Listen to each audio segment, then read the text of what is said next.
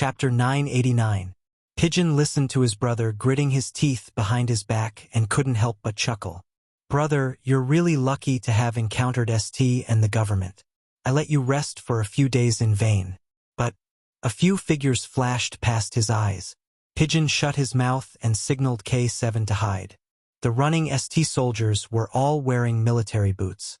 Pigeon squinted his eyes in the dim light and smirked. "The government is here. Looks like we are going to have to fight, Saint Brother.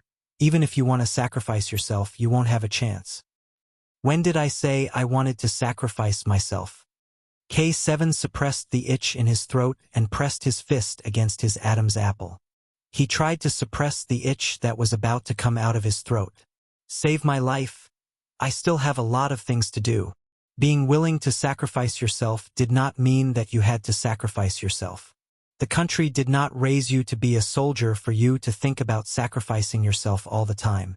Even if you were captured, as long as there was a slim chance of survival, you had to try your best to survive. K7 had never given up on him, but he had never thought about asking his comrades to come back either. Therefore, when he heard the familiar secret signal, his entire brain had a 3-second lapse in thought. It was all in ST. Why would he send a fake message? It was because he knew they had entered ST's base. He did not expect that after he sent the message, they would come back. That's what I call guts. If he really died, then our trip would have been for nothing. Pigeon signaled K7 to keep an eye on the window while he went to the door. Someone was coming their way, and they were flashing lights. The sound of footsteps passed by the door. Pigeon, who was hiding behind the door, let out a sigh of relief. That was close. The place they were hiding in was not a good place. There were a few dead bodies inside. The window was the best place to watch. Pigeon, whose alarm was lifted, returned to K7's side. Just as he took a breath, K7's cold voice came into his ears. "How many of you are here?" "Including Xiao Yi, there are 7 of us." J5 had a bit of a bad back. His butt was injured, and his thigh ligament had to be stitched up 14 times. He insisted on coming over, but the brothers who stayed behind to take care of him knocked him out with a backhand chop. In the dark room, only his eyes seemed to emit a cold light. "Never leave, never abandon, never give up. Brother, we have sworn an oath to the war flag. We are just short of swearing blood as an oath." K7 smiled. He finally smiled in the dark. It was not the kind of smile that came from the corner of his mouth. It was a smile that came from the bottom of his heart. "Never leave, never give up. Thank you, brother." No matter how rugged the road was, no matter how dangerous it was, and no matter how deep it was, he came with the determination of the peak of a snowy mountain. He was not afraid that he would die in another country. He came to his side just for the oath under the war flag. "Thanks. A lifelong comrade in arms. Thank you, brothers for life." Pigeon turned his head and smiled at K7. His low voice was like a sun falling into a low and deep tone. "What are you thanking me for? This is called following through life and death. Do you understand? If you really want to thank someone, you should thank Yi Qian properly after we get out of here. This little girl." Pigeon paused as if he was thinking about how to describe Yi Qian. After a while, he said, "This little girl is not simple." What kind of words could he use to describe her? Even the most beautiful words couldn't describe it. No amount of words could express his appreciation for her. He could only use the simplest 3 words to express his thoughts. Chapter 990. Not simple. Everyone knew how complicated Yi Qian was. It was still a mess outside. The entire ST mercenary base was in a state of high alert. All the generators were turned on. As the generator roared, it started to spin faster and faster. The lights in the ST mercenary base did not come on as expected. It was still pitch black. 2 silhouettes stuck close to the base of the wall, stepping on the soundless footsteps as they jumped in through the window, landing on the ground and rolling in the air, sticking close to the wall. "Yi Qian, be on guard." Xia Jinyuan did not even catch his breath when he came in. He immediately asked Yi Qian to be on guard while he hugged K7, who was panting heavily. He then put his hands on K7's shoulders and said in a low voice, "You gave us fake news. Go back and write the report for us. He was still alive. Even though he was injured, he was still alive. As long as he was alive, it didn't matter if he was injured. K7's mouth twitched. He was not used to it and wanted to force a smile. His chest heaved up and down as he said anxiously, I had no choice. Later, when I wanted to send a text message, I smashed my phone into pieces. Trying to be brave, Pigeon chuckled and said to Xia Jinyuan, How is it? Did you get in touch with them? I found them. Draw a map for me. Xia Jinyuan took out an extremely small flashlight. He turned on the red light and shone it on the ground. He then used a dagger to draw an escape route on the ground. G3, T6, and V8 will create chaos in the front. We will climb out from the back. There is a 90-degree slope at the back. It is 900 meters away from the exit. Yiqian will cover the rear. I will attack. Pigeon will take care of K7's retreat. Xia Jinyuan turned off the flashlight and looked at K7's face. Can you walk on your own? I want to hear the truth. K7 opened his mouth and frowned. 900 meters is not a problem for now. Let Pigeon carry me. I will be a burden if I run on my own. I was injected with a strong nerve pain agent. There are some side effects, muscle weakness. Hearing this, the three people's faces darkened. Xia Jinyuan bit his cheek and said to Pigeon, I'll leave it to you. Okay, no problem. Pigeon nodded. In the darkness, her eyes were filled with murderous intent. You two be careful. The ST and the government forces did not trust each other at first, but an explosion directly shattered the fragile layer of trust. In addition, a government soldier said that he saw a mercenary in a military uniform leaving before the explosion. The two sides directly confronted each other with guns, and no one believed it. When Sakura found out that the captive he was holding had gone missing, the firepower of the entire scene escalated again. The T6 combatant who was mixed in with the government troops cursed in official Persian and fired a few shots in other directions. And when the high-ranking government officials who were still sitting in the room heard the gunshots, their expressions changed drastically. They took out their guns and pointed them at Sakura. This was the kind of scene that Xia Jinyuan and the others were happy to see. This was also why they said it was great news when they saw the government troops appear. How could it not be great news when a third party retreated while the two armies were in a confrontation? What's more, the Chinese side did not think of directly using firepower to fight ST head-on, nor did they think of becoming enemies with Saint. At least for now. Of course, the premise was that ST did not provoke the Chinese side. Chapter 991. The fight was a little fierce. Hearing the gunshots behind her, Yijian raised her hand and knocked down a mercenary who had rushed out and bumped into them. She covered the mercenary's mouth and nose and used the military dagger Big White Lackey she bought from the black market to cut the mercenary's aorta on his neck. Then, she cut into his vocal cords and moved the blade upwards. The struggling mercenary's body twitched violently. As Yi Jian withdrew the dagger, one of the obstacles was removed. Keep up, Yi Qian. Xia Jinyuan's cold reminder came through the earpiece. He didn't want Yi Qian to fall too far behind them. He didn't want the four of them to split up and allow ST to take the lead. They saved one, but lost another. Yi Qian grunted softly and dragged the corpse in the middle of the road to a dark corner. His feet swept across the blood-stained ground and covered the bloodstains with a thin layer of yellow sand. He didn't stop at all and chased after the pigeon that was protecting K7. Dodge to the right. Dodge! Xia Jinyuan, who was in charge of assault and reconnaissance, saw a strong light coming from the corner. He rolled on the ground and hid behind a pile of protruding gravel. The pigeon was a bit slow with K7. It didn't jump or roll elegantly. 1 second before the strong light shone on it, it jumped into the darkness with K7. He didn't even know where he landed. Move another 10 centimeters to the left. Quick! Yi Qian's urgent voice came into their ears. Based on the maximum width of the strong light, the pigeon and K7 had to move another 10 centimeters to the left to avoid being hit by the light. K7 rolled on the ground, and the gravel hit his back and shoulders. There were multiple wounds on his body. but he didn't even make a sound. It was a group of 3 mercenaries. They were probably a patrol team. They rushed out from the back to support their comrade who was firing from the front. Their footsteps were hurried. The strong light swayed left and right and shone on K7, who was 1 step slower. Ichien was like a leopard, pouncing from the darkness. He grabbed the barrel of the K7 and twisted it violently. With the help of the pigeons, he knocked out the enemy's flashlight. All that could be heard was the sound of fighting coming from the dark corner. They shouted loudly, trying to attract the attention of their companions, but the sound of gunfire in front of them drowned out their shouts. Ichien stabbed a mercenary's inner thigh with his big white lackey military dagger.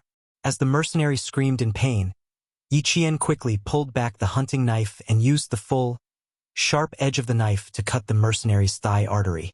Bang! Bang! 2 gunshots were heard. The pigeon that fired the gun shouted, "Take the K7 and leave." In front of them, Xia Jinyuan dragged 2 mercenaries to death. Ichien's eyes darkened. He said angrily, "I'll drag these 2 obstacles away. You take K7 and leave. Quick! Q King, speed up." If they were discovered by the patrolling mercenaries, they would be in danger. Xia Jinyuan's face was covered in blood. His eyes were bloodshot. He clamped a mercenary's neck with his legs and twisted it. He broke the mercenary's neck with the strength of his legs. After getting rid of the 2 mercenaries, he smiled in a low voice and said in a warm voice, "I've finished cleaning up here. There are still V8 and T6 fighters disguised as government soldiers and mercenaries behind. They will clean up for us while they are at it. So there's backup." Ichien was relieved. Pigeon helped K7 up. His heart was beating wildly. "Brother, we finally got out. Don't fucking die like this. Hang in there. Hang in there." Chapter 992. My throat is so dry that it's on fire. Don't make me talk all the time. K7, who had his arm on Pigeon's shoulder, spoke in a hoarse voice to show that he was still alive and wouldn't die so easily. 900 meters wasn't a long distance, but at this moment it wasn't an ordinary distance. Alert, clearing, hiding, and avoiding. After countless encounters with the mercenaries, they finally reached the bottom of the wall where they could retreat. 1, 2, 3, jump. Xia Jinyuan half-squatted and placed his palms on his knees. He let Pigeon step on his palms first. As Pigeon rushed up, he raised his hands to help Pigeon jump onto the 5-meter-tall wall. K7 gritted his teeth so hard that the roots of his teeth were rusted. Suppressing his pain, he prepared to step on Xia Jinyuan's palms and jump onto the wall. "Sit on me." Xia Jinyuan supported himself on the wall with both hands. His tall and slender body was half-squatting as he gestured for K7 to sit on his shoulder. He would then send him up. "It wasn't easy to save your life. Don't give us a shock attack again." Ichien had been holding the assault rifle he snatched from Xia Jinyuan. When he heard countless footsteps in the sandstorm, his eyes turned sharp and he shouted, "Hurry!" At the top of the wall, Pigeon caught K7's hand. His palm was so hot that it made his heart tremble. As the footsteps caught up, he hugged his comrade and fell down the wall. "Why are you so slow? Fuck, where are the others?" Z7, Han Zheng, and G3 worked together to catch the 2 falling people. Without waiting for anyone to appear at the top of the wall, they rolled down the 90-degree slope like a ball. Pigeon didn't forget to reply even after rolling down a mouthful of sand. "There are pursuers. Q King and Yi Qian didn't manage to escape in time. Protect your base station well. Don't let the brothers inside lose contact." How did it feel to stuff a mouthful of sand into your mouth? If you ate too much, you wouldn't feel anything. Rolling down the slope, you wouldn't even have time to vomit. Yi Qian had also eaten a mouthful of sand. At this moment, she secretly used her tongue to clear the sand. The pursuers suddenly appeared. She pulled Xia Jinyuan and ran wildly. When she saw a cover, she didn't think much of it. She jumped into the pile of sand and ate a mouthful of it. No one knew where the pursuers had gone. After some noise came from the earpiece, V8 said, "Fuck! Someone took advantage of the chaos to escape. T6 and I thought our identities had been exposed. How are you guys doing? The message wasn't very good, and he couldn't hear it clearly. Xia Jinyuan crouched down and held his submachine gun. His eyes were cold in the dark, and when he looked ahead, his eyes were filled with hostility. Escape to your 11 o'clock left, 400 meters to your 10 o'clock. You guys retreat first and catch up with Pigeon and the others. Yiqian and I will be there in 10 minutes. No, it's fine now. With a mouthful of sand stuck in her mouth, Yiqian couldn't even speak properly. She felt pain in her mouth. The man beside her had been holding back his laughter. After the call ended, he turned to look at Yiqian, who was still spitting out sand with her head lowered. He raised his eyebrows and leaned over to her, chuckling softly. Just drink some water. You don't have to work so hard. You brought water? Yiqian looked up. It didn't feel good to have a mouthful of sand in her mouth. Without any light, Xia Jinyuan, who was surrounded by darkness, leaned closer. The tip of his handsome nose gently rubbed against her cheek. He lowered his voice and said steadily, "It's fine to drink some water." Yiqian, whose lips were blocked, widened her eyes. "This bastard. Drink some water. Drink the water in your mouth." Chapter 993. The kiss was very slow, and the soft tip of his tongue moved gently in her mouth. It was very delicate, and he did not let go of her upper and lower jaw. That's right, Major Xia's meaning was, drink the water in your mouth can solve the problem. In order to be more flexible in battle, they didn't even bring a water bag, so how could they have water to drink? Be alert, little fox. This cleanup will take a long time. We have to take it slow. Xia Jinyuan raised his hand and wiped away the sand that came out of her mouth. The smile on his handsome face was somewhat sinister. After he finished speaking quickly, he didn't give Yiqian any chance and lowered his head again. 5 minutes to clean up, 5 minutes to escape. You're in front, I'm at the back. Be alert. At a time like this, Major Xia could still find an opportunity to take advantage of her. No wonder he was an all-round soldier. He could even take advantage of her as if it was natural. The first time, Yiqian wasn't paying attention. The second time, she reacted and pushed his shoulder with her right hand that wasn't holding a gun. She widened her eyes and tried to push him back, but he caught her in his arms. One in front, one in the back. They kissed while being on alert. Even a special forces soldier in a relationship was so scary. 5 minutes later, there were only sporadic sounds of gunfire coming from the front.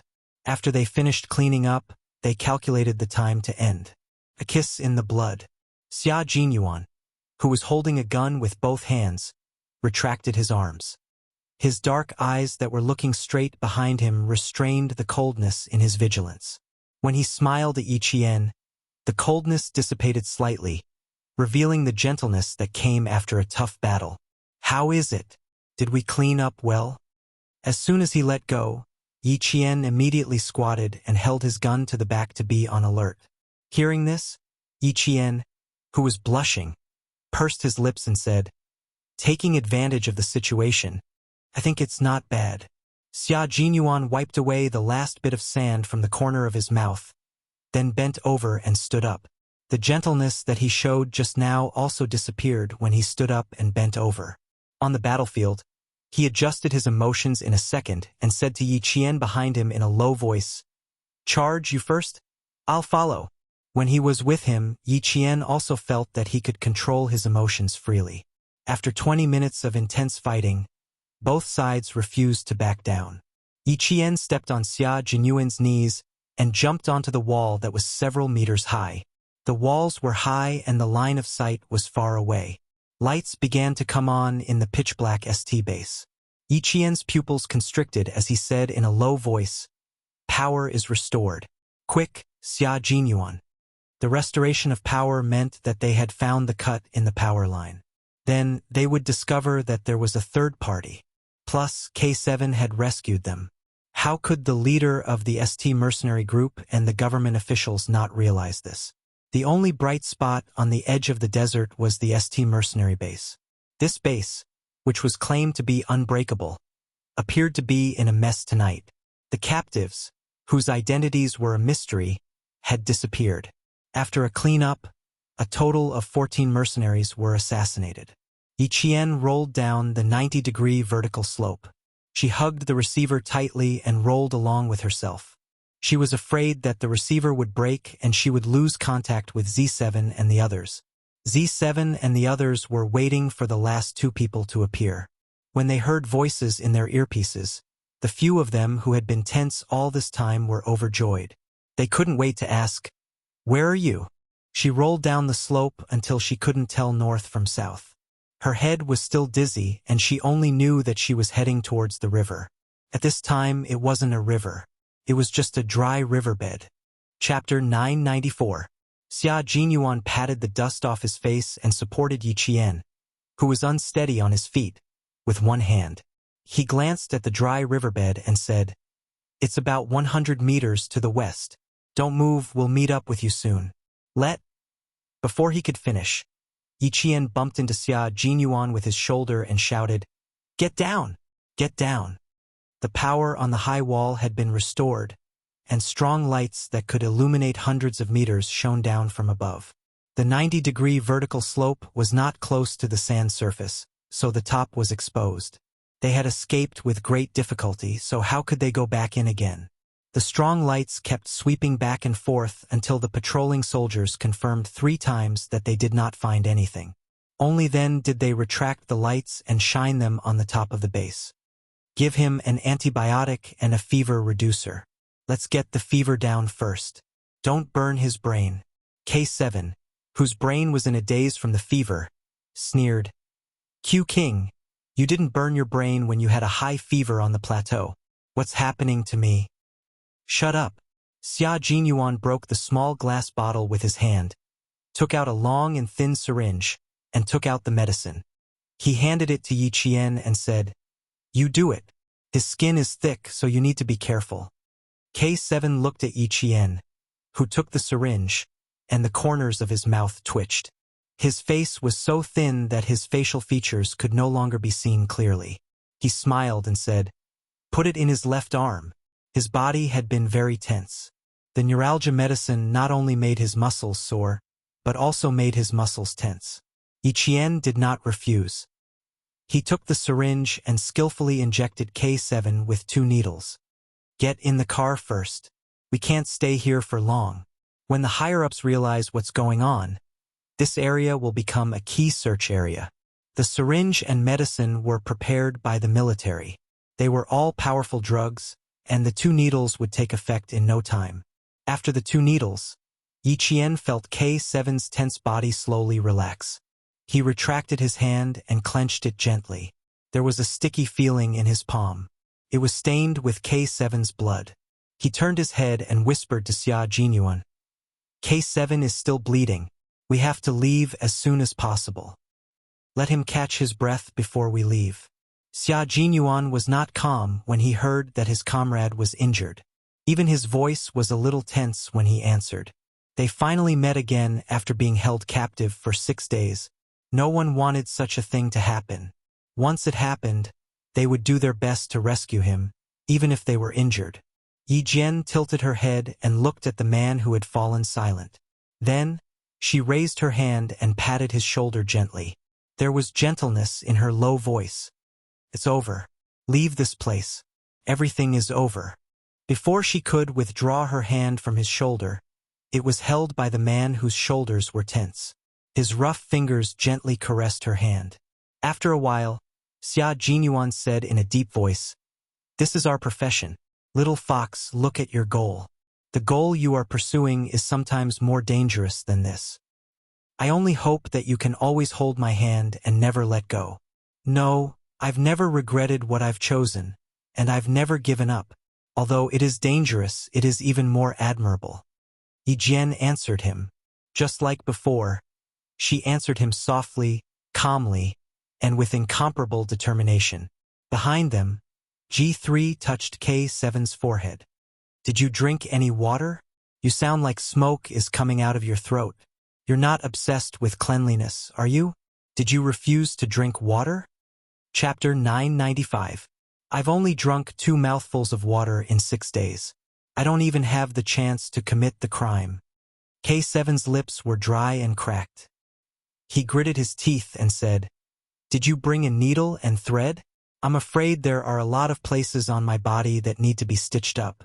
Sakura was afraid that I'd die, so he removed all the shrapnel from my body. Damn it! He didn't even stitch me up. When the T6 combatant who was on guard heard that, he cursed and laughed. Don't be too greedy. If you were in ST, you'd definitely be the first captive they'd give preferential treatment to. The group of 8 people moved forward by following the clues given to them from the inside and retreated towards a safe zone. Which country are the mercenaries who contacted us from? I was wondering why the military was so sure that K7 had entered Saint. So it turns out that there's a spy. I don't know which country they're from, but in a place like this that's no different from a terrorist base, there has to be someone from our own side. If something big happens, at least our country will know immediately. The dry and cold wind blew across the yellow sand, stirring up sand and covering the footsteps of the group of people. The dark figures who were walking towards the light in the darkness did not stop. They continued on their journey back to their country with their rescued comrades. Sunlight appeared at the end of the horizon again, illuminating this land that had been ravaged by war for decades. The golden sand was soaked in the blood and tears of countless people, and there was a sense of desolation and loneliness everywhere. Even though it was daybreak, it was still so desolate. Yi Qian, who had slept for 2 hours, opened her bloodshot eyes and stood on the sand dune. She quietly watched this devastated land usher in a new day. She opened her palms and let the morning breeze pass through her palms. Then she slowly closed her fingers. "What are you thinking about?" Xia Jinyuan's voice came from behind her. His military boots made a soft sound as he stepped on the sand. "Nothing. I just think that the sunrise here is very beautiful. Unfortunately, this land is always full of danger. Unknown danger, danger that the civilians are afraid of." Yi Qian did not turn around. She was wearing a white shirt and black trousers under the morning sun. Her androgynous outfit made it hard for people to immediately think that she was a girl. Xia Jinyuan stood side by side with her. After a short 2-hour sleep, his eyes were also bloodshot as he smiled and said, "Civil strife is the biggest problem, but we protect our country and its citizens. We can let them quietly enjoy the beauty of the sunrise and enjoy the time without gunpowder and war. This is what we have always insisted on. And one day this land will return to peace. There will be someone to protect it, to keep the civilians away from fear, away from the smoke of war. That day will come." Yi Qian raised his head to look at the man who had a rigid jaw. He smiled and said, "Captain Xia, is that why you joined the martial arts world?" "I'm the same as you. I'm here for a goal." Xia Jinyuan raised his eyebrows and looked at the girl who was bathed in the sunlight. The gentle morning light shone on her dark eyes, making them as bright as stars. It also reflected the fearless persistence in her pupils. His dark eyes darkened slightly. He opened his arms and smiled gently. "Come, let's hug. Hug yourself. I'll take a look at K7. Yi Qian did not have the guts to hug Xia Jinyuan when G3 and the others were around. Before he reached for her with a smile, she nimbly turned around and ran far away. K7's wounds were all treated. There were a total of 13 wounds on his body. Among them, there was a wound on his back that was about 20 centimeters deep from his shoulder blade. It was the most serious wound, and it was beginning to inflame and swell. At 4 o'clock in the morning, they entered Mirvis Hospital, a hospital built by the Chinese government in the 1970s. Chapter 996. Here, K7 received the best treatment. The doctors here were already used to treating people who were injured in the war.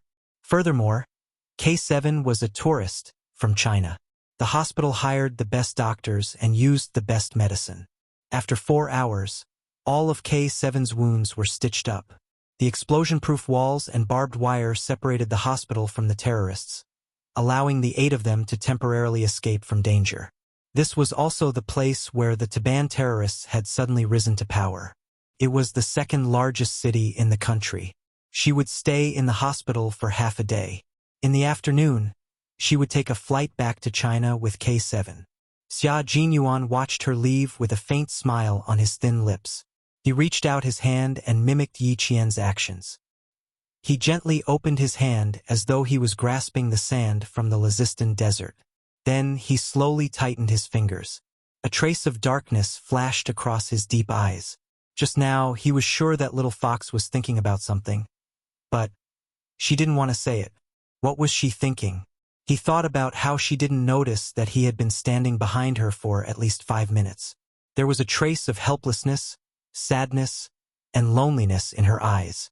His heart couldn't help but tighten. It wasn't until he saw her straighten her back and exude a strong and indomitable aura that he smiled and spoke.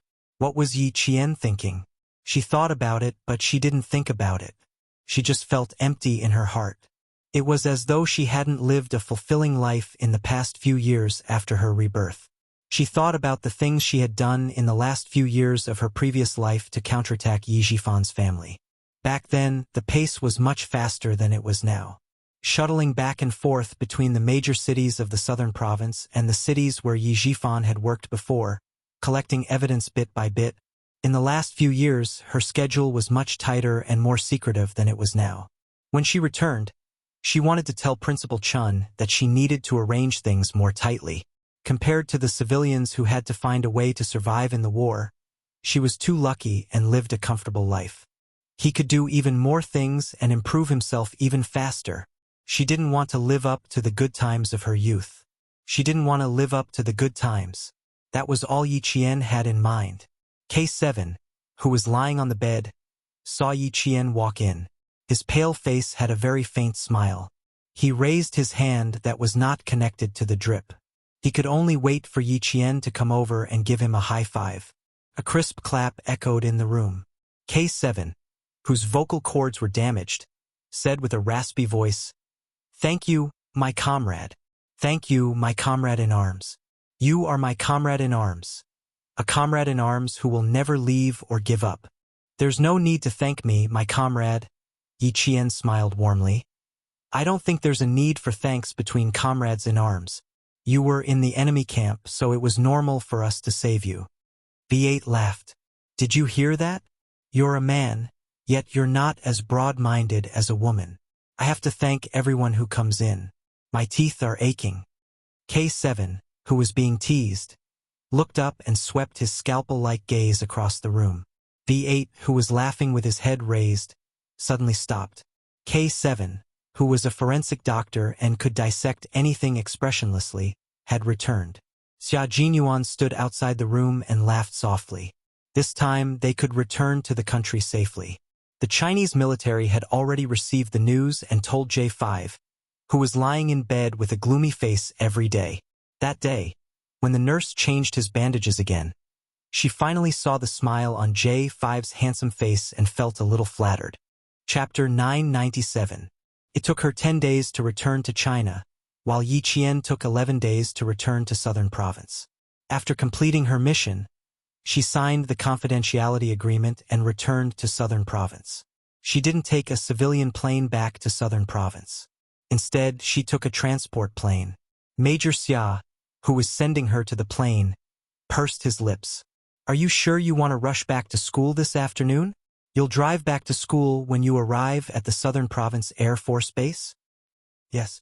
I've been away from school for so long. If I don't report back to school soon, I'm worried that the school will expel me." Yi Qian looked at him suspiciously as she walked towards the transport plane. "I definitely have to go back to school." "Why? Is there a problem?" Xia Jinyuan looked at her and smiled helplessly. "Why is it Wednesday today? If it's Saturday or Sunday, you can take a day off and rush back to school."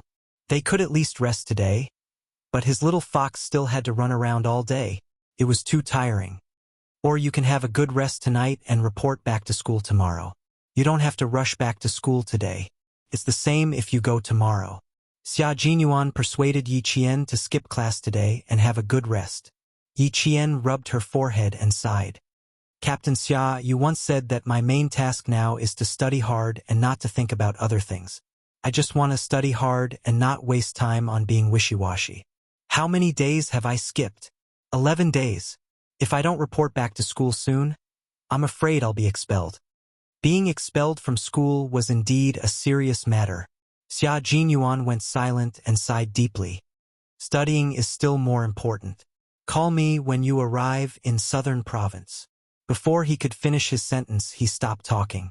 He couldn't use the phone for half a month and was still under observation by the military. The transport plane was already on the runway. The wind caused by the propellers blew at Yi Qian and made a whining sound when she spoke. Xia Jinyuan did not hear what she said clearly, so he asked. She waved and smiled, then ran to the cabin door without looking back. After the cabin door closed, Xia Jinyuan could only watch as Yi Qian slowly disappeared from his sight. Yi Qian said, "I'll wait for you to come back and put on your uniform." She still remembered this matter. She would wait for his return in the southern province and personally retrieve the military uniform that he had placed in her hands for safekeeping. After resting for a few hours on the transport plane, Yi Qian did not waste any time. She left the Air Force Base and drove the car she borrowed from Hozi to the provincial capital.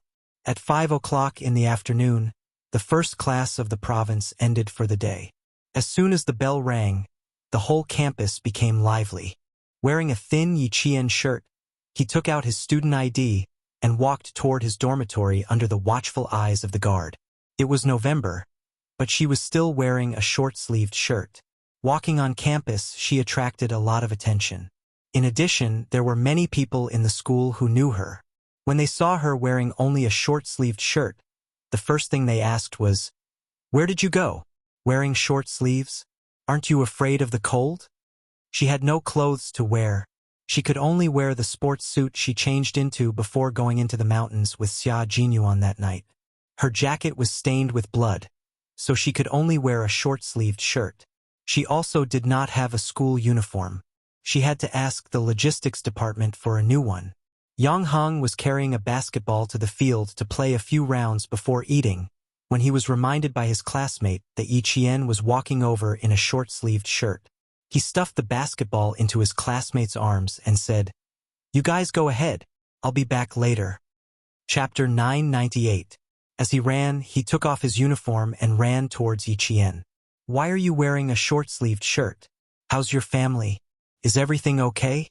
Yi Qian looked at Yang Heng rushing towards him. He raised his head and smiled. "I was in a hurry to get back to school and didn't have time to change.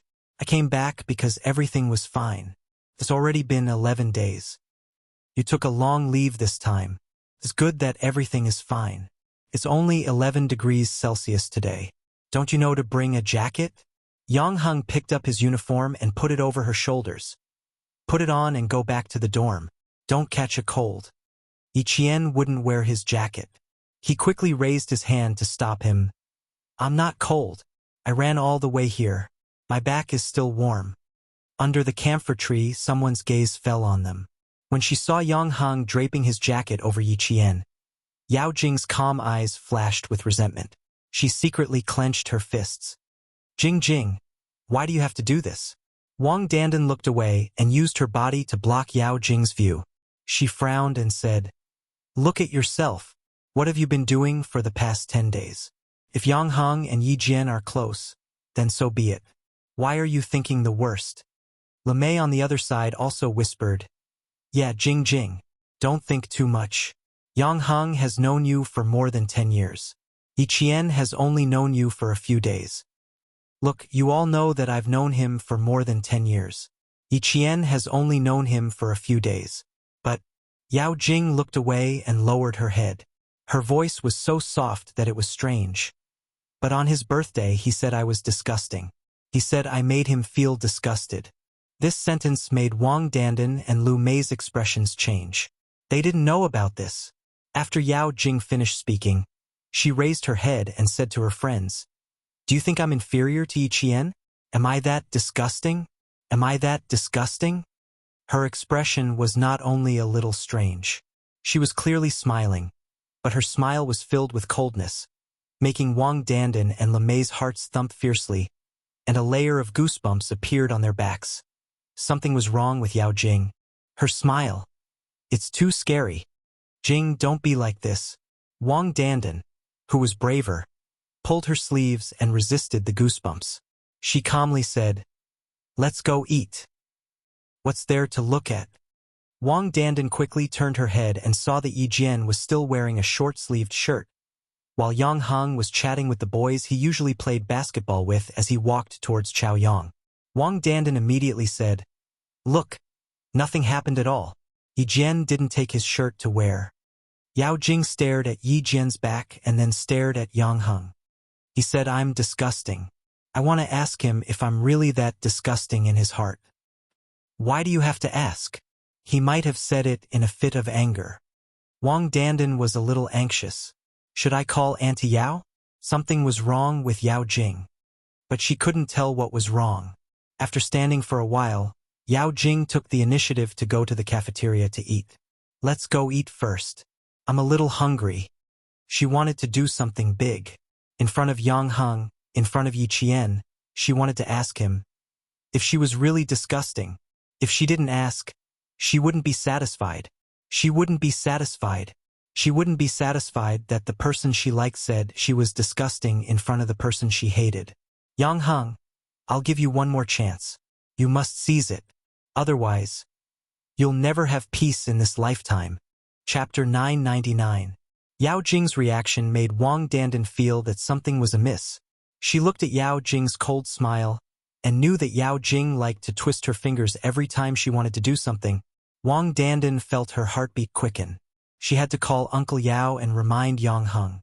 As for Yi Qian, Wang Dandan hesitated. If she told Yi Qian, wouldn't she be letting Yao Jing down? But if she didn't say anything, her intuition told her that Yao Jing was up to something big. And it wasn't something ordinary. Yang Heng's words had provoked Yao Jing into acting so abnormally. However, seeing how Yi Jian's face had darkened after talking to Yang Heng, with Yao Jing's temperament, it was not impossible for her to make trouble for everyone. Lemay saw that her friend didn't catch up, so she turned around and smiled. "Dandan, what are you looking at? Let's go." The wind blew. Wang Dandan put both of them in the pockets of her uniform and ran to catch up.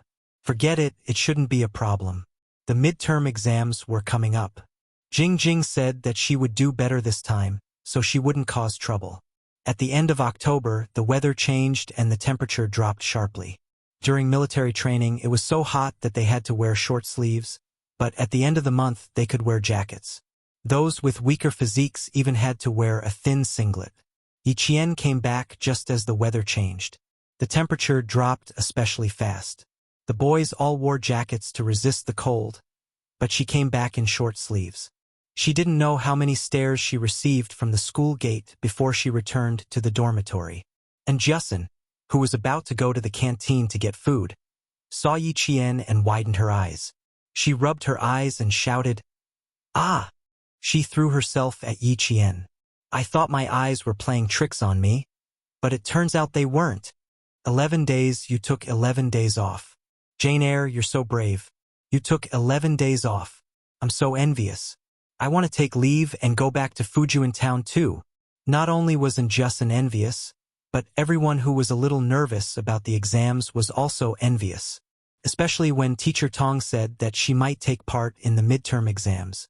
All the students in grade 2 class 1, including those with good grades, were envious.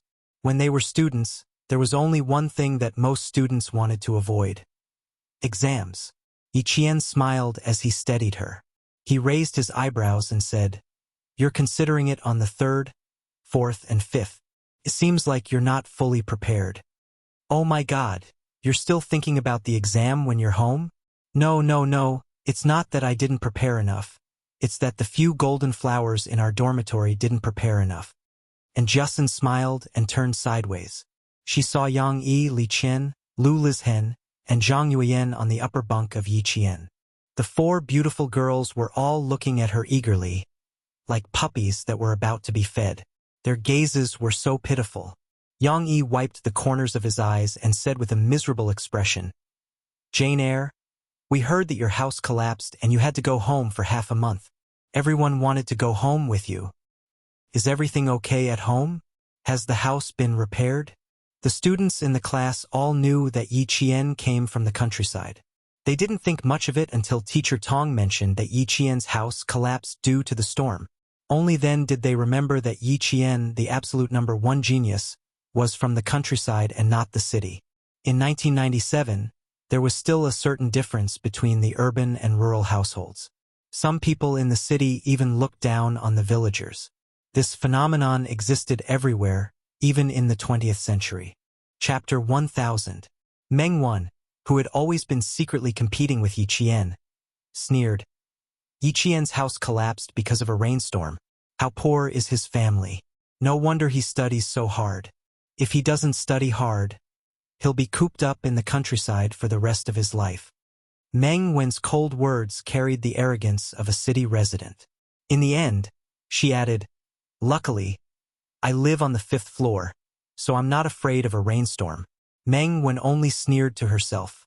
If she really said it out loud, her classmates wouldn't do it.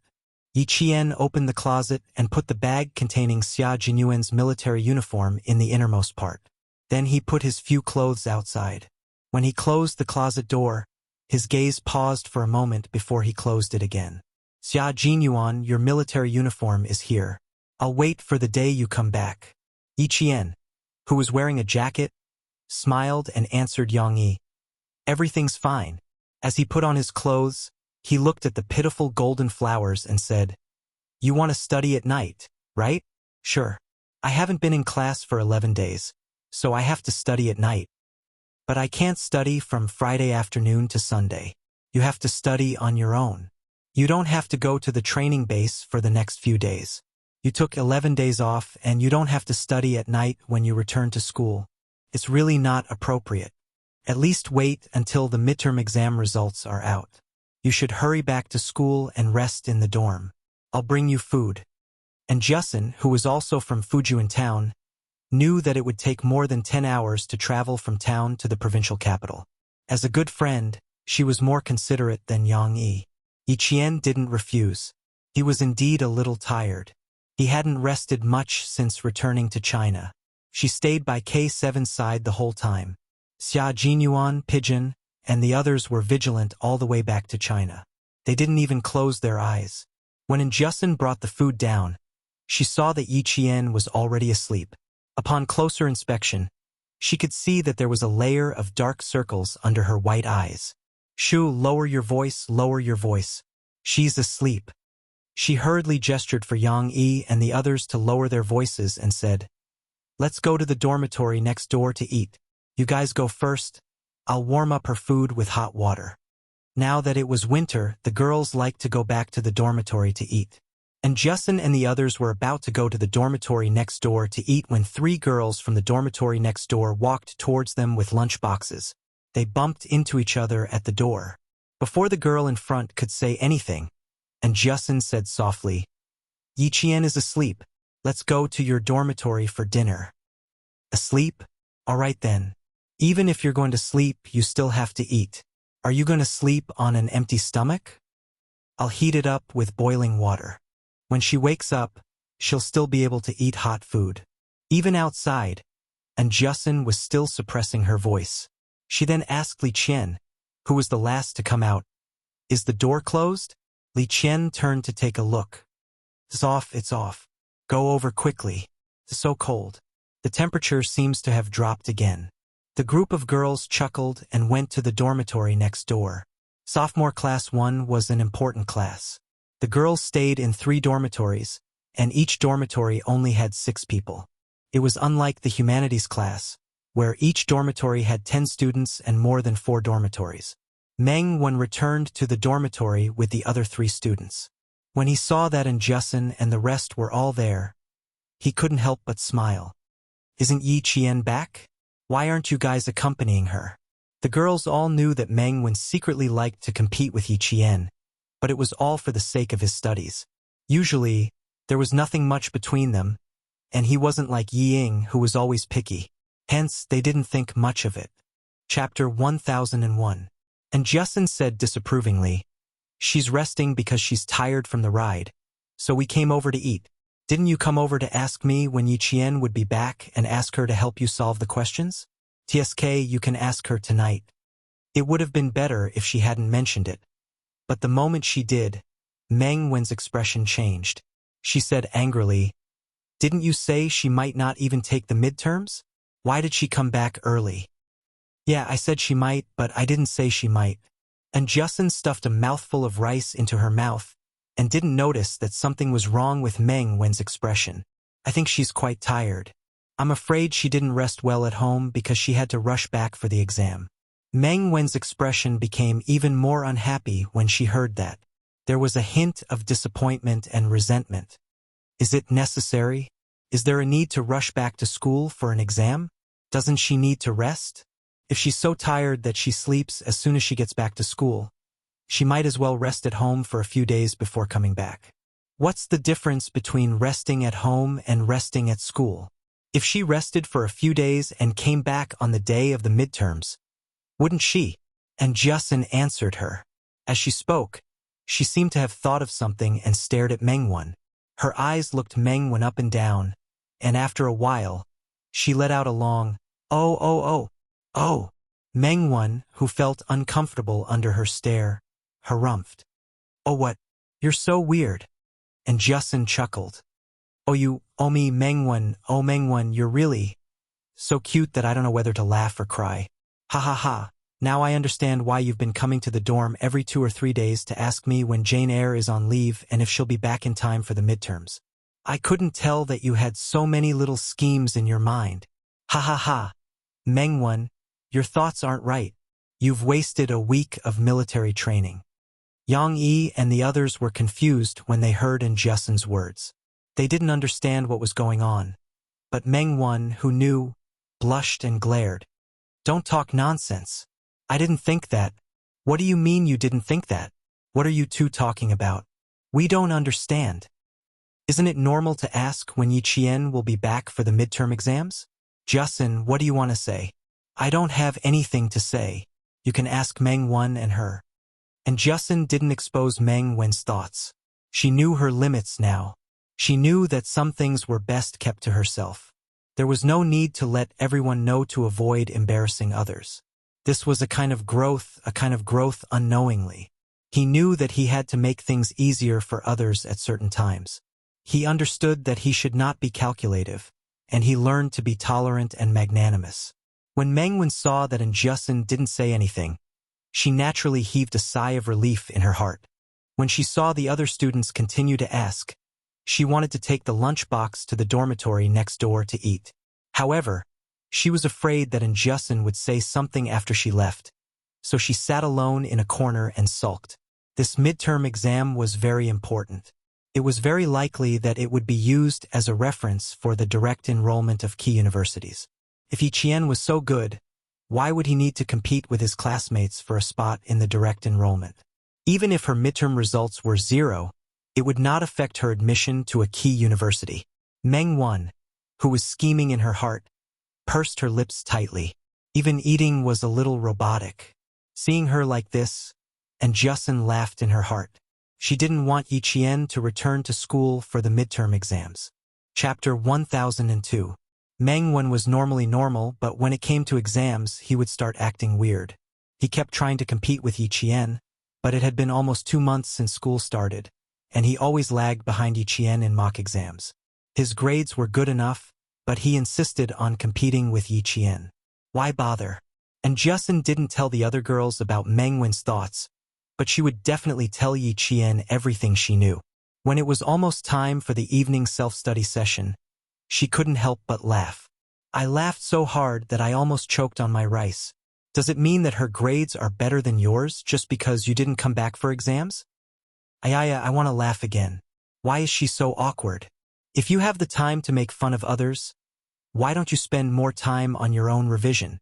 The midterm exams on the 3rd and 4th, do you think you can do it? Yi Jian flicked her forehead with her finger and entered the classroom with a pile of books. There was another round of cheers when they arrived at the classroom. Zhao Hai and a few other students with good grades waited for Yi Qian to sit down and surrounded him. They were all very concerned about Yi Qian's family. After talking about their families, they started to talk about their studies. When the midterm exam was mentioned, everyone looked a little nervous. Zhao Hai said, "I heard that a few universities have come to our provincial number 1 high school to scout us out. The results of the second-year midterm and midterm exams will be used as a reference for direct enrollment. The school is taking it very seriously this time. Teacher Tong even said that our class will be the key class of several key universities. You suddenly took 11 days off and learned a lot of new knowledge. Yiqian, you have to hurry up and revise. Another boy said, take out your math, physics, and chemistry textbooks. I'll draw them for you. There are still a few days left, so hurry up and revise. Don't miss out on important matters. Direct enrollment from several key universities? Which ones? Yiqian handed the textbooks to the boy and frowned slightly. Is the news reliable? How will the third year's class react? They should be the focus of attention now. Jiao Hai smiled and proudly said, the first high school is the #1 school in the province. Every year, a few important schools will come to the school at this time to inspect the third-year students and second-year students. Class 1 of liberal arts and Class 1 of science are always the focus of attention. Every year, there are students who are directly admitted to the provincial first high school for the college entrance examination, and there are also students who pass with high scores. In short, we have more opportunities than other schools. Why would parents choose a famous school for their children? It was not only because the school had a strong teaching staff, but also because there were many more choices. Yiqian paused for a moment before asking, do you know which schools are coming? Which schools are you guys interested in?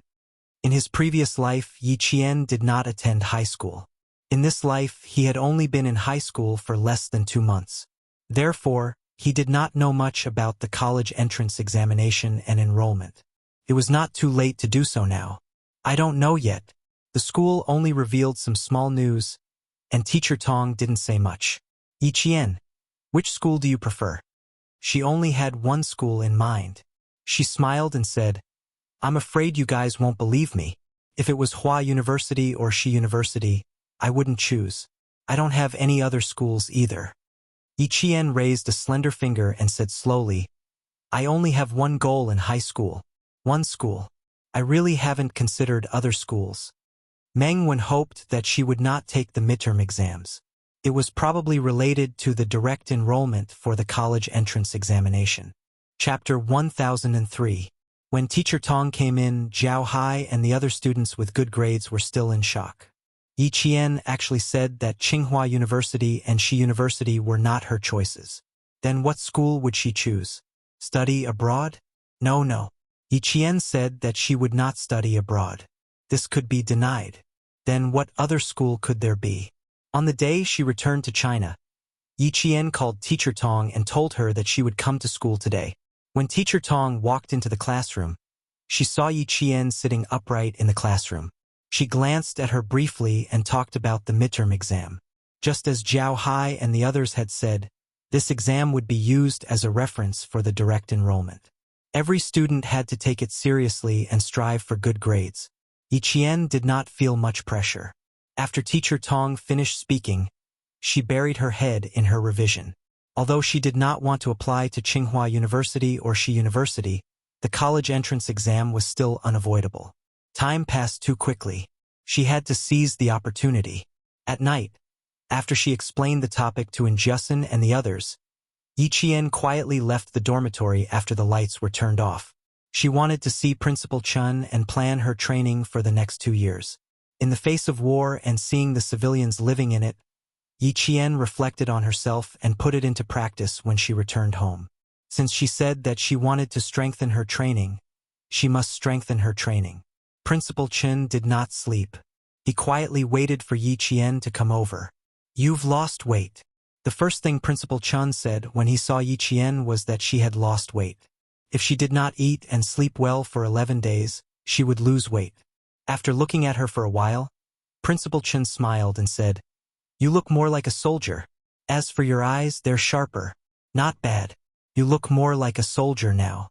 In order to nurture Yiqian, Principal Chun had been living in the teacher's dormitory. It was a single room that was less than 30 square meters. But to him, he could live anywhere as long as he had a place to sleep. He was not picky. Yiqian took out 2 cups and poured tea for Chun Shao and a cup of water for himself.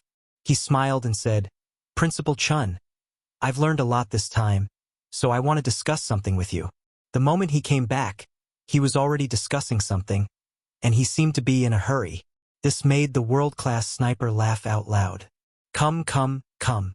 What do you want to discuss? Why are you so anxious when you just came back? I'm afraid it's not an ordinary matter. It just so happened that he also had something to ask Yi Wanwan about her relationship with Captain Xia. You know me best. I want to discuss the training with you. Yi Jian took a small sip of the steaming hot water and told him her plan. Her expression was cold and determined as she said, I want to enter the purgatory training in advance. What do you think? Just from the name of the purgatory training, one could tell what kind of training it was. It was a training where no one gave you any encouragement. You could only rely on yourself and silently encourage yourself to move forward. During the training, you had to endure a huge amount of physical and mental pressure to improve your physical and mental fitness. 4 years of training. This training should only be carried out next year. Principal Chun looked sharply at Yi Qian and said in a deep voice, Girl, you have to know that once my training mode starts, it will not stop. Are you sure you want to undergo 2 years of purgatory training? I'm very sure, Uncle Chin. Yi Qian nodded firmly. Not only did he not back down, but his eyes even had a hint of excitement for the upcoming training. Uncle Chun, I'm completely sure that I can enter the next round of training. Chapter 1004. There was some silence in the room. Principal Chun narrowed his eyes slightly as he sat in the chair in front of the desk. After some time, he nodded. All right, I see that you're ready. You can start training in advance. Rest well for the next few days and prepare for the midterm exams. We'll start right after the exams. Train until 11:30 every night. You're still young, so you have to make sure you get enough sleep. Yi Qian smiled. I'll be careful. I'll have to trouble you again from now on, Uncle Chun. Ha ha ha, silly girl. My trouble will be much easier than your purgatory training. Enjoy your last few nights of leisure. You'll have to suffer from the night of the 5th. The purgatory training was divided into 3 parts. From 7 o'clock p.m. to 11 o'clock p.m. The focus was on physical training and skill training. Friday night to Sunday was survival training. This time, Yi Qian was obviously weaker than the members of the Snowfield Brigade in terms of physical fitness. They could march for dozens of hours at night without stopping. They could also maintain a high level of vigilance and detect abnormal situations. They could quickly formulate a battle plan within a few seconds. This kind of reaction and physical fitness was based on physical training and skill training. It could only be achieved through professional and systematic training.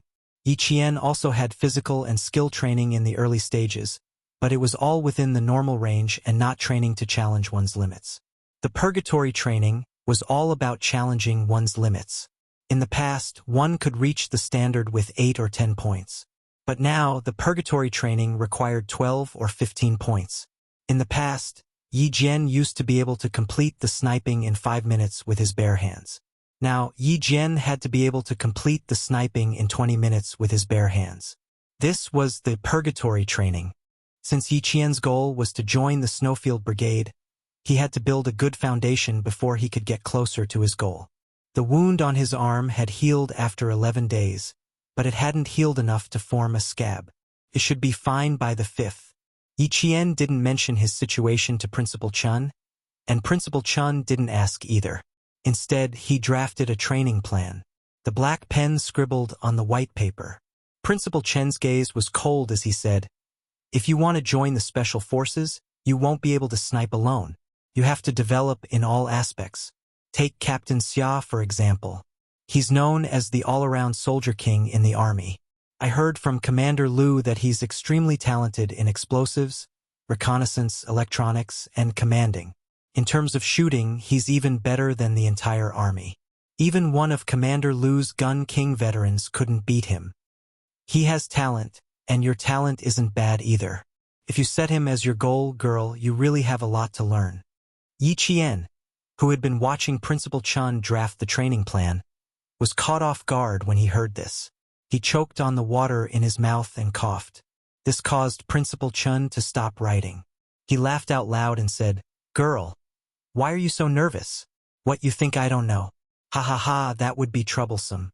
I know everything that's going on between you and Captain Xia. I even talked to Commander-in-Chief Xia on the phone and discussed your future development with Captain Xia. Yiqian choked and coughed even harder. Uncle Chun even talked to Commander-in-Chief Xia on the phone and discussed his future development with Captain Xia. He looked up and stuttered. You? How did you know? I didn't tell you? Commander-in-Chief Xia called you to tell you? Chapter 1005. Even if you didn't tell me, someone else would. I was also quite surprised that Commander-in-Chief Xia called me, but I was even more surprised that he actually approved of it. Principal Chun still felt a little incredulous at the mention of his call with Commander-in-Chief Xia. That year in the No Man's Land, he knew that Captain Xia was interested in Yi, so he deliberately mentioned family Xia and mentioned that their family backgrounds were not compatible. He vaguely implied that Commander-in-Chief Xia would most likely not approve of his son falling in love with a helpless female soldier. Who knew that? Not only did Commander-in-Chief Xia not object, he was even happy to see it happen. He even discussed with him not to stop the two young people from getting together and to let nature take its course. Yiqian calmed herself down and took a big gulp of warm water. She cleared her throat and said, Captain Xia and I are indeed getting along now, but I also told him about our relationship. The real confirmation will have to wait until after we graduate from high school. I also met Commander-in-Chief Xia. He participated in our big review on the last day of military training. I took his car back. About Captain Xia and I, Yi Qian's expression was extremely unnatural under Principal Chen's teasing smile. She braced herself and continued. Commander-in-Chief said that he didn't object, but I had to be careful. After all, I'm still young. She blushed as she spoke. It was as if she was caught in the act by an adult when she was secretly dating. She was at a loss of what to do. Principal Chen laughed, but he still had to talk about business. Ever since he received the call from Commander-in-Chief Xia, he had been thinking about finding an opportunity to ask. Now that Yi Qian came up to him and brought up the topic herself, it saved him a lot of trouble. Captain Xia is interested in you. I knew about it during the last training in the No Man's Land. He didn't hide it from me at that time. He even said that he is definitely a man worthy of you. Moreover, he is a soldier who has fought for the glory of the country all his life. I didn't agree at first, but when I heard this, I chose to wait and see for now. Now, it seemed that Captain Xia was indeed a responsible man and an excellent soldier. Uncle Zhen and I can rest assured that you will be with him. Yi Qian was dumbfounded. Xia Jinyuan had revealed his thoughts to Uncle Chun in the No Man's Land. No wonder he said that Uncle Chun would definitely not object. He had mentioned it long ago. He's indeed an excellent soldier. I've learned a lot from him, and I've learned a lot. Yi Qian also had a very high opinion of Captain Xia. He was a soldier who had fought for the glory of his country all his life. This was the kind of soldier he was. It's precisely because he's so outstanding, little girl Yi. Principal Chun raised his head, the smile on his face receding slightly. His expression was solemn as he said, It's precisely because of this that you should work even harder. Don't work hard for him, work hard for yourself. He is a man who is compatible with you, and you are a woman who is compatible with him. You don't need to depend on him to survive, and you don't need to depend on his light to survive. You have your own limelight, and you rely on your own abilities to stand out in the world. You don't need to rely on anyone else. This is what I hope for, little girl Yi. Xia Jinyuan's light was too bright. If little girl Yi didn't want to be overshadowed by his light, she had to work even harder. The two of them were like two stars in the sky. There was no need for one to rely on the other. They both had their own starlight. Don't worry. Whether I'm with Captain Xia or not, I'm still Yi Qian. I don't need to rely on someone else's Yi Qian. She was still herself. She wouldn't change just because she had a prominent boyfriend, and she definitely wouldn't stop moving forward. Chapter 1006. Principal Chun saw that her eyes were clear and bright, and that she did not have any intention of neglecting anything, so he was relieved. He patted her shoulder and said seriously, Good girl. People must remember their original intentions, and they must not lose sight of their goals. Make sure that you have a pure heart, and bravely pursue your dreams and achieve your goals. That kind of life is a real life, and your life will be even more magnificent. I know what you're doing, so I won't say much. Let's talk about the training. I watched a drill a few days ago, and it gave me a huge shock. The current army is not the same as the army I was in back then, and the deployment and use of snipers is also very different. From private matters to training, the old man and the young girl's expressions changed at the same time. Their eyes were cold, and their expressions were slightly cold. They began to discuss the content of the training. For example, in the mechanized infantry unit, a mechanized infantry battalion is assigned a sniper squad, and the deployment is decided by the battalion commander according to the specific situation such as the mission, the enemy, the terrain, and the time. The sniper squad in the battalion is a combat unit that is quite opposite to each other. It is made up of 2 or 3 sniper squads and a squad leader. This is different from before. We used to have a sniper and an observer, and sometimes we didn't even have an observer. Just from this point alone, you can see that the reform of our army is quite big.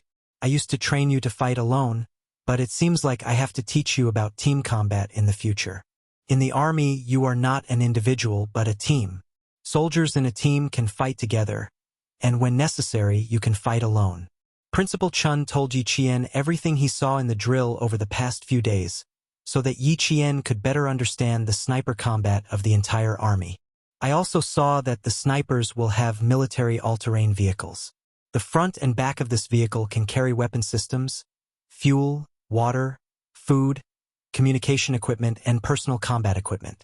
It can be seen that the snipers the army needs now are not just soldiers responsible for sniping, but also to provide more useful information for the rear troops. Yi Qian did not know any of this. It was only through Principal Chen's analysis that she came up with a concept. From today onwards, Yi Qian would no longer limit herself to a sniper who only held a sniper rifle and went into battle alone. Instead, she began to develop the concept of an information-based sniper. Just from one exercise, Principal Chen had analyzed that all the troops of their country had already begun to use the information-based combat method.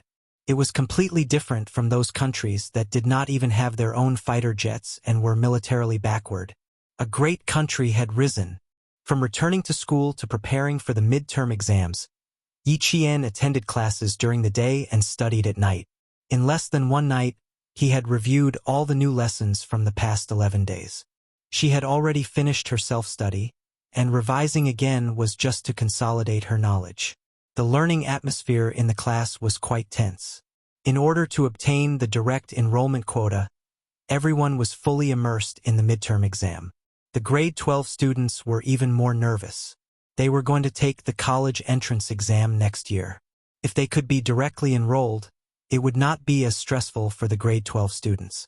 The intense revision of the grade 12 and grade 12 classes actually made the school much quieter for the first 3 days of the midterm exam. The exam started on the 3rd of the day, and Justin's eyelid kept twitching. Before the exam started, she said to Yi Qian, "I think I'm going to do badly this time. My left eye keeps twitching." Chapter 1007. Yi Qian held her face and teased her seriously. "It's too late to think that you'll do badly. If you really don't do well, Uncle and Auntie will think it's normal. If you do well, I think they'll think it's abnormal." "That's true. Ha ha ha, I didn't sleep well last night. I had a dream that I was looking for a pen during the exam. I was so scared that I woke up." And Justin was relieved by Yi Qian's comforting words. She quickly said, "Don't tell me you really didn't bring a pen. Let me see." Opening the stationery bag, and Justin's mouth twitched as she said, "I really didn't bring a pen." "Not bad. You'll have no problem taking the exam. There's only 15 minutes left. You can go back and find a pen." Yi Qian looked at the time and reminded her slowly, "I'll give you 7 minutes and 30 seconds. That's enough time." And Justin ran away. She didn't dare to stay, not bringing a pen during the exam. She was really generous.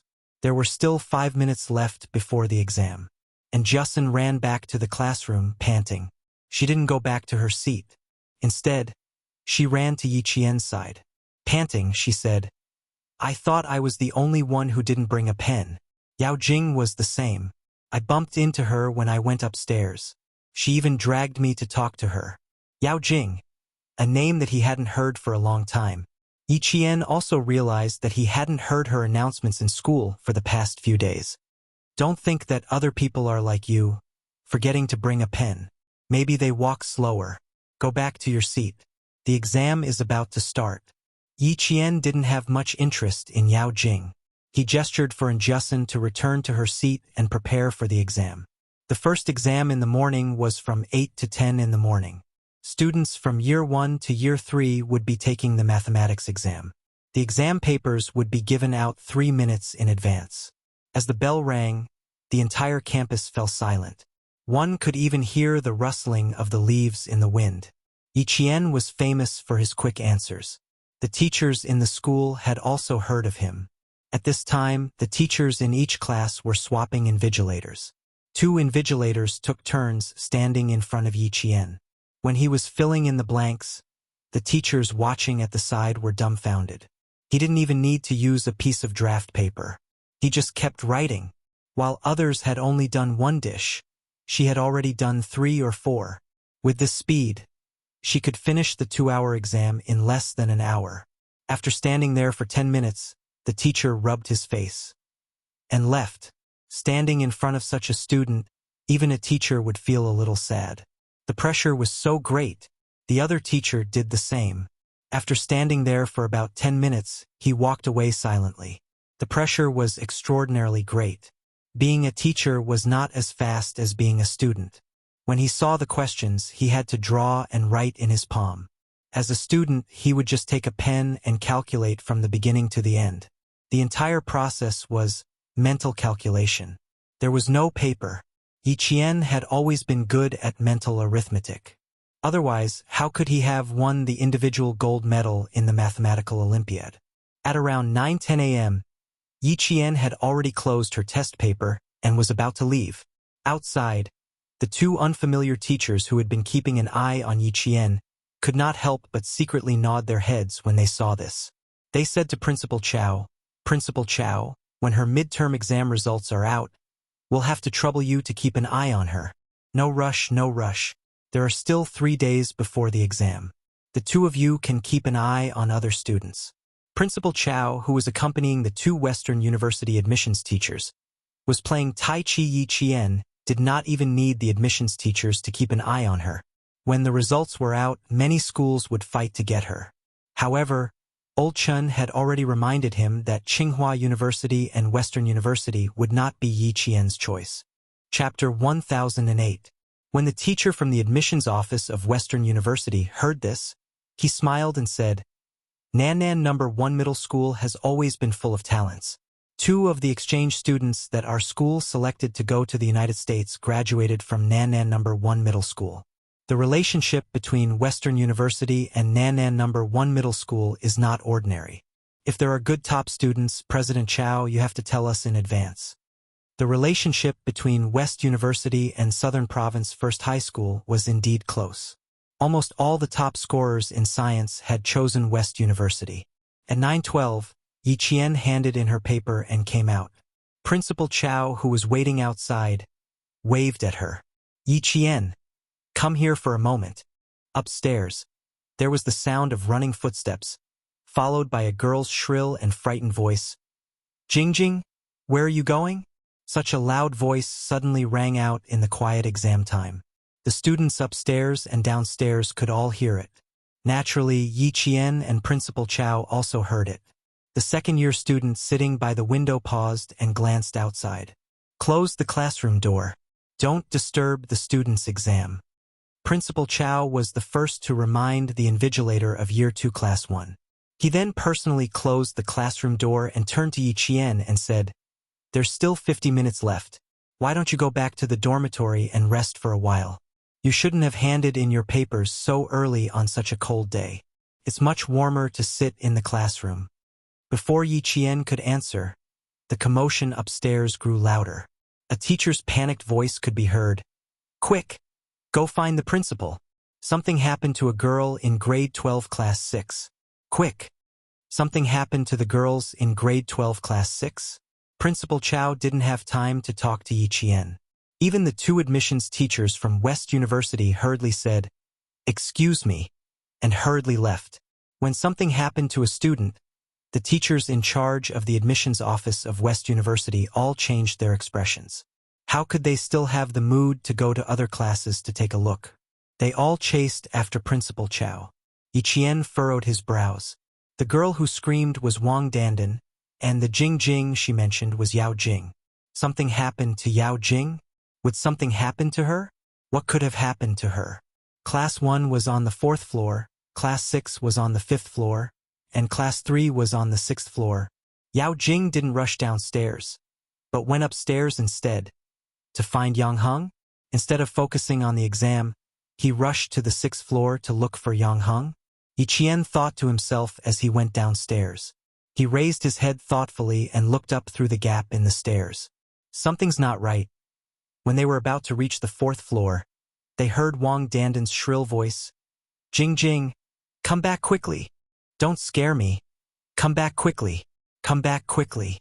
Hearing this, Yiqian, who was heading downstairs, stopped abruptly, turned around, and ran upstairs.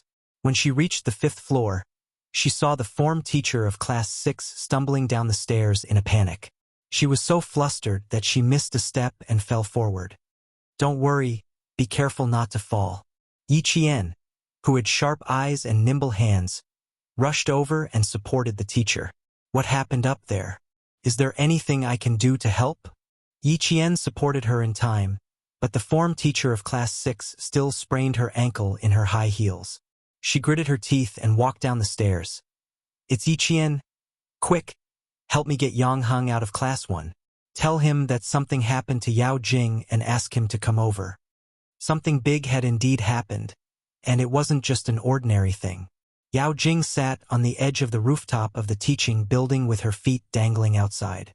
She swayed from time to time as if she was admiring the scenery. Wang Dandan was so scared that she fell to the ground and cried. She stammered, I don't know. She suddenly told me that she wanted to go up to the rooftop and asked me to find Yang Heng.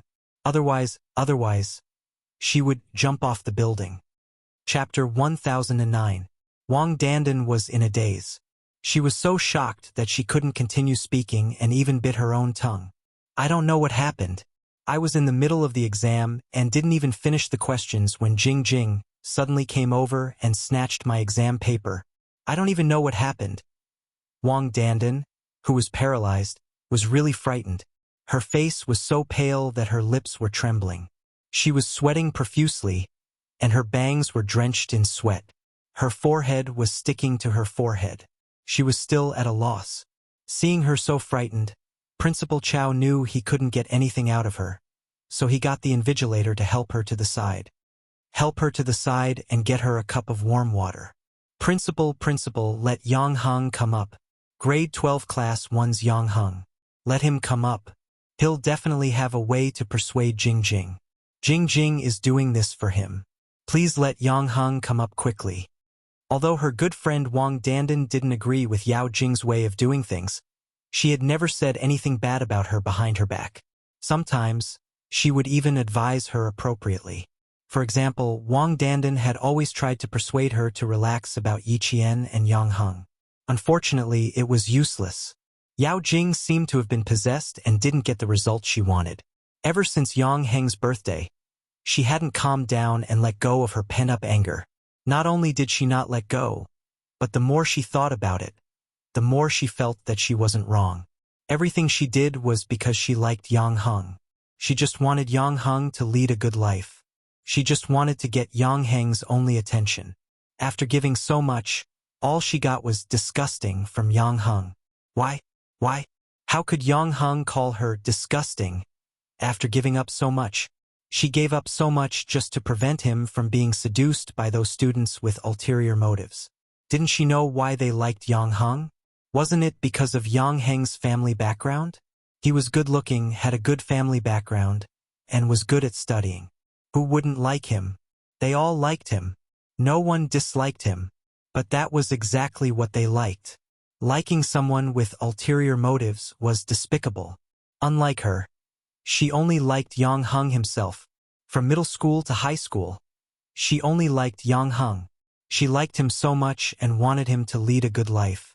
Yang Hung, what makes you think she's disgusting? How was she not worthy of him? In what way was she inferior to Yi Qian, that wretched girl from the countryside? Yao Jing was humming songs one after another. They were all sung by Yang Heng's favorite celebrities from Hong Kong and Taiwan. Sometimes they were happy, sometimes they were sad. They were all tunes that Yang Heng would hum from time to time. She didn't look back. She placed her hands on the edge of the rooftop and looked up at the gray sky. The corners of her mouth were raised high, as if she was smiling, but her smile made people panic. Hearing these tunes, Wang Dandan's tears flowed down one after another. Her hands holding the cup were still trembling. She turned her head to look behind her from time to time. Why aren't they here yet? Why aren't they here yet? Why wasn't Yang Heng here yet? Was he not coming? Was he really going to leave him in the lurch? The parents of the students have already rushed over. The police have also sent people over. There were quite a few teachers on the rooftop as well. All of them stared at the troublemaking students with taut nerves. None of them dared to even breathe loudly. At this moment, all the teachers in the school were frightened by Yao Jing. None of them dared to act rashly, let alone speak loudly. Chapter 10:10. Is Yang Heng here yet? Hurry him up and ask him to calm the girl down. Principal Chow was also panicking. This was the first time in his 11 years as principal that a student wanted to jump off a building. Although he was panicking, he did not show it on his face. As the principal of a school, how could he be so careless? When Yang Heng arrived, he was called out by the teacher and Yi Qian before he could finish the 3 big questions on the math paper. Yao Jing wants to jump off a building. She wants to see you. That was all Yi Qian knew. As for the rest, she was equally confused. She didn't know what was wrong with Yao Jing that made her want to jump off a building in school. At 9:18 a.m., Yang Heng walked out of the classroom less than 5 minutes after Yao Jing climbed to the rooftop. Hearing this, his handsome face darkened and the corners of his mouth tightened. She really knows how to play. She even wants to jump off a building. Yi Qian, do you believe that she will jump off a building? This question, Yi Qian felt that it was not easy for her to answer. Would Yao Jing jump off a building? No, that was what she thought when she heard Class SIX's homeroom teacher. Yao Jing would not jump off a building. A self-centered person who enjoyed the envious gazes of others and who had such a strong desire to show off would never do such a thing that would hurt himself so easily. Yao Jing would definitely hurt others, but she would not let herself get hurt. She was such a girl. Would she believe that she would jump off a building? She would not believe it. However, Yi Qian could not say if she would jump off a building at this time. She pondered for a moment and said, whether she will jump or not, we have to know what she wants to do. She deliberately chose to go to the rooftop during an exam and not during class. From this point of view, Yao Jing's intention to jump off a building is not big. Choosing to jump during an exam could not only avoid being surrounded by the students, but also let the teachers know what she was doing. After forcing Yang Heng to come forward, Yang Heng would not be able to reject anything Yao Jing said in a situation where there were no students around, because the teachers would definitely persuade Yang Heng to agree to everything she said. In order to prevent her from jumping off the building and the students from getting into trouble on campus, all the teachers would persuade Yang Heng to promise her everything. Yang Heng strode towards the rooftop, his eyes flashing with a trace of mockery. He whispered to Yi Qian, "That's right. I have to know what she's up to. You took more than 10 days off, but she didn't even try to jump off the building. The moment you came back for the exam, she tried to cause trouble. Yi Qian, I can tell you now that I didn't make it after I showed up. I even had to ask you to come up here. This is indeed possible." Yi Qian raised his eyebrows. He stopped at the staircase leading to the rooftop. "I won't appear for the time being. I'll wait for her to make her move." Yang Heng nodded. He took a few steps up the stairs and disappeared before Yi Qian's eyes. The weather in November had turned cold. When the wind blew, the chill crept into one's neck. The wind on the rooftop was very strong. Yang Heng, in his blue and white uniform, appeared on the rooftop, making the teachers feel as if they had seen their savior. Principal Chow was instructing the teachers to stay in the classroom after the math exam. When he saw Yang Heng, he immediately signaled him to go back. He had to give a few instructions. Yang Heng, something happened to Yao Jing from grade 12 class 6. Go and persuade her, but don't agitate her. Do whatever she wants to say and do as she pleases. You have to wait until her parents arrive. Understand? Yang Heng. Standing in the small pavilion leading to the rooftop, Principal Chow calmly instructed, "You have to remember, you have to wait until her parents arrive." Chapter 10:11. I'll try my best. Yang Heng nodded as his handsome face darkened. Don't worry. She won't jump off the building. Yao Jing, I know her.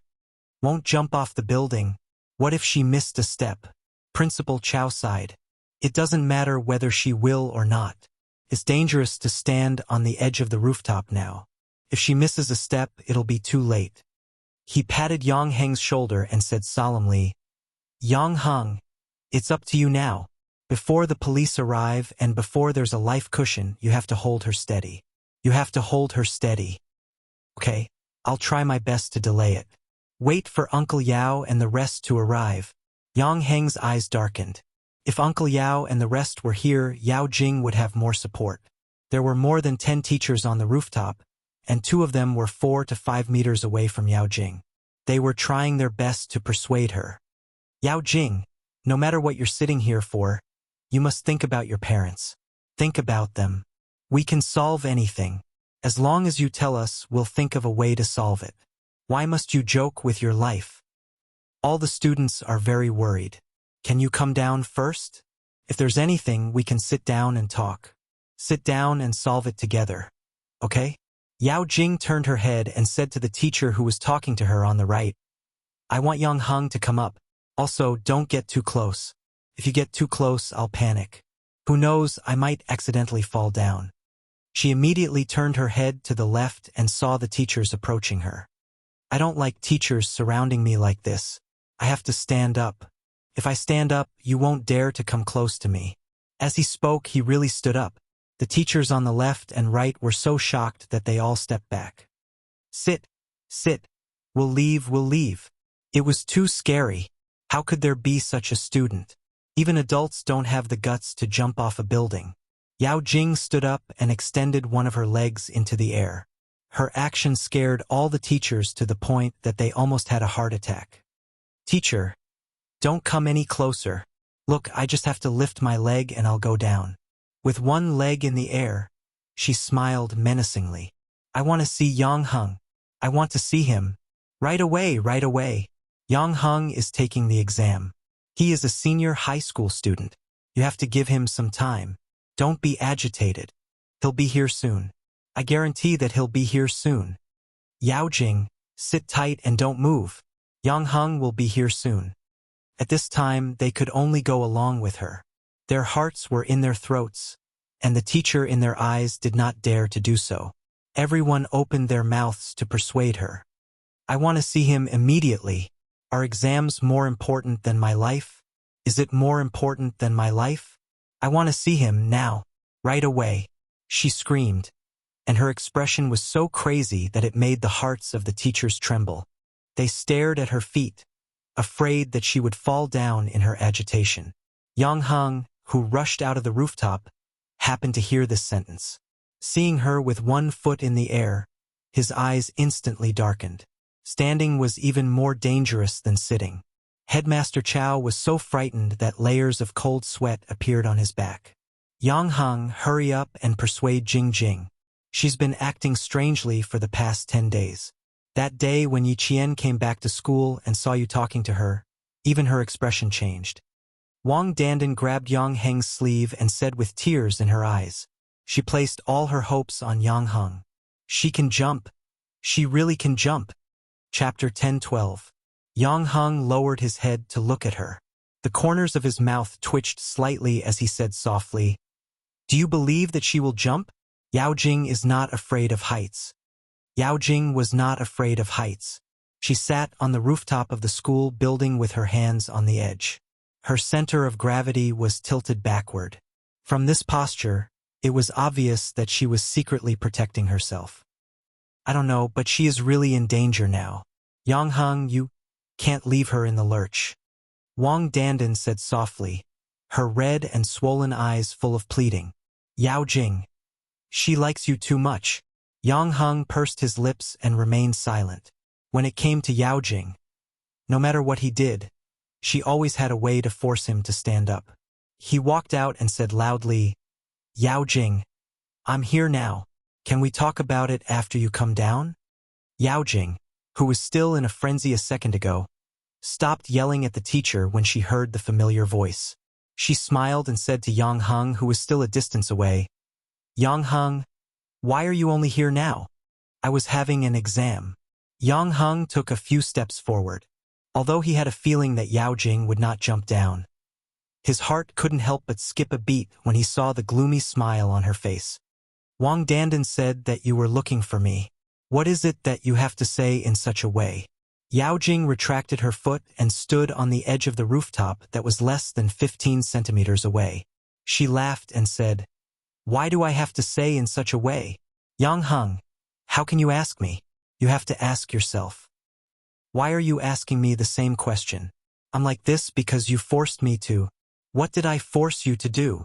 Yang Heng was calmer than the teacher because he knew her well. His clean and handsome face was cold, and he didn't panic at all in the face of her questioning. Is there nothing else? If there is nothing else, I'm leaving. He turned and prepared to go back to the classroom. Yao Jing saw this and screamed crazily, Yang Heng, you dare to leave. Try taking another step. The teacher saw her so agitated that her body was shaking. Almost at the same time they said, Don't go, don't go. Don't rush. Don't rush. Yang Heng, come back. Don't rush her. Go with her, you must go with her. The head teacher of class 6 sprained his ankle and did not dare to go to the infirmary. He stopped Yang Heng and said, Yang Heng, the exam is not important now. Life is important. If something really happens to her in school, all of us will have to bear the consequences. Just as Yi Qian had guessed, all the teachers were advising Yang Heng to go along with Yao Jing and not be anxious with her. All the teachers tried to persuade her. Yao Jing's eyes flashed with a trace of ruthlessness as she said again, Yang Heng, you know best what kind of character I, Yao Jing, have. If I'm having a hard time, you won't have a good time either. I jumped down today because you forced me to my death. You and Yi Qian forced me to my death. Upon hearing Yi Qian's name, Yang Heng clenched his fists. He turned around and looked at her coldly. What did we force you to do? What does your jumping have to do with me and Yi Qian? Yang Heng, seeing that Su Tao had no intention of going along with Yao Jing, Principal Chao said in a deep voice, Why don't you soften your attitude? This isn't a small matter. Why was it related to Yi Qian again? Ever since the previous incident, Yi Qian and Yao Jing had no more conflicts in school. Why was it related to Yi Qian again? Chapter 1013. Yang Heng loosened his fist and clenched it again. He took a deep breath and said, Say it yourself? What do you want? The whole school is having an exam and you're jumping off the building. Yao Jing, I know you, and that's why I don't want to talk to you. Now I'm listening, you tell me. At most, I'll skip the exam this time and spend a day with you on the rooftop. You said that I forced you to jump, so it's fine. If you jump, I'll pay with my life. The moment she said that, more than 10 teachers' knees turned to jelly. A life for a life. Yang Heng, what nonsense are you talking about? His tough attitude showed no signs of obedience. Yao Jing's eyes were filled with hatred. Yang Heng, you're really ruthless. She didn't even soften his heart. It's fine, it's fine. As long as he didn't leave, her plan would succeed. Are you forcing me to jump now? Fine, a life for a life is fine. But do you dare to stand up? If you dare, I'll believe you. A life for a life. Yao Jing's voice was extremely sharp. Tears flowed out of her eyes. She cried while wiping her tears. How can you do this? How can you force me like this? Will you be happy if I jump? Will you be able to be with Yi Qian? Will Uncle Yang and Auntie Yang be happy? Yes, yes, yes, you'll all be happy, you'll all be happy. The more she said, the crazier Yao Jing's expression became. She was almost shouting in the end, but there was a strange light in her eyes. She seemed to be very happy with Yang Heng's "a life for a life." Yang Heng took a step forward but was stopped by a few teachers. How could he go over? A student stood up, then another student. What was this? Yao Jing, calm down. How old are you? You're talking about a life for a life over a small matter. What will happen to your parents? Yang Heng, calm down too. Both of you can talk about it calmly. Don't do anything that will make your parents sad. The teachers persuaded Yao Jing and Yang Heng at the same time. In just 10 minutes, the teachers felt their hair turn white. Fortunately, Yang Heng was able to hold him back. The teacher's focus was still on Yao Jing. He tried to persuade her until his mouth was dry and cold sweat broke out on his back. He was so nervous that his muscles were sore. Seeing Yang Heng being held back, Yao Jing's face darkened. She wanted Yang Heng to come over. Not only did she want him to come over, she also wanted Yi Qian to step forward. Yang Heng, who was held back by the teacher, glared coldly at Yao Jing, who still believed that she had done nothing wrong, and said coldly, "I don't understand what you're saying. What does your own business have to do with my parents? Why should my parents be happy when you jump off a building? Yao Jing, don't treat the things you want to do as if you were forced by others. No one forced you. It's just like jumping off a building. Who forced you? All the teachers advised you to come down. I also asked you to come down, but you didn't want to come down. Are we forcing you to do this?" Well said. The teachers heaved a sigh of relief when they heard Yang Heng's words. He had to drag it out. He had to drag it out. He had to drag it out until the parents and the police came. Why isn't he here yet? It had already been more than 10 minutes.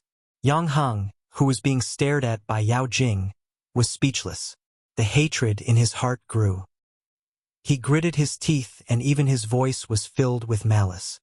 "You didn't force me? Call Yi Qian up. The three of us will confront each other. Let the teachers see if the two of you forced me." Chapter 10:14. "I'm just saying that she got into a fight with someone outside and implicated you. I'm obviously doing this for your own good. But you're helping Yi Qian instead. You even said I'm disgusting. I'm doing this for your own good, Yang Heng. But in the end, I'm still being scolded by you. Call Yi Qian up. Call Yi Qian up." On the first floor, Mother Yao, who had rushed to the school, raised her head and saw her daughter's frail figure standing on the edge of the rooftop. Before she came up, she was already screaming at the top of her lungs, "Jing Jing, my daughter!"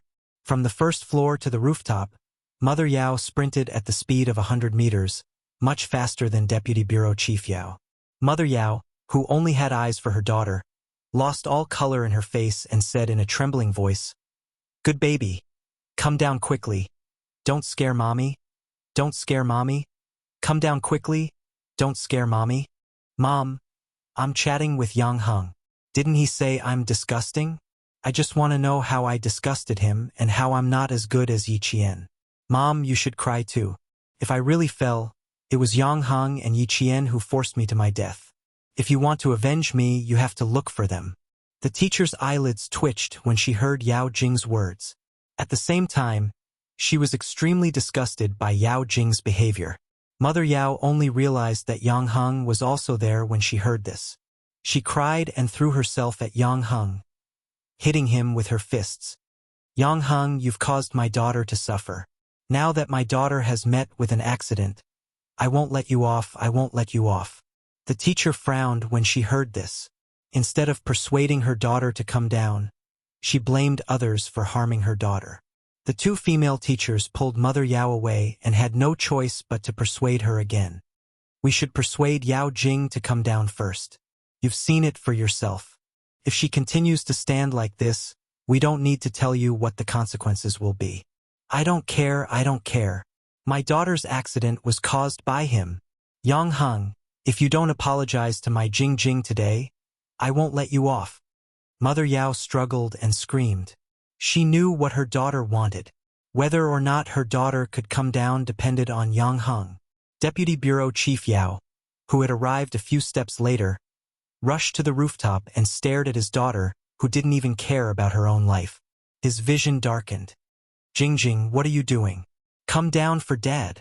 Don't you know how dangerous it is up there? If you fall, do you want your parents to jump with you? Get down here. Papa Yao was much more rational than Mama Yao. As he spoke, he walked over lightly. Be good. Come down with Papa first. Don't do anything stupid. If you're unhappy or feel wronged, you can tell Dad and Mom. Dad, don't come over. I'll jump if you come over. I'll jump right away.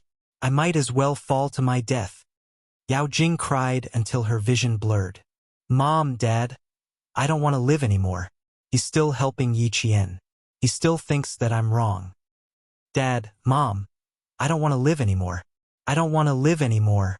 Yi Qian, get the hell out here. Get the hell out here. Are you happy now that you forced me to jump off a building? Come out. Come out right now. Yi Qian, yes, and that devilish girl. What are you teachers waiting for? My daughter. Get Yi Qian out here. Get her out here. Get her out here. After Yao Jing shouted, Mama Yao continued to shout. The mother and daughter's voices were each louder than the other. As for their expressions, the older one was crazier than the younger one. Papa Yao turned around and glared at his wife. He said in a low voice, Get our daughter down here first. Instead of persuading her properly, you're adding fuel to the fire. Chapter 10:15. Principal Chow was so angry that his temples were bulging. He had no choice but to instruct the teacher to bring Yi Qian up. Let Yi Qian come up and urge the police to find out where they are. Principal, it's useless even if Yi Qian comes up. Teacher Tong, who had been silent all this while, said with a sullen face, You should be able to tell that Yao Jing is forcing Yi Qian to come out. This obviously had nothing to do with Yi Qian. But she kept mentioning Yi Qian. Teacher Tong's face turned cold. There's no other way. We can only let Yi Qian come up. You go find Yi Qian. Principal Chow could only compromise. As long as Yi Qian came down, everything would be settled. The province could not accept a student who jumped off a building for no reason.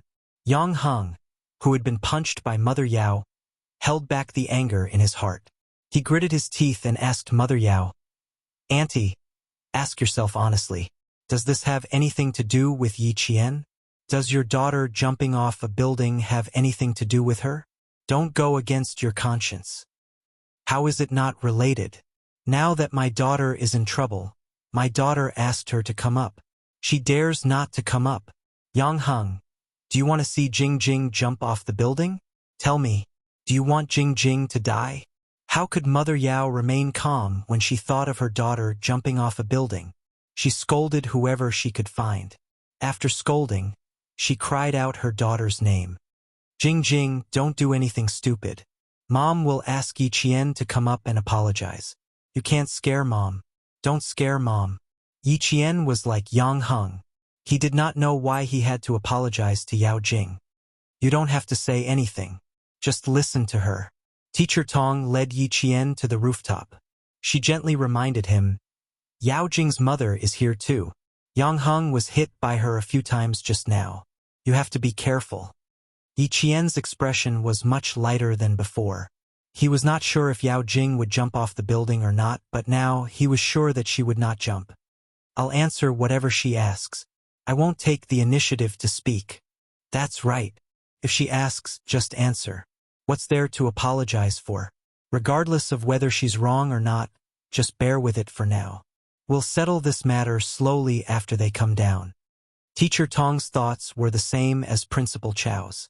The school would definitely not accept a student like Yao Jing and would advise her to drop out. It was 9:40 a.m. Almost half an hour after Yao Jing ran to the rooftop. There were still 20 minutes before the math exam ended. Yao Jing secretly glanced at the first floor. The police had not arrived yet, and there were no escape mats. But the person she was waiting for was not here yet. Yi Qian was not here yet. Mother Yao cried as she leaned against the teacher. She urged her daughter to come down quickly and blamed Yang Heng for not helping her daughter at all. He disregarded their friendship of more than 10 years and instead helped outsiders to bully her daughter. Can you stop talking? Father Yao, who didn't dare to approach, gripped his phone tightly. As he dialed the number, he warned his wife not to say anything that would hurt his daughter. He called the police station and asked them to send someone over as soon as possible. Yiqian could feel the tense atmosphere on the rooftop. It was all because of Yao Jing. Everyone was tense, afraid that she would come out. Why are you really here? Yang Heng looked at Yiqian and frowned. He whispered, something's not right. I just said that I'll pay with my life. She seemed very happy. Yao Jing was happy to pay with Yang Heng's life? Yiqian frowned. What is she trying to do? Is she trying to jump off the building? Is she trying to force you to jump off the building? If that was really the case. Yao Jing's mind was too twisted. It was completely abnormal. Chapter 10:16. I thought so too. Let's go take a look. Yang Heng didn't let Yiqian go alone. He walked in front and led Yiqian over. Yiqian and I are both here. Ask whatever you want. Mother Yao heard Yiqian and immediately turned her head. Her gaze was as sharp as a knife. Yiqian, my daughter is in trouble. I don't care whose daughter you are. I won't let you off. Yiqian looked at her indifferently and said coldly, fortunately, the teachers are here. Otherwise, I wouldn't be able to explain myself. How can you blame others for jumping off the building? The director's wife is still the same as before. She's used to confusing right and wrong. I don't care how powerful you are. If my daughter is in trouble, I'll only look for you. Mother Yao shouted fiercely. Then she cried and said to Yao Jing, Jing Jing, they're here. Can you sit down and talk? Can you come down and talk? No, she couldn't sit down and she couldn't come down. It was still too far away. She had to let the two of them come closer. Yao Jing's eyes flashed with a trace of malice. With a hoarse voice, she said, you two are here. You're finally here. Yiqian, you're happy today, aren't you? You must be happy to see me jump off the building. As long as I jump off now, no one can stop you from being with Yang Heng, right? Jing Jing, do you want me to jump with you? Mother Yao cried until her voice was hoarse. At this moment, she didn't have the authority of an office manager. She was like an ordinary woman who was worried sick for her daughter. Yao Jing didn't look at her parents again. She only stared at the two people who were a few meters away. Tears flowed from her eyes, but she was smiling. I want to ask you. I have a lot to ask you. Yang Heng, do I really disgust you? Do I really disgust you? As she asked, she stepped a little closer to the edge of the rooftop. It seemed that Yang Heng's answer would disgust her and she would jump immediately. Yiqian, who had been keeping her by his side all this while, narrowed his eyes slightly. It turned out that she really didn't want to jump off the building. She carefully maintained her center of gravity and leaned forward. The teachers on both sides did not leave. When they saw Yao Jing standing at the edge, their hearts almost jumped out of their throats. They signaled Yang Heng with their eyes to let him follow Yao Jing. No. Yang Heng answered coldly and emotionlessly. Yao Jing smiled as she combed her hair that was messed up by the wind and sighed. It's too far, and I can't hear you clearly. Yiqian, we have a lot to talk about. How about we chat before I jump? Something's not right. Yiqian raised her eyebrows and said indifferently, okay, let's chat then. Yiqian. Yang Heng lowered his voice and frowned. She must have something else on her mind. I know she must have something else on her mind. Let's see what it is. There are still 20 minutes before the next exam, and I don't want to miss it. Yiqian said casually as he walked step by step to Yao Jing's side. He looked up at her and smiled. I'm here. What do you want to say? Yang Heng walked over and looked up at her. You're here too. What do you want to say? What do you want to ask? I want to ask. Since you said that I'm not disgusting, shouldn't you apologize to me? Yao Jing lowered her head and took another step back. Yang Heng, shouldn't you apologize to me? Chapter 10:17. Apologize to Yao Jing. Yang Heng felt his stomach churn. Yao Jing. All you want is an apology from Yang Heng? Yiqian did not let Yang Heng speak immediately. His eyes were bright as he asked her with a faint smile. Think about it seriously. Do you really only want an apology from Yang Heng? He owes me this. Yao Jing's expression was exceptionally calm. Her bloodshot eyes were dark and gloomy. He owes me. What does that have to do with you? Yi Qian sneered. That's right. If you know it has nothing to do with me, then why did you ask me to come here? What happened between Yang Heng and me has nothing to do with you. But I have something to settle with you. Yao Jing bent over slightly. Perhaps she had been standing for too long. Her body swayed slightly when she bent over. Then she heard Mother Yao's shrill scream. What did you two say? What did you say? Are you trying to kill my daughter? Father Yao could no longer stay calm. He took a few steps forward and his calves trembled. Jing, can you talk nicely and give them your hand? Can the three of you talk nicely? The most important thing was to persuade his daughter to come down. Yao Jing was stubborn. If she really couldn't think things through, she might jump down. You liked Yang Heng and made him distance himself from me. Yi Qian, didn't you like Yang Heng's family background? I've seen plenty of girls like you. Yao Jing, who was shocked, quickly steadied herself. She was a dancer and had a good sense of balance. She was able to stabilize herself after swaying a little. Yang Heng lost his patience. What do you want? Give me your hand. Hurry up. He took a step forward, almost grabbing Yao Jing's ankle and pulling her down. I've never thought of going down since I was standing here. Apologize to me. Yang Heng, apologize to me loudly. Yao Jing moved to the side of the rooftop to prevent Yang Heng from pulling her down. You left me alone for more than 10 days. You ignored me and even deliberately turned a blind eye to me. Yang Heng, I want you to apologize. I want you to promise that you won't ignore me in the future. Hurry up and promise me. Otherwise, I'll jump down right now. Raising one of her legs, Yao Jing seemed to have lost her rationality. Mother Yao's vision turned black as she cried until she couldn't speak. She only knew that at this moment, everyone had to listen to their daughter. Yang Heng, Auntie is begging you. Please, I beg you. Why don't you apologize? You've known each other for more than 10 years. Can't you give in to Jing like you did when you were young? Mother Yao wasn't the only one trying to persuade Yang Heng. The teachers were also trying to persuade Yang Heng to apologize to Yao Jing. But why should he apologize to Yao Jing? Actually, they didn't know why. But looking at it now, why did it feel like a student falling in love? Yi Qian, on the other hand, was very calm as he stared at Yao Jing's motionless right leg. Even when she lifted her left foot, her right foot was steady and didn't tremble at all. Her instep was tightly pressed against the edge of the roof. It was only 4 centimeters high, and she used it to stabilize her body. Using such a method to stabilize herself meant that Yao Jing had some foundation. Was she a dance student? If she was a dance student, no wonder she dared to stand on the roof and shout that she wanted to jump down. She had a strong balance and a strong support point. It wouldn't be so easy for her to fall down. Hearing her ridiculous words, Yi Qian's lips curled up slightly. Indeed, it was as he had guessed. Using such a method to force Yang Heng to submit, she was trying to tie herself to Yang Heng in school and let the whole school know that she and Yang Heng were together. Chapter 10:18. Yao Jing's thoughts were more vicious than Yi Ying's. She was more far-sighted. I apologize. I'll apologize to you right now. Yang Heng saw her walk out empty-footed again.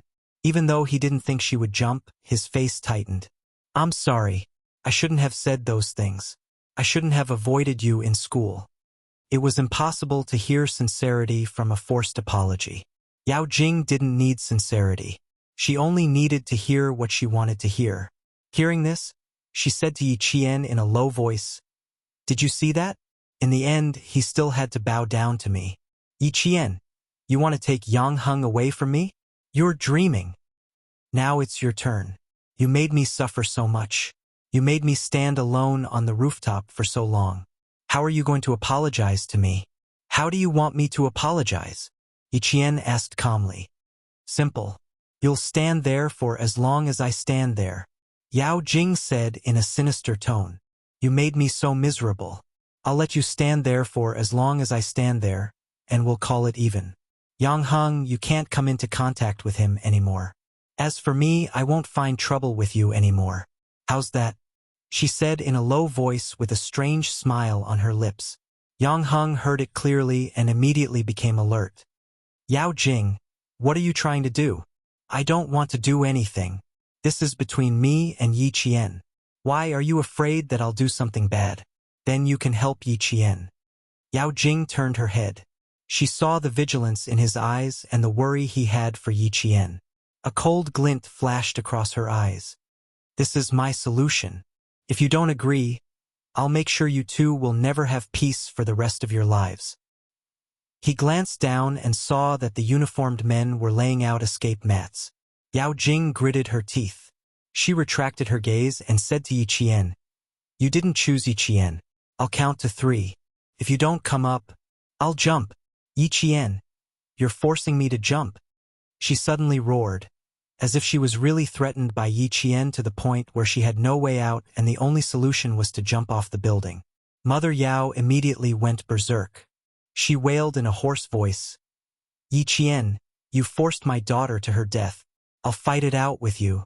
I'll fight it out with you. Calm the parents down and go rest at the side.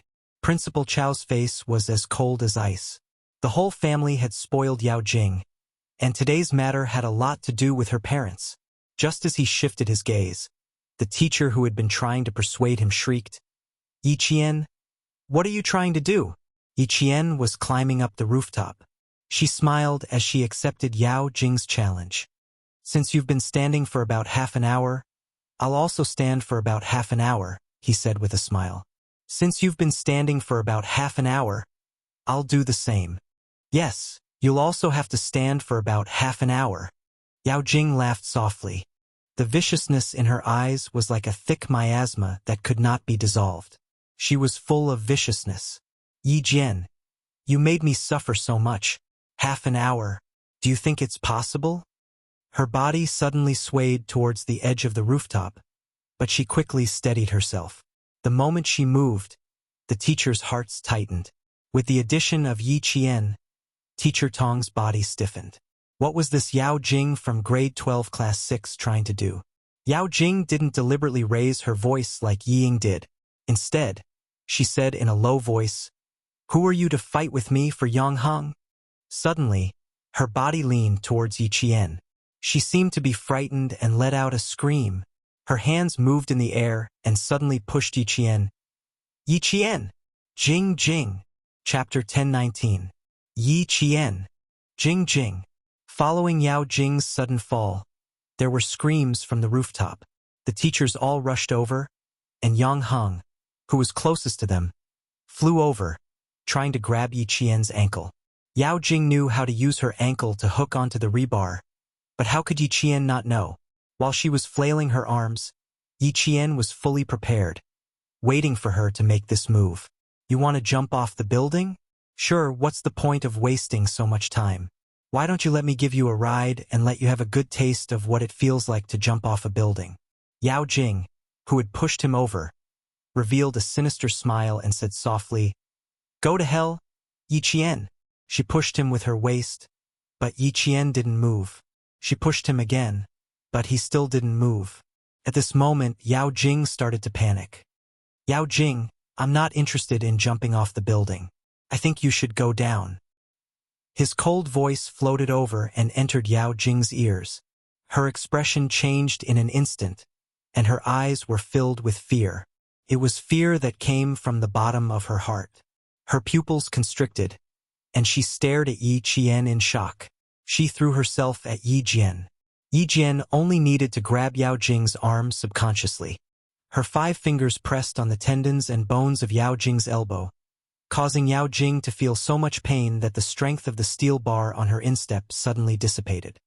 Ah! Yao Jing fell and let out a blood-curdling scream. Her body fell backward from the rooftop. As she fell, Yi Qian didn't allow himself to remain standing on the edge of the rooftop. He also fell down. Jing Jing! Jing Jing! Following Yao Jing's fall, the ones who screamed the loudest on the rooftop were her parents. Yao Jing's mother and father's cries pierced through the air. Yang Heng didn't manage to grab Yi Qian's ankle. Everything happened too quickly. Even if he rushed over immediately, he didn't manage to grab Yi Qian. Yi Qian. Teacher Tong and Headmaster Chow shouted Yi Qian at the same time. They were so flustered and confused that tears flowed out of Teacher Tong's eyes. She staggered a few steps and ran towards the horizon. The teachers all rushed over, and at the front was Deputy Director Yao and his wife. They rushed to the edge of the rooftop as fast as they had ever run in their lives. Their faces were full of shock as they looked down from the rooftop. Yao Jing fell, but Yi Qian did not. Don't let go, Yi Qian. Yang Heng did not know how Yi Qian managed to grab hold of the steel bar. He did not manage to grab hold of her ankle, but the moment she fell, her right hand suddenly grabbed hold of the steel bar. Yi Qian knew exactly how to fall and how to grab onto the rebar. Unlike Yao Jing, who was leaning backward, Yi Qian slid down.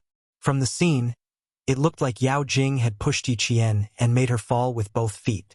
Her right hand grabbed hold of the steel bar tightly. Her entire wrist crushed against the edge of the rooftop. It looked like her bones would break in the next second, and she fell with Yao Jing. Give me your left hand, quick! Yang Heng grabbed hold of Yi Qian's hands tightly. His handsome and fair face was flushed red because he used too much strength. He was about 176 meters tall and had long arms and legs. He could still grab hold of Yi Qian, but he could only grab hold of Yi Qian's hands. He did not have the strength to pull her up.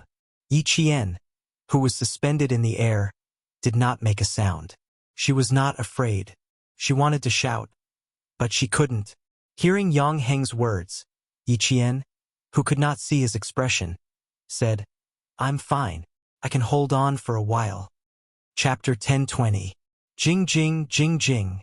My Jing Jing. The rooftop was a little high. Mother Yao stood on her tiptoes and couldn't see what was happening below. She cried and screamed. Then, she collapsed on the ground and started bawling. Father Yao supported himself on the edge of the rooftop with both hands. He almost propped his fat body up. Seeing this, the deputy director's face was full of tears. My daughter, my Jing Jing. You're trying to kill me, you're trying to kill me. Mother Yao was so sad that her lips were pale. She sat on the ground alone. There was only one teacher watching her. The other teachers had come to save Yi Qian. Yang Heng, you have to watch him closely. Don't let go. Teacher Xiao, stand on the rooftop and pull Yi Qian up slowly. Teacher Lu, go to the 6th floor and see if you can support Yi Qian's legs. You female teachers, help Teacher Xiao and Yang Heng.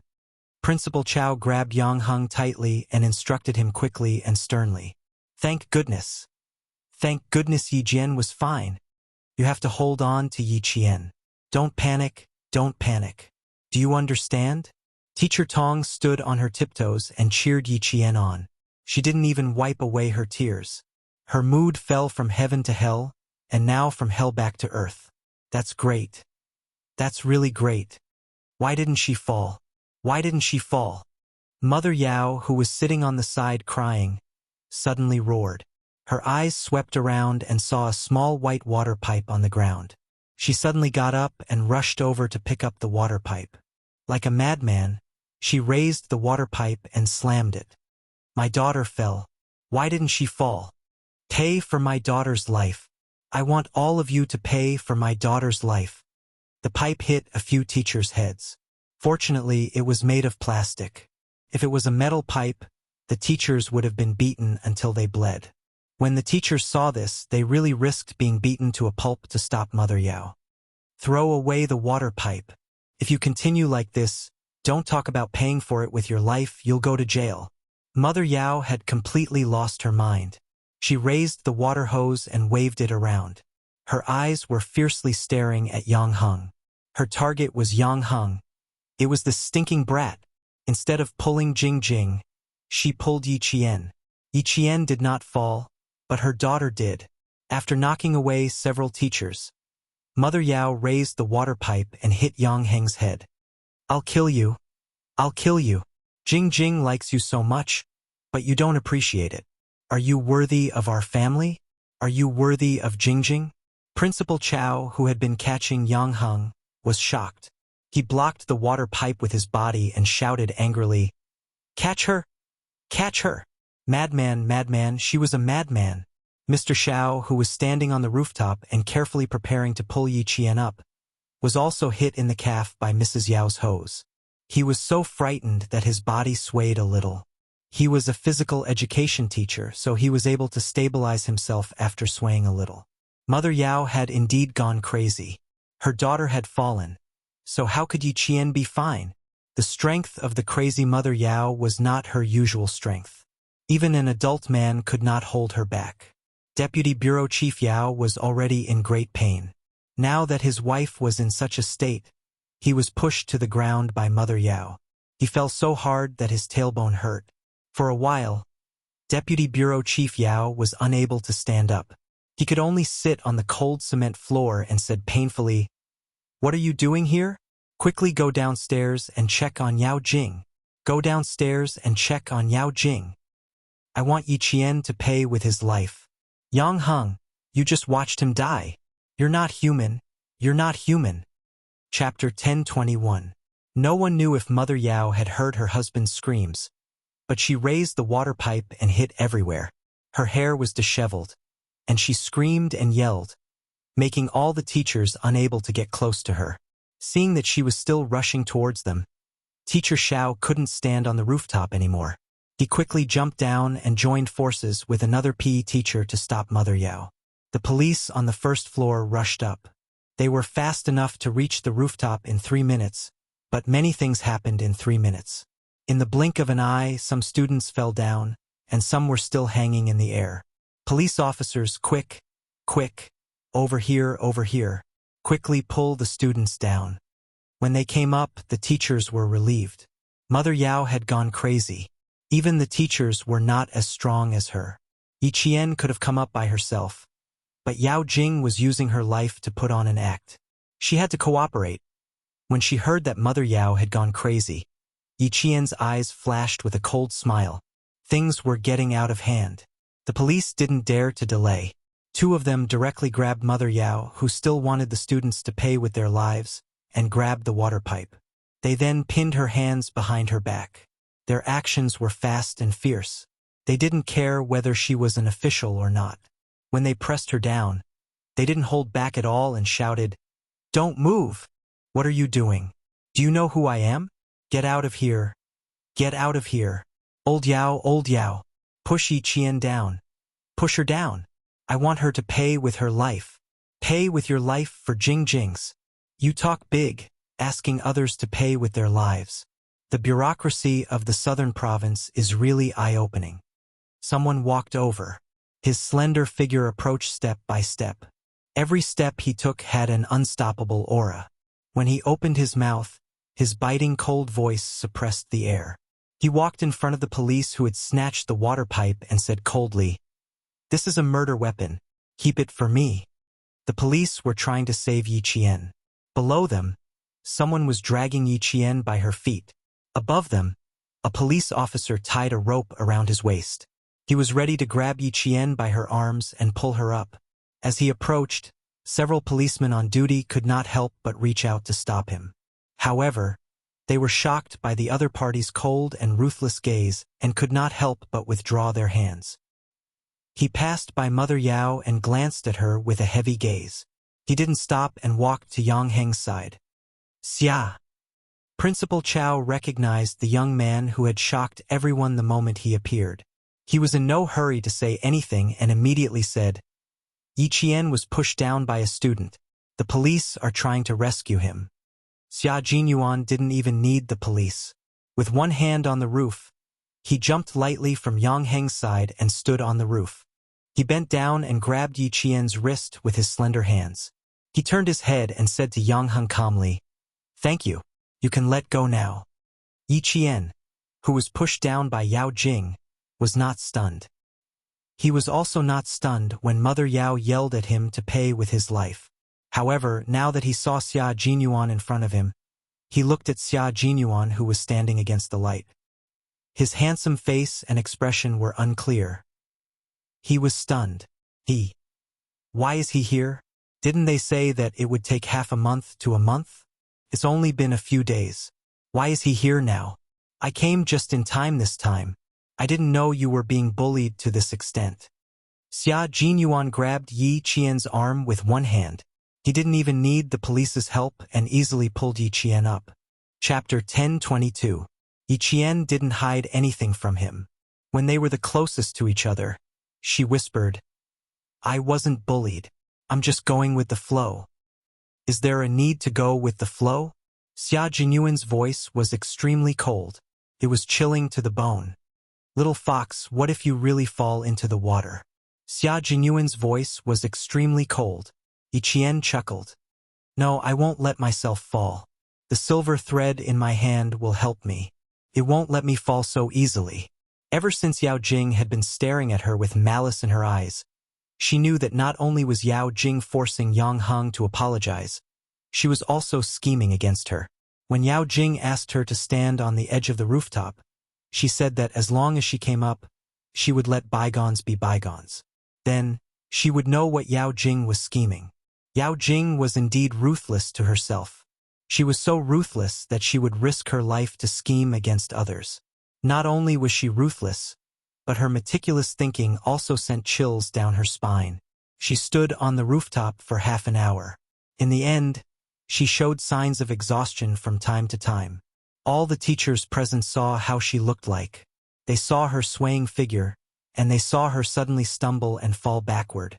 Following that, any accident that happened could be attributed to her exhaustion. It was a good plan, but unfortunately, she had the wrong person. Xia Jinyuan raised his eyebrows. When he jumped down from the edge of the rooftop with her in his arms, he smiled faintly. We'll solve this problem once and for all. You don't have to worry about what happens next. I'll handle it. Now that things have come to this, you don't have to do anything. I can handle it myself. Yi Qian didn't reject him. Instead, she told him the truth. I have enough evidence.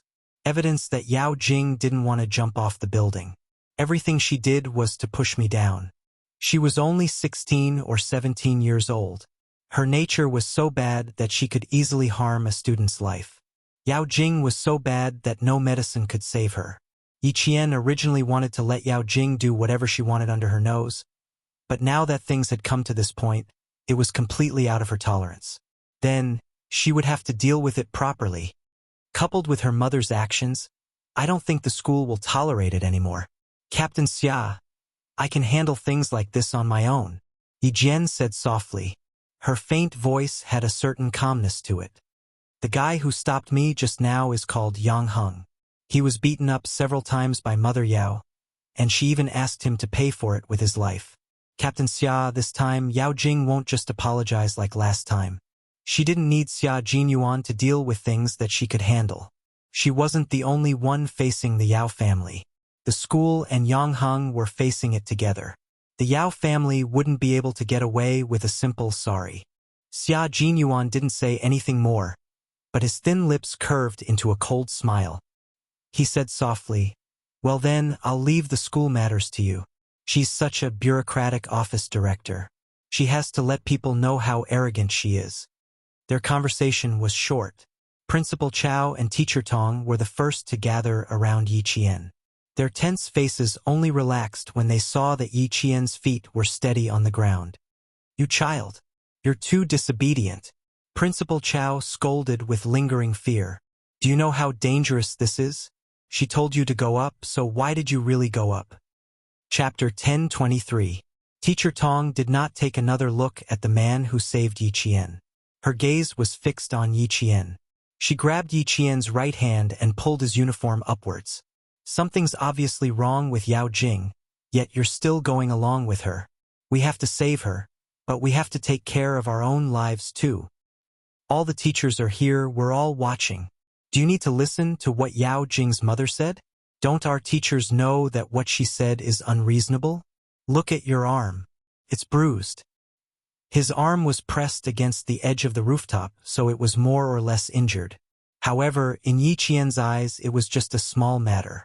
Yi Qian retracted his hand and seriously accepted the criticism of the principal and teachers. He said, at that time, I just wanted to know what she wanted to do so that I could persuade her to come down. I didn't think too much about it.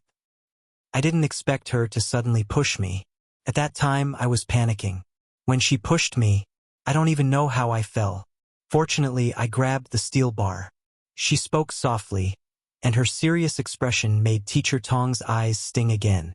Yao Jing wanted to jump off the building, but her parents forced Yi Qian to pay for it with his life.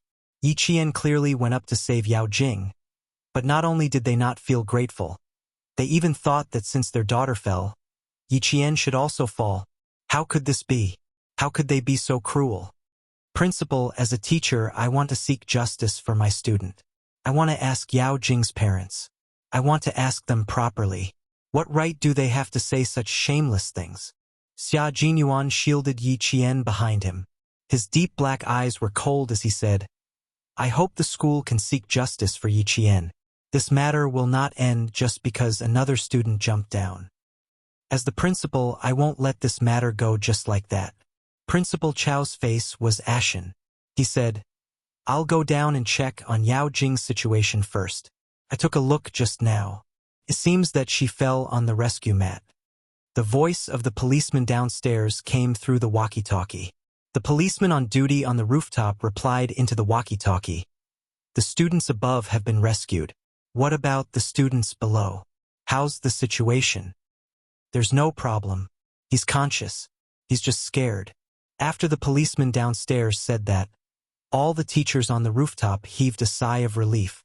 When Mother Yao heard that her daughter was fine, her originally crazy eyes lit up. Her voice was loud and urgent as she said, My daughter is fine. My daughter is fine. Isn't she? Are you all right? She's conscious. The doctor is checking if she's injured.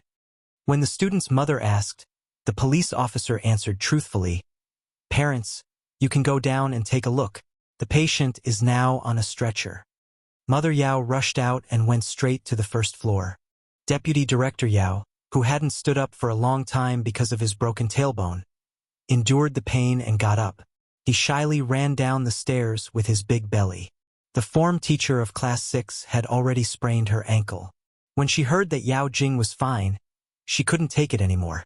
She collapsed onto the concrete floor and pressed one hand on her chest. She closed her eyes and gasped for breath. It's good that you're fine. It's good that you're fine. Finally, everything is fine. To the form teacher, it was good that his student was fine. To Principal Chao, this matter was fine. However, there was something else. Excuse me, does she need to be sent to the hospital? Principal Chao asked politely. His expression was gloomy. The policeman immediately asked. After a while, an answer came from the walkie-talkie. We need to send her to the hospital for a detailed examination. But from the outside, everything seems normal. Chapter 10:24. She had to be sent to the hospital for a checkup, but from the outside, everything seemed normal. Xia Jinyuan, who had a cold expression, heard this and his deep black eyes became sharp. He said to Yi Qian, When I came up, the life cushion was half full. If she had fallen a minute earlier, the life cushion wouldn't have been able to save her. She wanted to push me down, but in the end, she fell down herself. Even if she didn't fall to her death, I'm sure she was scared to death. Yi Qian moved his right hand. This hand had been through a lot this year. His old injury had just healed, and now there were new injuries. Xia Jinyuan reached out and grabbed her wrist. Teacher Tong, who had finally recovered from her shock, was about to ask Yi Qian a few questions when she looked up and saw the man who had saved Yi Qian earlier. He had a cold aura about him that made people unable to look at him directly. He was holding her favorite student's hand. From her perspective, she could clearly see the strange gentleness on the man's face. What was his relationship with Yi Qian? When she saved Yi Qian, she heard him call out, Yi Qian. She could tell that they knew each other. Knew each other? What kind of knowing each other? The way he looked at Yi Qian was unusual. The more she looked at him, the more she felt that they were a couple. As this thought flashed through her mind, Teacher Tong's breathing became heavy. Yi Qian was only in high school. This man was obviously not a student. The inexperienced Yi Qian was in a relationship with a man who had graduated from high school? Don't tell me I've been cheated. Teacher Tong, who was on high alert, walked up to Yi Qian.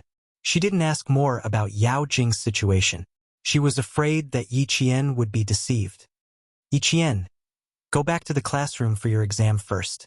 Although her words were directed at Yi Qian, her eyes were fixed on the strange man who could make the girls' hearts race just by looking at his face.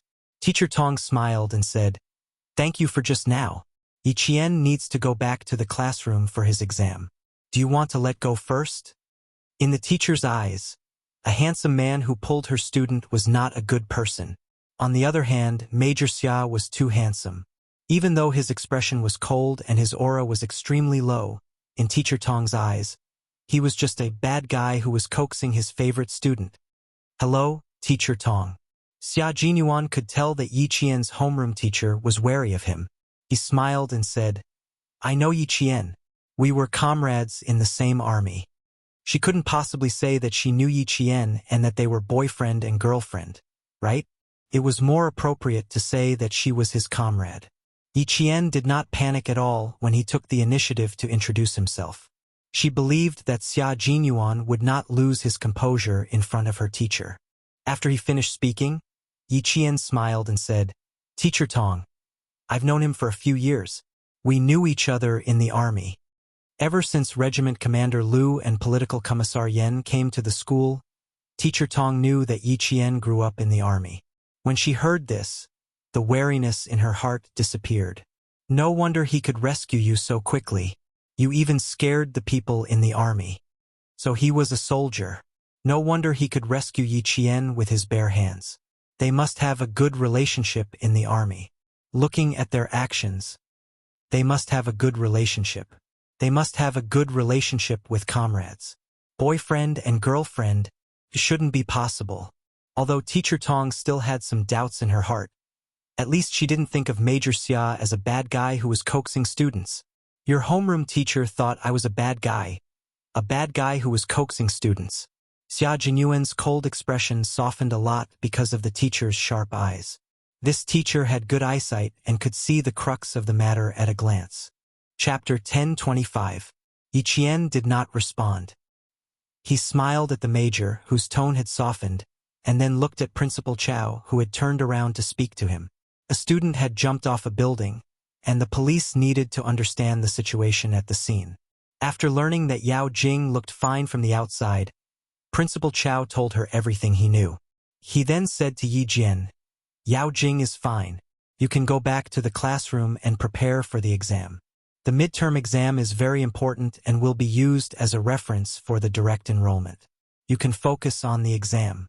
The school will take care of some things before informing the students." The midterm exam was in progress. He did not want the police to leave Yi Qian and Yang Heng behind in order to understand the situation. He then said to Yang Heng, "The school will inform your parents to come over. Do you have any thoughts?" He meant that if Yang Heng did not want his parents to come over, the school would not do so for the time being. Since Xia Jinyuan appeared, Yang Heng, who had been secretly observing him, stopped looking at him. He suppressed his anger and said, "I don't have any thoughts. The school can inform my parents to come over at any time." This time, Yao Jing went too far. He could not take it anymore. He glanced at Yi Qian and saw her standing coldly beside an unfamiliar man. Yang Heng walked over and looked straight at Yi Qian. "Did Yao Jing push you once or twice?" Yang Heng did not evade the question and asked directly. Principal Chow and the police officer's expressions changed. "Pushed him once or twice?" Yao Jing wanted to push Yi Qian off the building? She wanted to push Yi Qian off the building? "Yang Heng, you have to take responsibility for your words. Do you understand?" Principal Chow did not ask further. He reminded Yang Heng to be careful with his words and not to speak without thinking. Sometimes, a single sentence could cause a person's reputation to be ruined, and it could also cause a person to suffer a fate worse than death. His words revealed too much information, so much so that Principal Chow couldn't accept it for a while. He couldn't figure out what was Yao Jing's motive for pushing Yi Jian off the building. If what Yang Heng said was true, then Yao Jing wanted to kill Yi Qian. Then he would turn his thoughts into actions. This was murder. This was murder. Yang Heng's gaze did not waver, and even his expression did not change at all. He asked Yi Qian again seriously, "At that time, did Yao Jing push you? Or twice? I want to confirm it." "2 times. Yi Qian narrowed his eyes and said seriously, "The first time," she said, "Yi Qian, go to hell. She didn't push me down, but she pushed me again in a panic. You saw what happened below.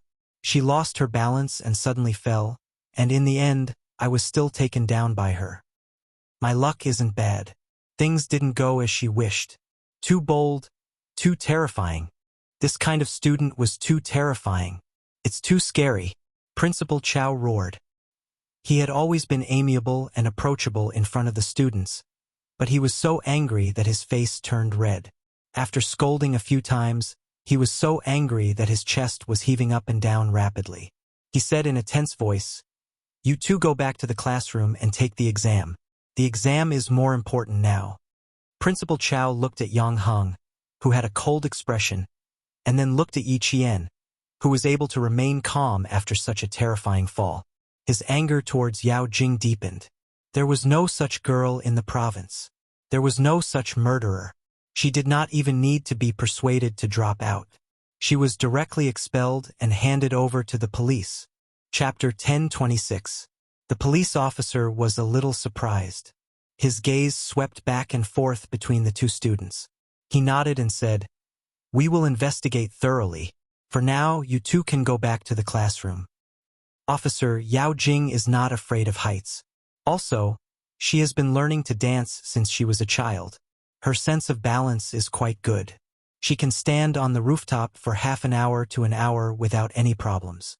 When Yang Heng went downstairs, he provided the police with another useful clue because his tolerance for Yao Jing was already negative. Xia Jinyuan smiled and whispered to Yi Qian beside him, "This boy's voice sounds a little familiar. Captain Xia, I think it sounds a little familiar to you. When he spoke, you had already sized him up twice." Yi Qian did not give him face and said with a smile, "He and Yao Jing have known each other for more than 10 years. Unfortunately, Yao Jing is too stubborn. As long as he talks to a girl or gets close to her, Yao Jing will secretly deal with that girl. I was not familiar with Yang Heng at all before. For some reason, I was targeted by Yao Jing. She even wanted to kill me. What an unexpected disaster. She didn't have any relationship with Yang Heng, nor did she have any excessive interactions with him in school.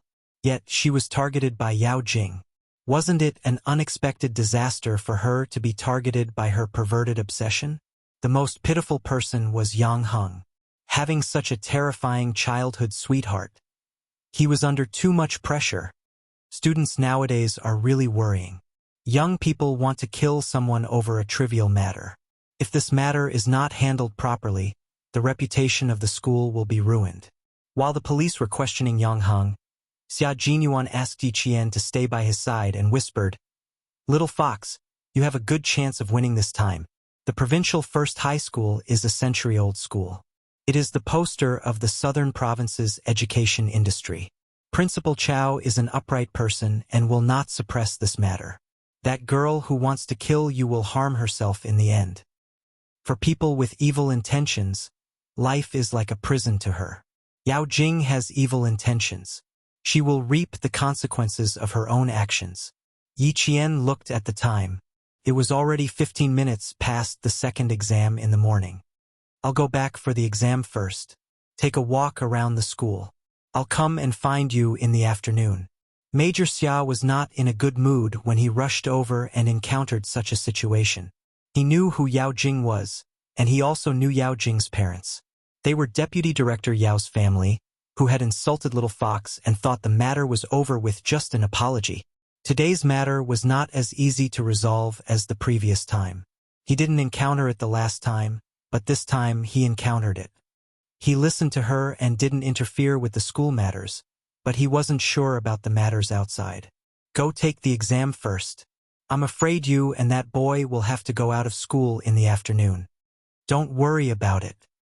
After he finished speaking, he pinched Yi Jian's cheek affectionately with his slender fingers and bent over.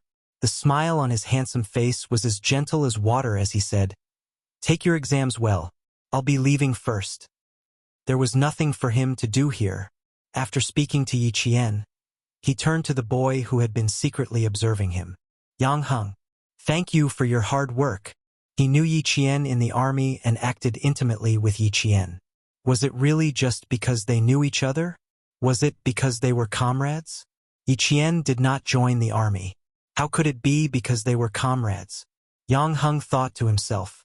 His expression did not change as he said seriously, "It's my duty." On his birthday, Wang Jin said he saw a man coming out of Yi Qian's room. Was it him? It might be possible. Chapter 1027. Yi Qian didn't like physical contact with others, but this wasn't the first time this man had interacted with her. Yi Qian didn't resist at all. Obviously, the two of them had interacted with each other regularly, and Yi Qian was already used to it. Sitting back in the exam room, Yang Heng thought for a few minutes before picking up his pen and starting to do the questions. He didn't expect to get a high score in math this time. The last few questions were blank, so he could only score in the next few subjects. Yi Qian had already picked up his pen and started on English. She had missed the first few listening questions, so she couldn't hide her abilities like she did in the monthly exams. At 12:10 p.m., the English exam was over, and Justin rushed to Yi Qian like a gust of wind. Why did I hear that Yao Jing jumped off a building? Although the students were allowed to stay in the classroom after the math exam, there were always students in the class who needed to go to the bathroom. Coupled with Yao Jing's mother's cries, the students more or less heard the commotion. Faced with Justin's inquiry, Yi Qian put away his stationery and asked her, "How was the exam? Did you do all the math exams?" Before the school made a statement, Yi Qian wouldn't casually talk about Yao Jing's incident. This math exam was okay. At least I didn't have the bad feeling of losing a layer of skin after the exam. And Justin didn't ask further. She brought up the two exams and answered proudly, "Passing is no problem." To her, as long as she passed the exams, that was enough. At noon, the news of Yao Jing jumping off a building spread to all the classes. As for who exactly jumped off the building, it wasn't clear. But after the exams in the afternoon, all the second-year classes knew that the girl who jumped off the building was Yao Jing from second-year class 6. As a witness, Wang Dandan immediately went to the hospital after the exams. She didn't dare to stay in school. She was scared. This matter had blown up quite a lot. It was so huge that it was beyond what she could bear. All the second-year classes knew about it, and soon so did the third-year class. The last to know was the first-year class. Just as Xia Jinyuan said, the reputation of the century-old school was indeed affected by the suicide of a student. Yang Heng's family was not the only one who knew Deputy Director Yao's family. There were other parents who worked in government offices. No, it's just a quarrel between children. My Jingjing was unhappy and couldn't hold back her tears during the exam. She was afraid that it would affect her classmates, so she left the classroom. Jump off a building? Impossible. There was no such thing. You must have heard wrongly. My Jingjing has always been cheerful. How could she do such a bigoted thing? Yes. She went to the rooftop to cry. How could there be rumors of her jumping off a building? No, we are fine. Thank you for your concern. Goodbye. Less than an hour after the exam ended, Deputy Director Yao's phone began to ring. Mother Yao immediately switched it off. She didn't want to receive such a call at all. No, it's just a quarrel between children. My Jingjing was unhappy and couldn't hold back her tears during the exam. She was afraid that it would affect her classmates, so she left the classroom. What kind of people were they? You don't ask about good things, but ask about things like this. Come, open your mouth. Mother Yao cut the peeled apple into small pieces and stuck a toothpick into the pieces for Yao Jing, who was lying on the hospital bed. Eat the apple and have a good rest. Deputy Director Yao's phone rang again, and Mother Yao lost her temper. Old Yao, Jingjing wants to rest. Can you switch off your phone? Don't disturb her rest, okay? Do you think I don't want her to rest? His daughter had escaped death, and he was still overjoyed. His friends who knew him were calling him one after another. How could he switch off his phone at this time? Yao Jing nibbled on the apple. The gloominess on her face had yet to dissipate. She said, "You all know that I jumped off a building? Did you say anything else? For example, who pushed her off the building?" Chapter 10:28. Deputy Bureau Chief Yao's face was extremely dignified. After looking at his daughter for a while, he couldn't bear to say harsh words. Finally, he let out a long sigh. "Jing Jing, you killed 1,000 enemies, but lost 800 of your own men. Yi Qian didn't fall. I can say that she pushed me down. Even if I lose 800 of my own men, I will accept it." With a gloomy expression on her face, she bit the apple as if it was Yi Qian's bone. "And I made Yang Heng apologize. Let's see how he will face me in school in the future." Someone suddenly pushed the door open. It wasn't a gentle push, but a forceful push with both hands. Mother Yang's eyes were cold. She rushed over with a face full of anger. She didn't give Deputy Bureau Chief Yao and his wife any time to react. She, who had always been gentle, raised her hand, and a slap fell on Mother Yao's face. This slap contained all of Mother Yang's strength. Mother Yao, who was still holding the apple in her hand and still wanted to smile, fell back into her chair. There was a red and white handprint on Mother Yao's face. "My son has 4 wounds on his body. Li Shuhe, I don't only want to hit you now, I also want to sue you for intentional injury." Mother Yang wasn't angry, but she was exceptionally calm.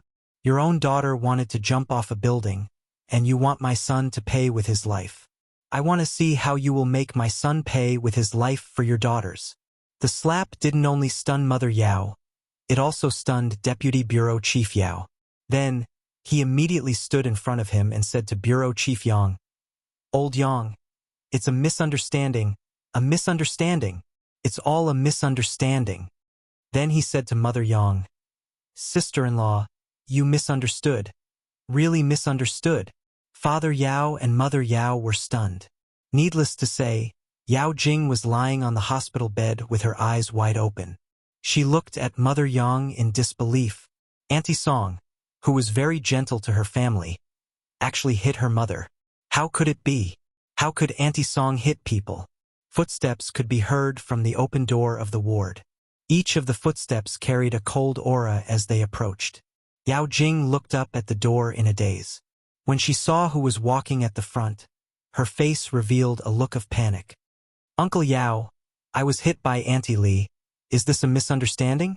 Auntie Li rushed up to me, scolded me indiscriminately, and hit me. "Is this a misunderstanding?" Yao Jing tried to force me to apologize by jumping off a building. "Is that a misunderstanding?" Yang Heng walked over. He was not alone. There were a few police officers and 2 teachers from the school with him. The last to walk over was Yi Qian and Principal Chow. Seeing so many people suddenly come, Deputy Director Yao's face suddenly turned ugly. He said to Yang Heng with a sullen face, "Heng Heng, Jing Jing was pushed down from the 6th floor. She is still on the drip. Why did you bring so many people here?" His gaze swept across Yi Qian's face. It was obvious that the person who pushed Yao Jing down was Yi Qian. "Old Yao, I only found out today that you really know how to distort the truth." Director Yang suddenly laughed. Although he was laughing, his eyes were exceptionally cold. "Xiao Yi, Yang Heng, all the teachers know that they went up to save your daughter. You, on the other hand, not only did you not thank them, you even wronged them. Old Yao, we have to settle the score today. We can't just let it go like we did in the past." Mother Yao, who was in a daze, finally woke up. She threw the bowl of apples in her hand to the ground and directly threw herself at Mother Yang. "Song Huing, you dare to hit me? I will fight with you, I will fight with you." Chapter 10:29. Mother Yao, who had always been proud and arrogant, had never been slapped in public before. Mother Yang's slap was equivalent to slapping her face. So how could she endure it? Ashamed and angry, she rushed over and reached out to scratch Mother Yang's face. Yao Jing wanted to pretend to be weak, but seeing her mother suffer, she didn't care about the 4 drip in her hand. She jumped out of bed and cried, "Don't, Mom! Don't! Don't!" How could she fight with Auntie Song? Children quarreled with other children and reconciled, but once adults fought with each other, it would become a grudge. She had finally forced Yang Heng to apologize and make him promise not to ignore her in the future. She had done so many things to break the deadlock, so how could she accept the two families falling out and becoming a grudge? Yang Heng quickly catch Auntie Song. My mother is still angry because of me. Can you quickly pull Auntie Song away? If there's anything, wait until I'm discharged and we can discuss it. She couldn't quarrel, she absolutely couldn't quarrel. Even if she wanted to quarrel, she couldn't quarrel in front of so many people. Also, the police's arrival was a bit strange. There was also a problem with the school. If they really wanted to visit her, why didn't she see her class teacher and classmates? Why did they ask Yi Qian to come? How many teachers did they come together? No, the situation wasn't right. Their expressions weren't right. All of a sudden, Yao Jing panicked. Her brain spun quickly, and her grip on Mother Yao's arm tightened around her mother's waist as she wailed, "Mom, I'm in pain. I'm in pain. Don't be angry, okay? I'm in pain. I'm in pain." Something was wrong. Something was wrong. They definitely didn't want to visit her. They all came empty-handed. So how could they come to visit her? The whole ward was in chaos. After slapping Yang Heng's face, Mother Yang stood in the same place. Even if Mother Yao rushed over, she was still calm. She coldly looked at Mother Yao, who still had the face to make a scene. She pulled Yang Heng's wrist and pulled up his sleeve, revealing a rather ferocious whip wound. "This is the injury on my son's arm. It's the lightest injury among all the other injuries. Li Shuhe, I only gave you one slap. Wasn't it too light?" Mother Yang said calmly. Her usually gentle face became stern because of her son's injury. This wound caused Yao Jing to panic even more. Her heartbeat became uncontrollably erratic. What was going on? Was the wound on Yang Heng's arm caused by his mother? When did this happen? How come she didn't know? "Yang Heng, take off your jacket."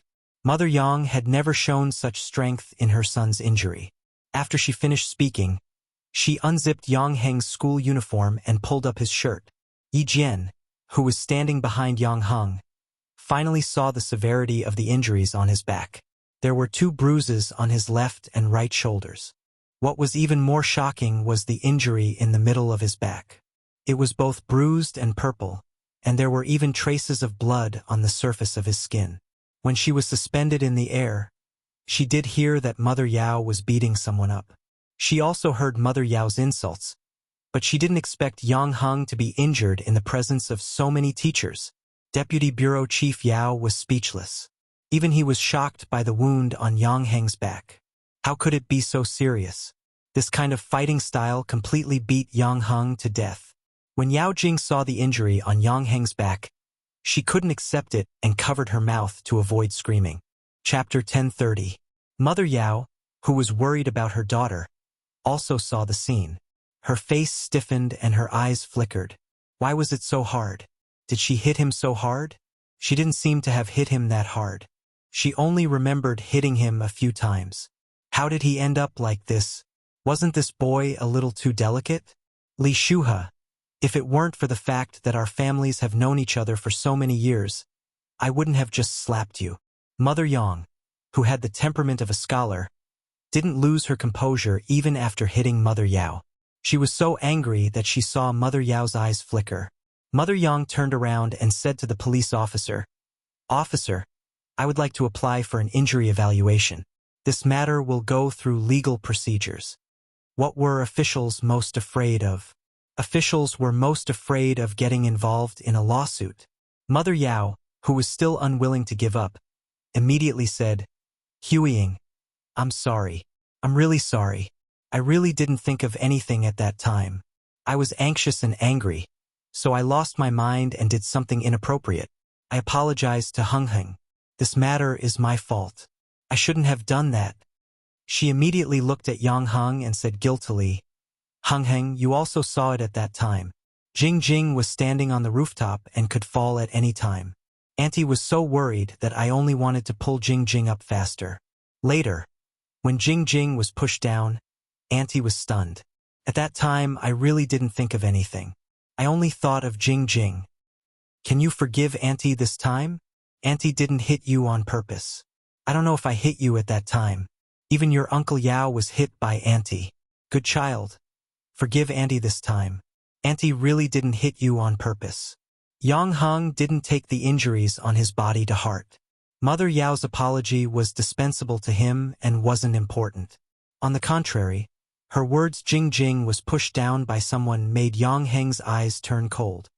Auntie, let's not talk about you hitting me for now. I want to ask, why did you say that Jing Jing was pushed down? Who pushed her down? Who else could it be? Who else could it be other than Yi Qian? Mother Yao couldn't wait to change the topic. She didn't want the old neighbor to say that she hit her son. She pointed at Yi Qian and shouted, Yi Qian, you're so cruel. How can you be so vicious at such a young age? Are you worthy of the troops that nurtured you? Are you worthy of your mother? Too ruthless. In order to climb up the social ladder, he even killed people. How can a person like you stay in school? Principal Chow, I strongly request that the province expel her. Principal Chow's face was ashen. After hearing Mother Yao's words, he sneered, You're right. He's so vicious at such a young age. We can't keep such a student in our school. We can't let a piece of rat poop spoil the whole pot of soup. That's right. The province no. One high school is a century-old school. Today's matter has never happened before. For the sake of the century-old school's reputation, let's settle this matter today. Director Yang said with a serious face and said to Deputy Director Yao, Old Yao, we have to rush back to school now. We have to figure out who is the one who is pushing the other down. Director Yang's words carried enough weight to make the Yao family's expressions change. Uncle Yang, I'm now. Yao Jing's face was slightly pale. She suppressed the panic in her heart and tried to appear delicate. I might need to stay in the hospital for observation. Director Yang smiled and said, It's okay. We've just consulted the doctor. You can be discharged. There's no need for observation. Chapter 1031. Bureau Chief Yang's smile made Deputy Bureau Chief Yao's face turn gloomy and cold, because today's matter was settled today. The old Yang family already hated his own family. Otherwise, old Yang wouldn't be pressuring him like this. Old Yang, why don't we sit down and settle this properly? My daughter fell down the stairs. Deputy Director Yao said, still refusing to go to school with the excuse that Yao Jing needed to rest. However, the Yao family had no choice but to go to school. Yi Qian, who had been silent all this while, suddenly spoke up. Deputy Director Yao, your wife said that I pushed Yao Jing. This matter can't be settled just by sitting down. In order to save Yao Jing, I almost fell off the cliff. Not only did I not receive your family's gratitude, but I was also wronged by you. I won't let this matter pass so easily. 5 minutes after they entered, Yi Qian's first words made Yao Jing's face turn pale. She glared at Yi Qian fiercely. A weasel paying a visit to a chicken is up to no good. Is there anything you won't do for Yang Heng? Little fox, you wouldn't even kill for me. Why would anyone think that you would do something bad for a boy you've known for less than 2 months? Xia Jinyuan walked over with a smile. Behind her was Xia Yue and an elegant man who was about 35 years old. When Xia Yue saw Yi Jian, her red lips curled up as she walked over. She smiled and said, I told you that my eyes weren't playing tricks on me. I saw you getting off the car with Director Yang, but Sixth Brother didn't believe me. Deputy Director Yao knew the secretary of the Southern Province's governor, Director Yang knew her, and even Mother Yao knew her. She walked over to Yi Qian and hugged Yi Qian intimately. She smiled and said, Why did you come to the hospital so late at night? I told old Six to pick you up in the evening and have dinner together, but he said you had exams and didn't have time to come. I did have exams, but something came up and I had to come to the hospital. Yi Qian's gaze slid past Xia Jinyuan's face. Why did he come to the hospital? Did he come for me? Or was it just to accompany Xia Yue? Xia Jinyuan, who was standing beside her, smiled and said, We're here to see an old friend. This is my sister's old classmate. I didn't expect to see you here. What's the matter? Haven't you settled the matter during the day? As soon as they appeared in the ward, the atmosphere in the room became a little strange, especially when Deputy Director Yao and his mother glanced at Xia Yue and then at Xia Jinyuan. At the same time, their eyes showed their vigilance. The couple was very surprised. They were surprised that Yi Qian knew the provincial governor's secretary. Chief Yang smiled and spoke politely to Xia Yue. At the same time, they talked about the day's events. We were all very surprised. Originally, we were trying to save someone. Who would have thought that we would be accused of murder? This isn't a small matter. Saving someone has turned into killing someone. We have to investigate this thoroughly. Yi Qian, I'll go with you. How can you not have an adult by your side? Xia Yue didn't look at Deputy Director Yao and his wife's expressions. She held Yi Qian's hand and smiled. Don't be afraid. Those who save people won't kill, and those who kill won't live in peace. The Yao family didn't have a choice whether to go to school or not. They had to go even if they didn't want to. When Yao Jing left the hospital, Yi Qian saw that she was biting her lower lip so hard that it was about to bleed. What made Mother Yao unable to accept was that her family of 3 had to sit in the police car. Chapter 1032. The police car led the way and the siren sounded so loud that it could be heard by the whole city. Yao Jing became unusually calm after getting into the car. Her fingertips were trembling slightly. She didn't dare to speak to her parents, nor did she dare to raise her head. This was because sitting opposite her was a police officer with a serious face without a trace of a smile. Where did that Yi Qian come from? How did he even know the provincial secretary Xia Yue? I'm so angry, so angry. That arrogant look just now made me want to slap her twice. In the ward, Mother Yao didn't say a word. Although she was an office director, she was far inferior to Xia Yue. Every time she saw Xia Yue, she didn't have the right to speak up. Even her husband, Deputy Bureau Chief Yao, didn't speak up. With Xia Yue around, Mother Yao didn't dare to speak up. Now that they were in the police car, Mother Yao dared to speak up in front of a police officer. Don't say so much. It's obvious that Secretary Xia is here to support Yi Qian. The more he said, the more mistakes he would make. In front of the police, Deputy Bureau Chief Yao was more cautious than his wife. He was really afraid that if he said something, the police officer sitting opposite them would take note of it and pass it on to Xia Yue. He didn't know Yi Qian's background, but he was sure of one thing. She had a good relationship with Secretary Xia. Mother Yao's heart was pent up. After being slapped by Mother Yang, she had no choice but to swallow her anger and spit it out. It wasn't easy for her to teach Yi Jian a lesson and vent the resentment in her heart.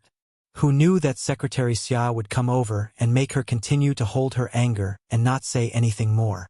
Now that they were in the car, she still couldn't speak? Mother Yao frowned and said angrily, I have a stomach full of resentment. If you don't let me speak, I'll get sick from holding it in. As she spoke, she grabbed her daughter's hand and suddenly exclaimed, Jing Jing, what's wrong with you? Why is your hand so cold? It was ice cold, as if she was holding a block of ice. Even her palm didn't have a trace of warmth. Deputy Bureau Chief Yao also quickly held his daughter's hand. His brows furrowed. Is it cold? Do you want to wear more clothes? It wasn't her body that was cold, but her heart. Raising her eyes, Yao Jing's lips trembled as she asked her father softly, Dad, I want to know, is the Secretary Xia you're talking about very powerful? More powerful than you? She asked very softly, afraid that the police officer sitting opposite her would hear her. Secretary Xia, the people around the governor can't be said to be more powerful than our parents. They can only be said to be closer to the center of power. Father only met the governor a few times at the end of the year, but she appeared by the governor's side every day. The officials she met were all extraordinary. Deputy Director Yao would not hide some things from his daughter. Knowing the rules of the officialdom in advance was also beneficial to her growth. She would know who she could not offend and who she needed to be careful with. Yao Jing felt that she couldn't even breathe properly. Her hands were trembling uncontrollably and her eyes were filled with panic. Dad, is Secretary Xia here to support Yi Qian? What should I do then? What should we do? What should we do? Could she still say that it was Yi Qian who pushed her down? Let's talk after we get out of the car. Deputy Director Yao sighed and secretly exchanged glances with his wife. It would take a lot of effort to resolve this matter. He hoped that Secretary Xia would not be too calculative on account of Jing Jing's status as a child. Chapter 1033. That's right, that's what Deputy Bureau Chief Yao thought. He thought that Yao Jing was still a child, and that adults should be tolerant of her mistakes. That's what he thought, but he didn't understand that Yao Jing had repeatedly challenged other people's bottom line. He also didn't know that in other people's eyes, Yao Jing wasn't even a child, a 17-year-old child. Is there? A 17-year-old teenager. Yao Jing was scared. She was really scared now, especially when she heard her parents say that Xia Yiwei wasn't someone her family could afford to offend. Her heart sank. She didn't want to go to school at all. She wanted to jump out of the car and run away. Facing the sharp gaze of the police, Yao Jing didn't have the courage to run away all the way to school. At night, the lights of the provincial first high school were still bright. Exams were held during the day, and self-study classes were still held at night. The campus lights cast shadows on the branches of the trees, flickering between light and dark. Even the silhouettes of the people were blurry. Yi Qian walked side by side with Xia Yiwei, and Xia Jinyuan walked on the right. The three of them walked side by side, leaving Bureau Chief Yang and the rest half a step behind. They walked on the right side of Xia Yiwei. Bureau Chief Yang was quite familiar with Xia Yiwei. He could still smile and talk while walking, unlike Deputy Bureau Chief Yao, who couldn't find a chance to speak. However, he wasn't in the mood to talk to Xia Yiwei. After he got out of the car, he kept reminding Yao Jing, "No matter what they say later, you just have to remember to apologize. If they ask you why you went to the rooftop, just say that you quarreled with Yang Heng and felt upset and wanted to get some fresh air. You must not say that you wanted to jump off the building. Also, don't say that Yi Qian pushed you down." Yao Jing's mother was so angry that she clenched her teeth. "She's really our daughter's nemesis. Yang Heng is really too much. He's always protecting Yi Qian, but he doesn't know how much he's protecting Jing Jing. Yang Heng must have been possessed by a demon. Maybe we're wrong. Yi Qian and Yang Heng are not in the relationship we imagined." A handsome man's face flashed across Deputy Director Yao's mind. He looked back thoughtfully and saw a tall and straight figure standing beside Yi Jian from the beginning to the end, guarding her like an unshakable mountain. When he appeared, no one was in his eyes. He only saw Yi Qian. Even when old Yang said something, he only responded indifferently. His expression was even more arrogant than Secretary Xia's. Mother Yao scoffed in disdain. "She's just a village girl. Meeting a guy like Yang Heng is like a fly to a piece of meat. How could she bear to let him go? Don't be so rash. You're just a village girl. Do you see any trace of the countryside in Yi Qian? Also, look at her resume. Which part of her is worse than Jing Jing's? Everything is better than Jing Jing. You didn't study in high school for a year, but you took the exam again.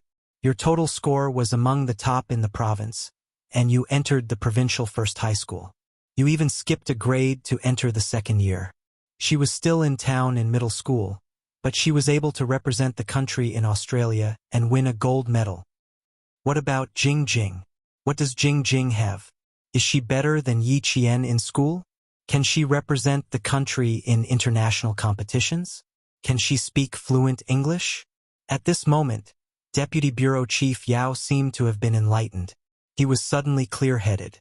Looking at Xia Yiwei and then looking at Major Xia standing beside Yi Qian, Deputy Bureau Chief Yao recognized the truth before his wife did. The truth was that his daughter was not as good as Yi Qian. Chapter 1034. Mother Yao did not say anything. She was speechless. In comparison, she thought that her daughter was better than Yi Qian in every aspect, but she could not compare to Yi Qian in any aspect. After a while, Mother Yao gritted her teeth and said stubbornly, "Then I'm better than her too. She's just a country bumpkin who didn't follow the school rules and tried to seduce Yang Heng to change her identity. So what if her grades are good? Who would want to look up to someone with such a bad character? Take a good look at Secretary Xia. Then look at the man who is close to Xia Yiwei. Aren't you women the best at understanding these things?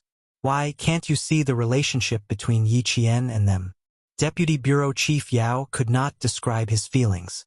They treated Yang Heng as the best son-in-law and were afraid that he would be snatched away. But look what happened. Yi Qian probably had no idea at all. Mother Yao had just turned around. But before she could take a closer look, she was frightened by Xia Jinyuan's cold and sharp gaze. She immediately turned back.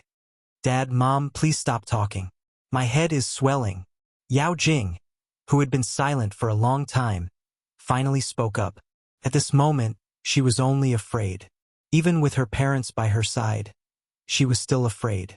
Whenever she saw the police walking in front of her, as well as the backs of Principal Chow and the other teachers, she was so afraid that every cell in her body would scream and tremble. She was afraid of the police, afraid of Xia Yue, afraid of Principal Chow, afraid of the teachers. Now, she was afraid of everyone. No one knew better than herself what she was afraid of. She was so afraid.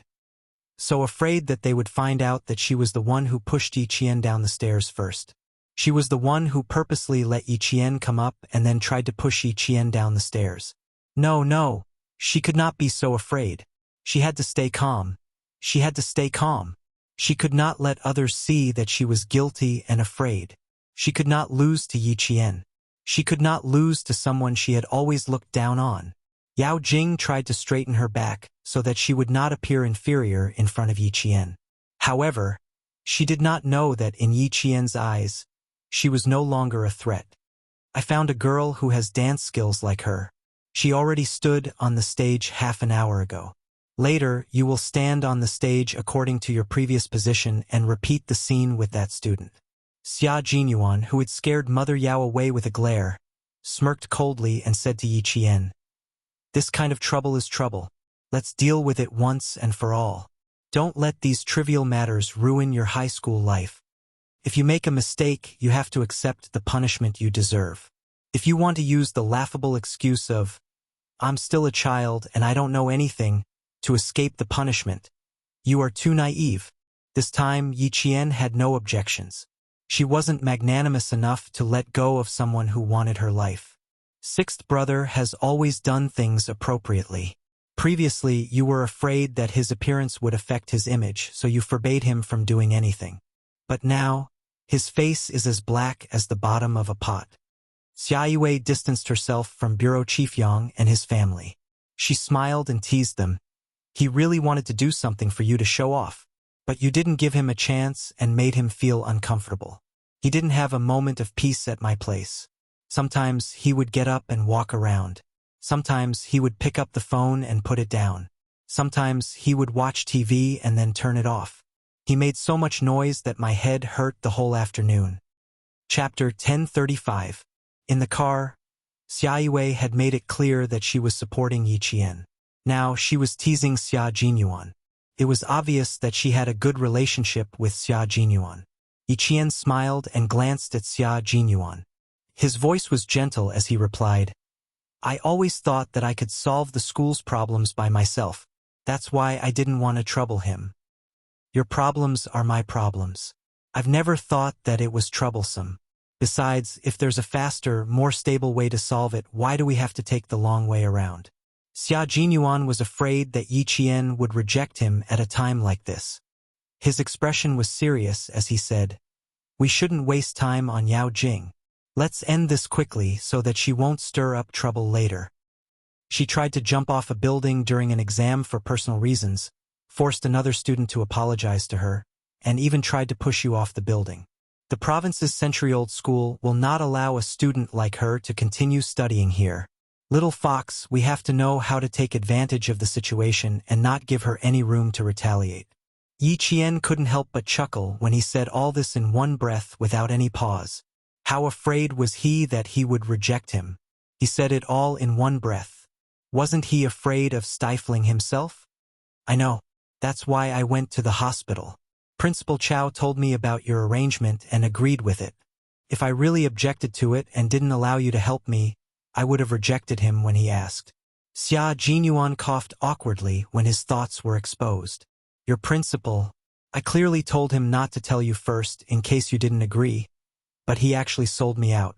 For the sake of the school's reputation and to prevent this kind of bad atmosphere from spreading, Principal Chow would definitely not tolerate it. Principal Chow, who was the first to enter the school building, turned around to look at Yao Jing, then at Yi Qian. His hands on the staircase railings tightened. He glanced at Yao Jing coldly before he went upstairs. The wind was strong upstairs and it felt a little cold to the neck. Usually, the rooftop was dark, but tonight, it was brightly lit, illuminating the entire rooftop as if it was daytime. When Yao Jing came up, she saw that the teachers who had appeared on the rooftop during the day were all there. When she saw a girl with a similar figure as her standing at the edge of the rooftop where she had stood during the day, her heart skipped a beat. The panic that she had tried so hard to suppress intensified. What was the school trying to do? Yao Jing, come and see if this girl is standing where you were during the day. The serious-looking police officer opened his mouth and pointed to the rooftop. His sharp eyes looked at the student who was trying to hide behind his parents and said in a deep voice, "You have to look carefully." Deputy Director Yao and his wife didn't understand the situation in front of them at all. Although they didn't understand, their intuition told them that the following situation was definitely not good for their daughter. The child was frightened. How could he remember clearly? It's almost done. It's almost done. Mother Yao said impatiently as she hugged Yao Jing tightly. This place had left her with bad memories, and she still had lingering fears when she stood on the rooftop. Xia Yiwei opened her mouth and said lightly, "Child? Was Director Li carrying a child? How old was the child? 3 years old? 6 years old? I don't think so. She should be at least 15 years old. 15 years old is still a child? Director Li, if I remember correctly, the United Nations World Health Organization classifies children above the age of 13 as adolescents. Director Li, you're not carrying a child. You're carrying a teenager." Chapter 1036. Secretary Xia, in the eyes of us parents, children will always be children. There's no such thing as a teenager. What was the relationship between Secretary Xia and Yi Qian? Why was she always speaking up for Yi Qian? In the hospital, she vaguely heard Yi Qian calling Secretary Xia Sister Xia. At that time, she was so angry with Song Huiying that she didn't pay attention to it. Now that she was speaking up for Yi Qian again and again, Mother Yao's eyelids couldn't help but twitch a few times. Deputy Bureau Chief Yao, who had taken a few steps forward, didn't pay attention to what was happening behind him. He looked at the setup on the rooftop.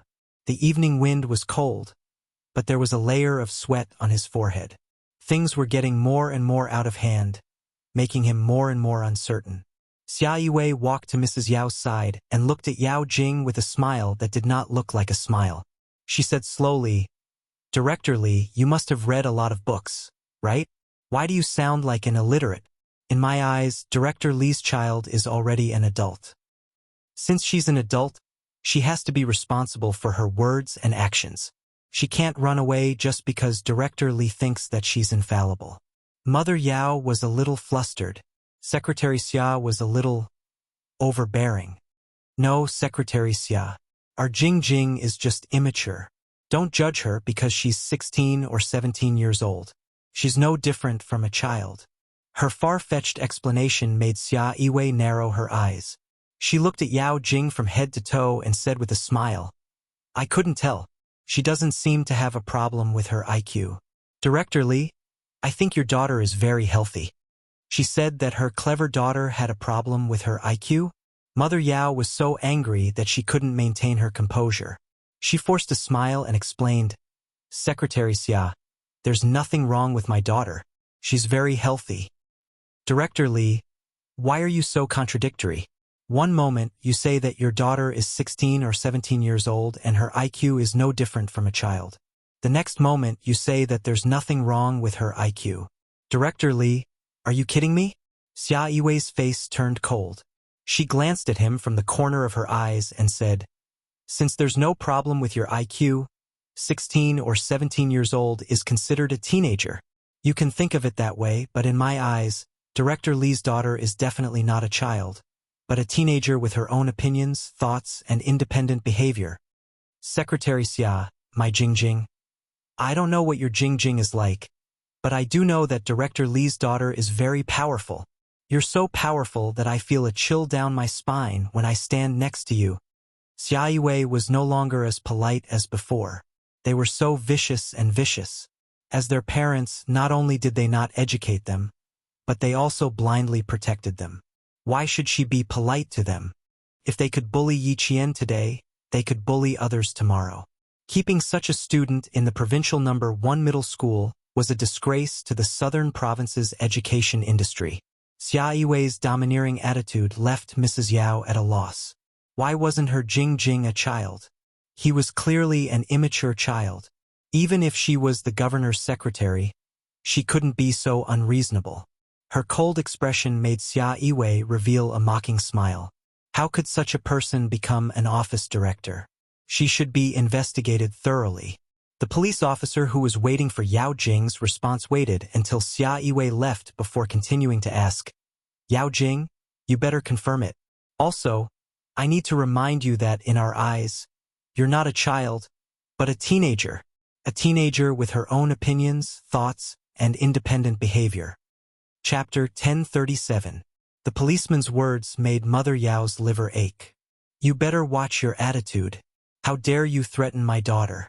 I won't let you off. Director Li, this is just a routine matter. Please cooperate. Thank you. Her threat did not affect the policeman in charge of this matter. They had encountered this kind of situation too many times. He asked Yao Jing again. You better go over and confirm it with your father. Director Yang, who came up a step later, deliberately stopped. He waited for the policeman to finish speaking before he said to his wife, Old Yao's family really kicked an iron plate this time. With Xia Yiwei's support, Yi Qian won't be wrong today.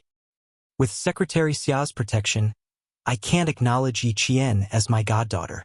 Mother Yang sighed softly. Her gaze fell on Yi Qian and she smiled. That's fine. You don't have to worry about her being bullied by the Yao family. Yang Heng heard this and laughed softly. Mom, even if Yi Qian is alone, no one can bully her. Also, I'm relieved that you don't acknowledge Yi Qian as your goddaughter. I don't feel any pressure now. How could an older brother not feel pressure when he had a powerful younger sister? With a powerful friend, he would not feel any pressure. He would only feel honored. Director Yang laughed and scolded. Brat, I know you're unhappy. Hurry up and take a look. The Yao family won't be able to get away easily. Our family doesn't hit people when they're down. If there's one, there's one. If there's two, there's two. We won't exaggerate or say anything. Old Yao and his wife had beaten his son to death.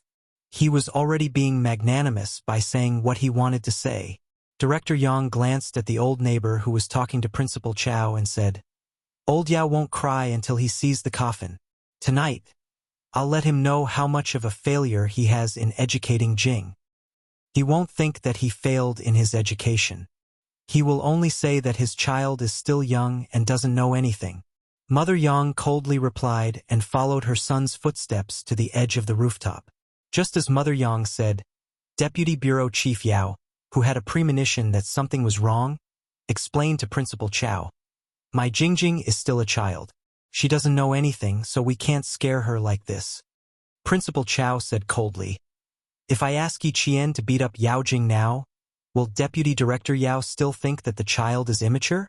If that's the case, that's fine too. Yi Qian has been wronged by you and is very angry. Why don't you let her beat up Yao Jing to vent her anger? She's just a child anyway and doesn't know any better. Deputy Bureau Chief Yao was speechless for a long time.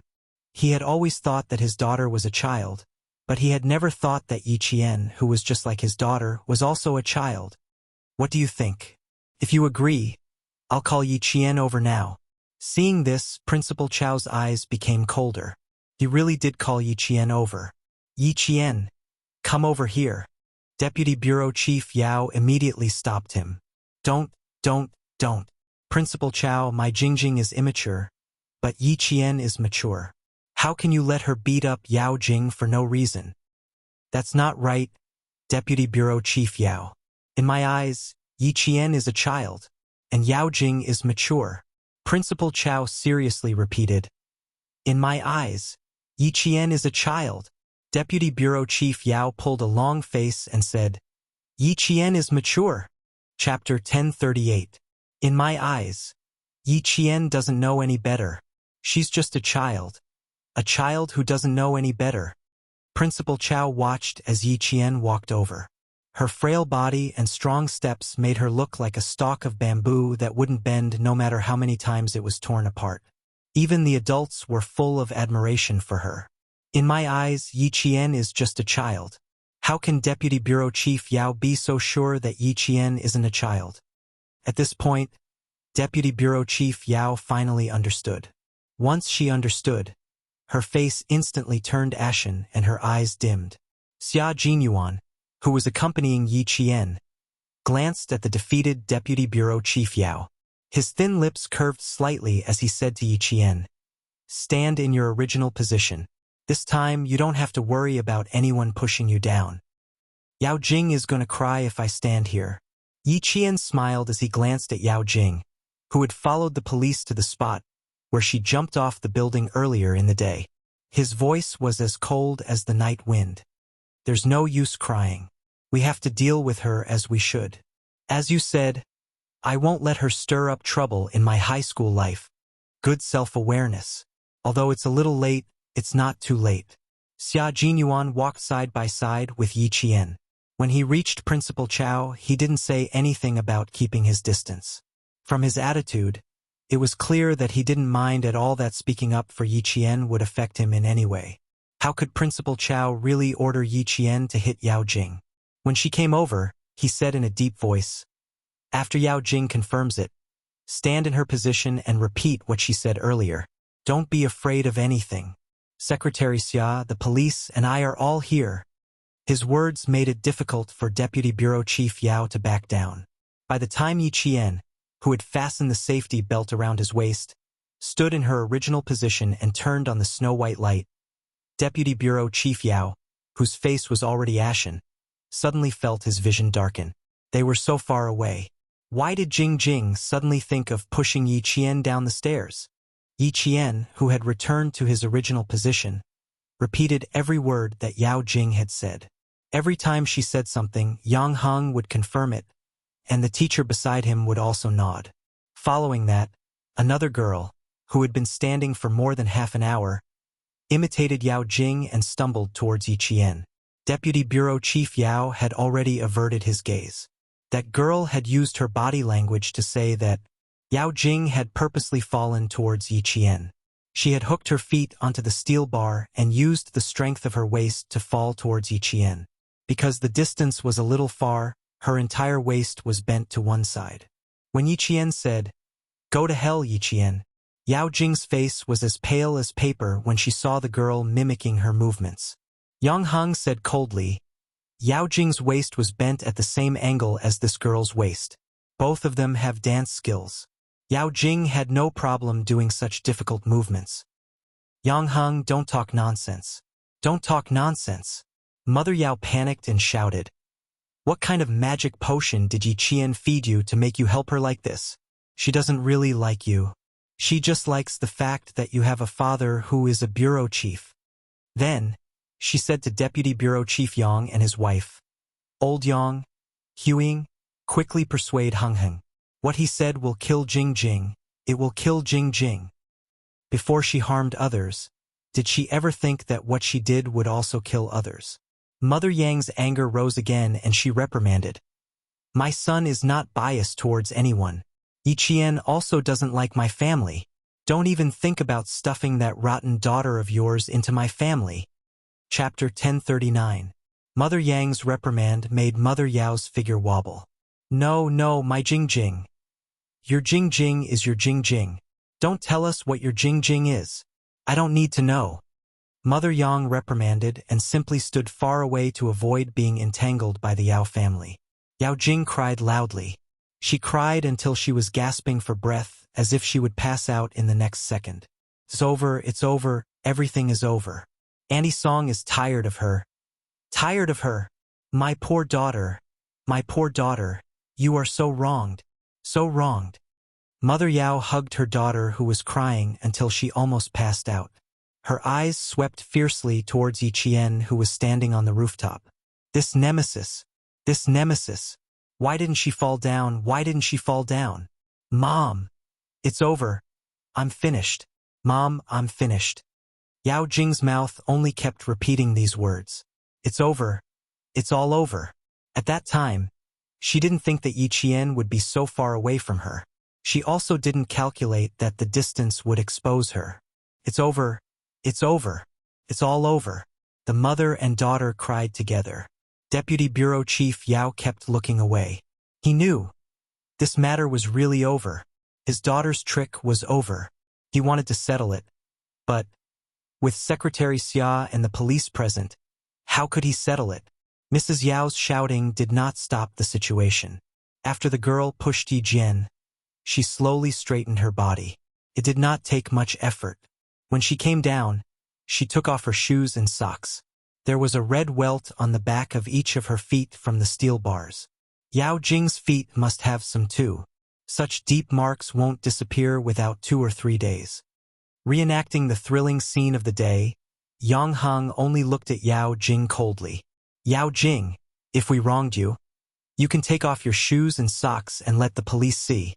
Yao Jing, take off your shoes and socks. We need to take photos for evidence. As soon as the police finished speaking, Mother Yao directly protected Yao Jing by her side and said sharply, "What do you want to do? Are you ganging up to bully my daughter? My daughter was so scared during the day. Not only did you not comfort her, but you also forced her. Get out. Get out. It's over. It's over." Once the photos were taken, everyone would know that Jing Jing had the intention of pushing Yi Qian down the stairs. Mother Yao realized the severity of the situation. She had no other choice but to use this method to stop it. Unfortunately, she had no way to stop it. Seeing this, Yao Jing, whose face was as pale as a sheet, screamed and rushed downstairs. However, she was stopped by the police who had been guarding the entrance of the attic on the rooftop. At the same time, she was easily subdued. Let me go, Dad, Mom, save me, save me. Mom, I'm in pain, they're so strong. I'm in pain. It hurts so much. Save me, save me. Yao Jing, who was being restrained, screamed and struggled. She even tried to ask her parents for help. Even her parents couldn't save her. When her feet were exposed, the bruises on the backs of her feet were exposed under the white light. She screamed even louder. Yang Heng, save me, save me. Yang Heng's handsome face only had indifference. Yao Jing's actions had pushed his bottom line to the limit time and time again. Looking at Yao Jing now, he only felt calm. He even thought to himself, the day I've been waiting for has finally come. Taking photos, collecting evidence, recording, and investigating. That night, all the things that had been left behind during the day were settled. Yao Jing's screams didn't stop at all from the school to the police car parked outside the school gate. Mother Yao fainted immediately. It's over, Jing Jing is over. Chapter 1040. Mother Yao fainted. Deputy Bureau Chief Yao caught his wife who suddenly fainted. How could he still care about his daughter? That was his daughter. How could he not care? How could he not care? While holding his wife down, he anxiously shouted Mother Yao's name. For a moment, Deputy Bureau Chief Yao's back was soaked with sweat. Beads of sweat dripped down from his chin. Yao Jing, who was being carried away, saw that her parents didn't come. She anxiously screamed even more miserably. Let me go, Dad, Mom, come here, come and save me. I'm scared, Dad, I'm scared, Mom, I'm scared, save me, I didn't mean it, Yang Heng, I didn't mean it, forgive me, I beg you to forgive me. Not seeing her parents was like losing her backbone. She struggled to kick her feet high, unwilling to be carried to the police car. She screamed for Deputy Bureau Chief Yao to save her. Yang Heng, who sent his parents to the school building, said, Dad, drive slowly at night. Mom, calm down. It's no big deal for a boy like me to be beaten a few times. I'll be fine in a few days. There's still half an hour before the evening self-study. I'll go back to the classroom first. Yao Jing's cry for help didn't cause any reaction from Yang Heng. He was relieved in his heart. He also wanted to spend his last year of high school in peace. He didn't want to see Yao Jing appear again. Remember to apply medicine before going to bed.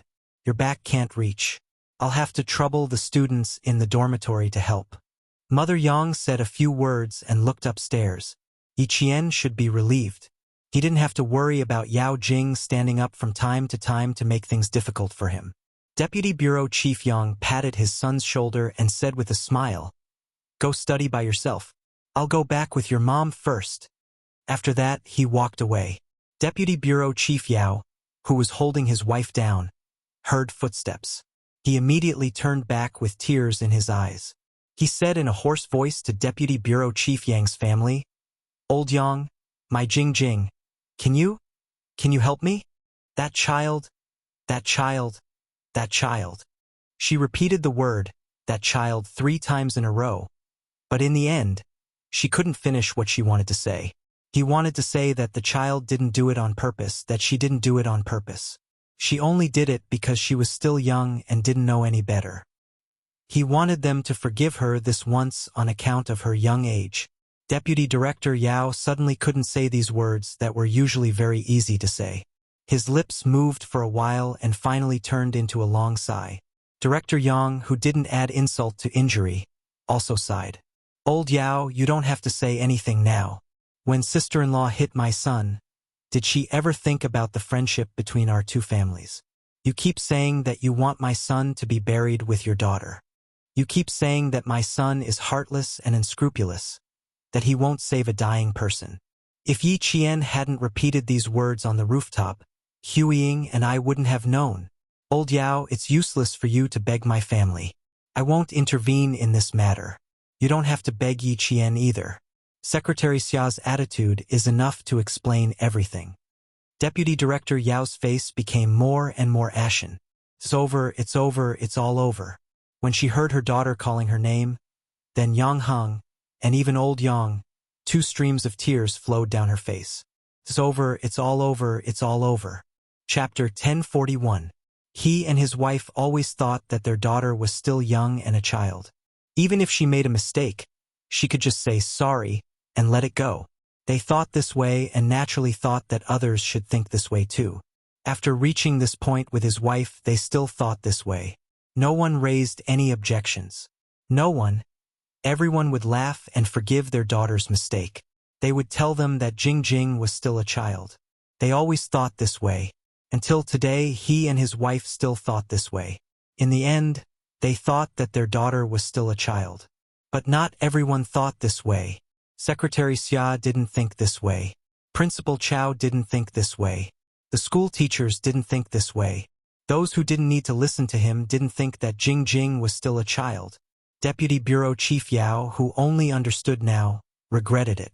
It was too late to understand now. It was all too late. Mrs. Yao opened her eyes and stared blankly for a few seconds before grabbing her husband's arm tightly. Her voice was hoarse as she yelled, "Quick! Quick! Don't let them take our daughter away. Stop them! Stop them!" As soon as she spoke, Bureau Chief Yang and his wife's faces turned cold. Mother Yang didn't want to stay for a second and walked straight over. A loving mother leads to a wastrel. Yao Jing was spoiled by the adults. "Old Yang, why are you still standing there? Our son is back in the classroom. We should go home too. Staying here would only make her feel worse." Yao Jing, who was about to leave the school building and walk towards the school gate, did not see her parents. Frightened out of her wits, she turned to Yi Jian for help. "Yi Jian, I'm sorry. I'm sorry. Please forgive me. I didn't do it on purpose. I know I was wrong. Please forgive me, just this once." Only Yao Jing's screams could be heard in the quiet school. She was panicking, confused, scared. Begging her parents was useless. Begging Yang Heng was useless. Yao Jing begged Yi Qian. She needed to be forgiven. Just like last time, she scolded Yi Qian's mother. After being forgiven, everything would be fine. I was wrong. I don't want to be taken away by the police. I don't want to go to the juvenile detention center. I don't want to be locked up like a criminal. Yiqian, I beg you. I beg you to forgive me just this once for the sake of our classmates. Mother Yao, who still hadn't come to her senses, stood up. Hearing her daughter's heart-wrenching scream, she staggered and wanted to chase after her again, but was stopped by Deputy Bureau Chief Yao. Don't chase after her. It's useless. How is it useless? Let go of me. Let go. At this time, Mother Yao was just a mother who was willing to risk everything for her child. But she had to stop mentioning Yang Heng and Yiqian. Jing Jing was wrongly accused by them. The police didn't even investigate. They only heard their side of the story and claimed that Jing Jing wanted to kill Yiqian. Song Huiying must be blind to not see what that little bitch Yiqian wants. You even helped Yiqian deal with my Jing Jing. There was nothing to sympathize with. There was no need to sympathize with someone who always thought that it was someone else's fault. Deputy Bureau Chief Yao, I suggest that you take Director Li to the psychiatrist tomorrow. She still hasn't come to her senses. She's completely immersed in her own fantasies. I'm afraid there's something wrong with her mental state. Xia Yue, who came down a little later, stood behind them and said coldly, Yiqian is part of our family, Xia. If I hear Director Li bad-mouthing her again, don't blame me for being rude. Chapter 1042. Deputy Bureau Chief Yao immediately covered his wife's mouth and hurriedly said, she might have really been agitated and spouted nonsense. Secretary Xia, please don't take it to heart. Yiqian is a family, Xia. Even without her husband covering her mouth, Mother Yao was also shocked. How could Yi Jian be a member of the Xia family? Impossible. Impossible. Impossible. How could a country bumpkin be a family, Xia? Secretary Xia said it herself. How could it be false? If it wasn't, why would Secretary Xia stand up for Yiqian? Did you hear that? We were worried for nothing. Bureau Chief Yang, who was walking in front, naturally heard that too. He sighed and said to his wife, fortunately, we didn't rashly say that we wanted to acknowledge Yiqian as our goddaughter. Otherwise, we would have lost a lot of face. How could it be embarrassing? Mother Yang smiled faintly. I really like Yiqian. Regardless of whether she's a family, Xia, I only like Yiqian. It has nothing to do with anyone else. How could it be embarrassing to say it out loud? First, she wasn't after anything. Second, she wasn't planning anything. What was there to be embarrassed about openly liking someone? The sound of books being flipped could be heard in the classroom.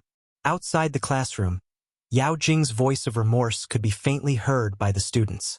Yiqian, who was standing on the 4th floor of the teaching block, looked towards the school gate with a cold gaze. He could vaguely see Yao Jing's struggling figure in the light. I'm afraid the truth isn't completely over yet. The Yao family is likely to appeal again. Deputy Bureau Chief Yao won't leave his own daughter in the lurch, Yiqian said faintly. He didn't care about Yao Jing's pleas for help at all. Not all mistakes could be forgiven with an I'm sorry. Even more so, one shouldn't assume that as long as one said, I'm sorry, no matter how big the mistake was, it should be forgiven. Until now, Yao Jing still wanted to use an I'm sorry in exchange for forgiveness. She was so naive that it made people want to laugh. Xia Jinyuan, who was standing beside her, gently held her hand and smiled. No, the Yao family will accept the punishment. They won't dare to appeal. It's a foregone conclusion that Yao Jing will be sent to the juvenile detention center, and the Yao family can't do anything about it. You're so sure? Yiqian smiled at him. Are you going to handle the matters outside? If she didn't even dare to appeal, only Xia Jinyuan would be able to do so. Otherwise, with Deputy Bureau Chief Yao and his wife's indulgence, how could they bear to let Yao Jing enter the juvenile detention center? Xia Jinyuan did not deny it. He nodded with a stern look in his eyes. We have to let them know the consequences of messing with someone they shouldn't mess with. Didn't they bully little Fox for being an orphan? Didn't they bully little Fox because she had no one to back her up? Then he would let the Yao family see who they had offended. There was no need for him to use his personal power to settle this matter. The Yang family would put pressure on him, and the school would step in. As for him, He only needed Xiaoyue to show concern from time to time and investigate the background of Deputy Director Yao and his wife. Everything would be settled easily. Appeal? That would only happen when the Yao family had the energy to do so. If they failed to appeal, they might even end up in jail. At 8 o'clock in the evening, the school's evening self-study session had not ended. Almost all the students sitting in the classroom could hear Yao Jing's screams. When he heard Yao Jing begging Yi Qian for forgiveness, Luo Ran from grade 3 shuddered violently. Yao Jing! Yao Jing! Yao Jing was also taken away by Yi Qian, and she was taken away by the police. She wanted to jump off a building during the day, but she was taken away by the police at night. Luo Ran lowered his head even more. Chapter 1043. Luo Ran had always thought that as long as his family was rich, there was nothing they couldn't settle. However, what he had experienced that night had taught him a lesson. In the southern province, there were many people who were richer than his family. There were even more rich and powerful people. He had provoked someone who was richer and more powerful than his family. If they wanted his life, they could do it in a matter of minutes. The boss of the Southern Province Road was Master Ho San. Even the Luo family was nothing in front of him. There were people whispering in the classroom. One could vaguely hear the name Yao Jing coming out of their mouths from time to time. Even the students with good grades were whispering about Yao Jing. They were all trying to guess what had happened to her. One moment she was screaming for help, the next moment they were talking about the police, and now they were talking about Yi Qian. Luo Ran secretly watched from the corner of his eyes. He didn't participate in the discussion until the end of the evening self-study session. He didn't dare to get involved. As long as it was related to Yi Qian, he had to stay far away from it. He couldn't afford to offend a girl who knew how to use a knife, who had the guts to kill, who had the ability to kill, and who had the backing of a mafia boss. He couldn't afford to offend the Luo family either. Luo Ran's silence didn't attract the attention of his classmates. When the bell rang, the students left the classroom in groups of 3 and 5, laughing and chatting. No matter if it was class 3 or class 1, they all had a common topic tonight. It was said that Yao Jing, who had jumped off the building, had been arrested by the police. What a horrible scream. It was so satisfying to hear it. And Justin was a girl who only needed to know the result and didn't care about the process. When the bell rang, she hugged Yi Qian's shoulder and laughed until her face was about to cramp. After laughing, she pretended to be serious and cleared her throat. She quietly said, "That seems a little rude. Am I taking pleasure in other people's misfortune too much?" Yi Qian couldn't deny this point. He wasn't just taking pleasure in other people's misfortune. He was laughing so hard that his legs were about to float. It's fine as long as you're laughing in your heart. It's better to keep a low profile outside, Yi Qian said with a smile. Walking on the cobblestone path, Yi Qian's expression was slightly cold. Yao Jing would be taken away by the police sooner or later. If she was arrested now, it would save her from harming others in the future. And Justin had never asked Yi Qian what had happened during the day and night.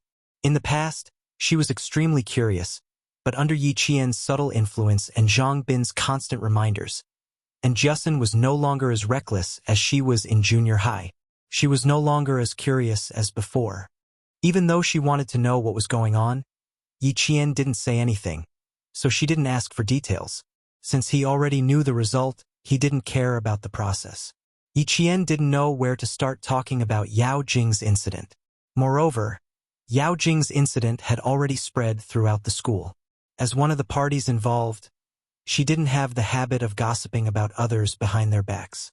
If it was something that everyone already knew, there was no need for her to explain the reason and process in detail.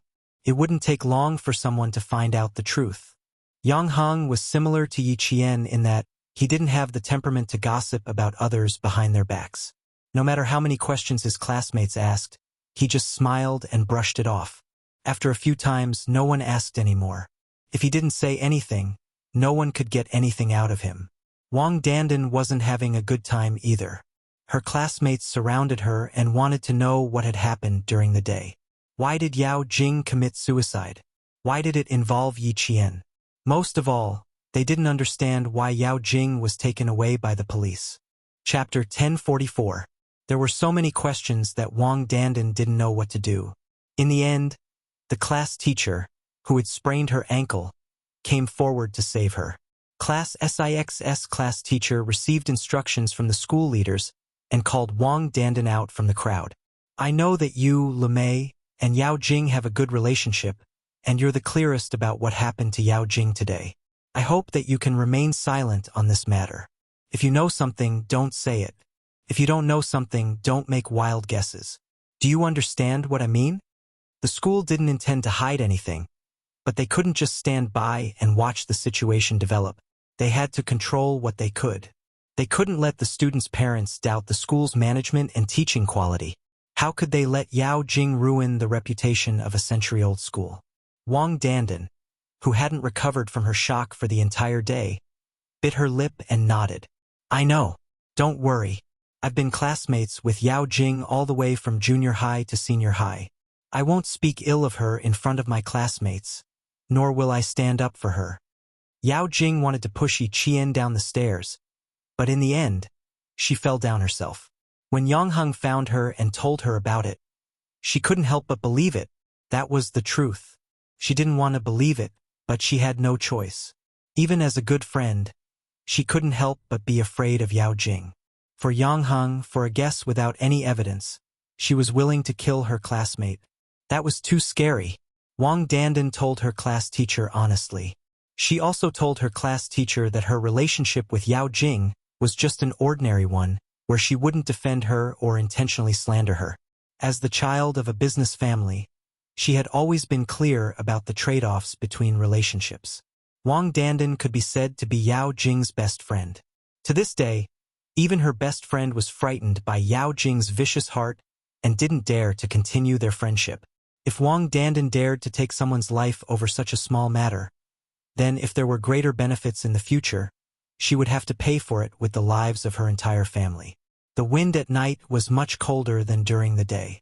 It was late autumn in the southern province in November, and the wind at night brought with it the chill of early winter. The street lights in the campus faintly illuminated the campus. The students, who were usually the most enthusiastic about walking around Swan Lake, also chose the nearest way back to the dormitory. They talked softly until the lights in several dormitory buildings lit up one by one. As the sun rose and set, Yao Jing's matter was soon drowned out by the midterm exam the next day. No matter how curious she was about other people's affairs, she couldn't miss the exam because of this. There were 3 days of exams in the third year of high school. The first and second year students, who only had 2 days of exams, were off on the second day.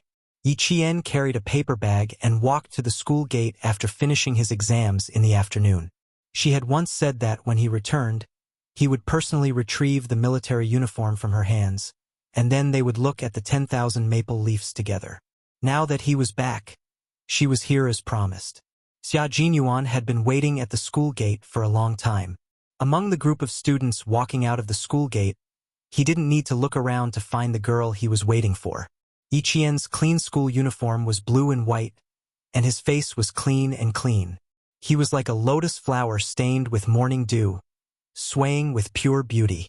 Walking among the students, he easily attracted the attention of others, and even more so, attracted his gaze. He couldn't see anyone else's existence. Xia Yue said that 23-year-old men didn't know what kind of girl they wanted. They were young and ignorant. At that time, they were passionately in love and couldn't bear to part with each other. They thought they had found a partner to spend the rest of their lives with. Chapter 1045. Only when the heat had died down and her state of mind had matured did she realize that she could not bear to part with him. When she said that, her tone was full of vicissitudes. While she was persuading him, she was also persuading herself to let go of 17 years of feelings. When other people were 23 years old, they didn't know what kind of girl they wanted. That was because they started to understand things too late. They started to understand things when they were 23 years old.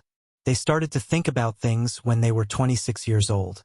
They might only understand what kind of wife they wanted when they were 30 years old. But he was different. When he was 14, he began to understand things. When he was 17, he began to think about things. When he was 20, He understood what kind of wife he wanted. At 23, he was certain that the girl who walked towards him calmly would be his partner for life. It would not change until death. It seems like you did well in the exams. It didn't affect your mood. Opening the car door, Xia Jinyuan smiled at Yi Qian. You have the aura of a king returning. Yi Qian stepped into the car and teased. I prefer it when you say that I'm returning triumphantly. That's right. A triumphant return suits both of us. Xia Jinyuan smiled. He also liked to return triumphantly. Every time he completed a mission, he would return triumphantly with his comrades. After getting into the car, he did not start the engine immediately. Instead, he told Yi Qian about his plans. We're going to Mount Dalong. When the maple leaves are yellow, we can climb the mountain and enjoy the scenery. Turning his head, he gazed at Yi Qian with a gentle and reserved gaze. His deep voice became more serious. I'm back, little fox. I didn't miss the chance to accompany you to see all the yellow maple leaves. Actually, I've thought about it. If we miss this year, we still have next year and the year after that.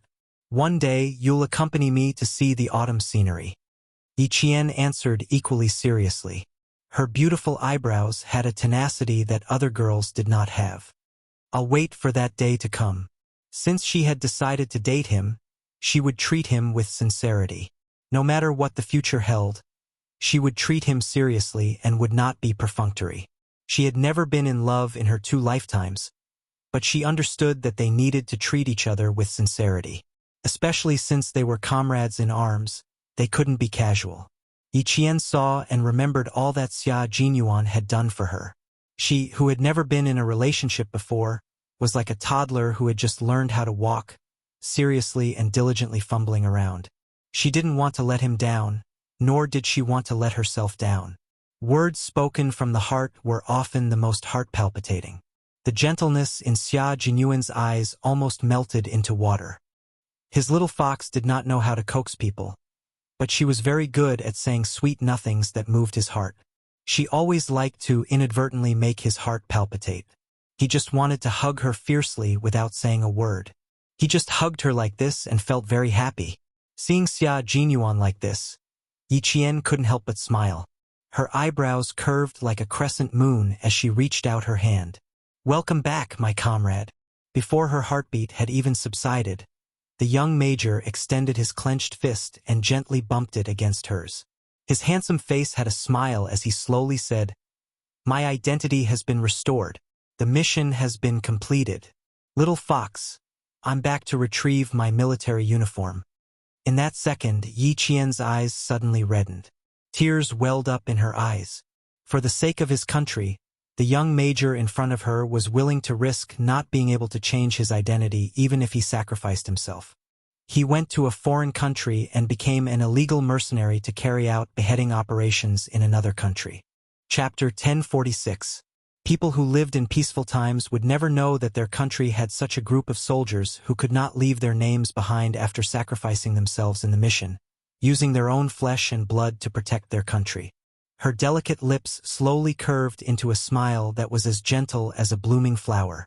You are an upright person, so of course you have to wear a military uniform that represents your identity.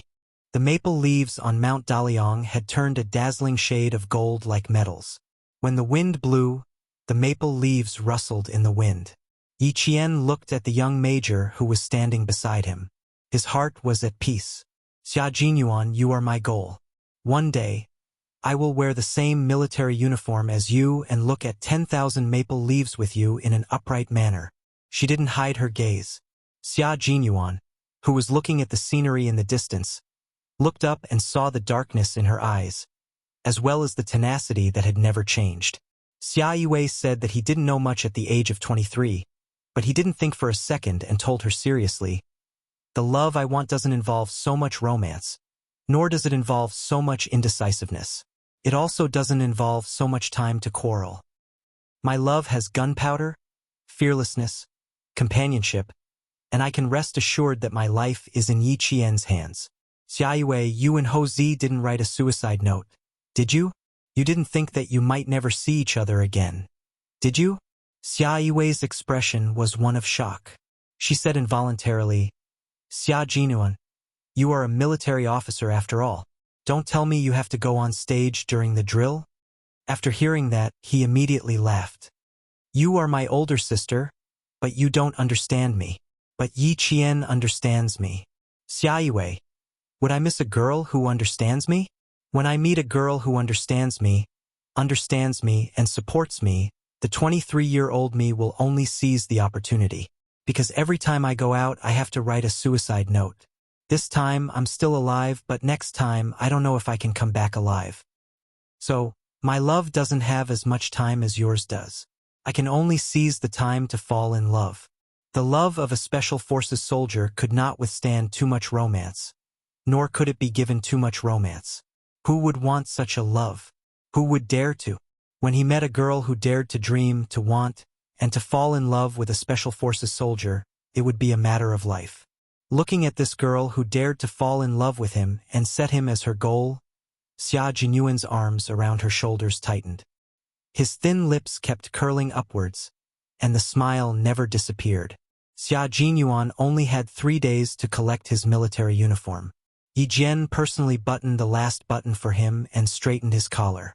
Looking at the tall and straight man in front of her, Yi Jian nodded with satisfaction. Not bad. It seems that I still like Captain Xia in his military uniform. Xia Jinyuan's fierce aura was even more obvious when he wore the military uniform.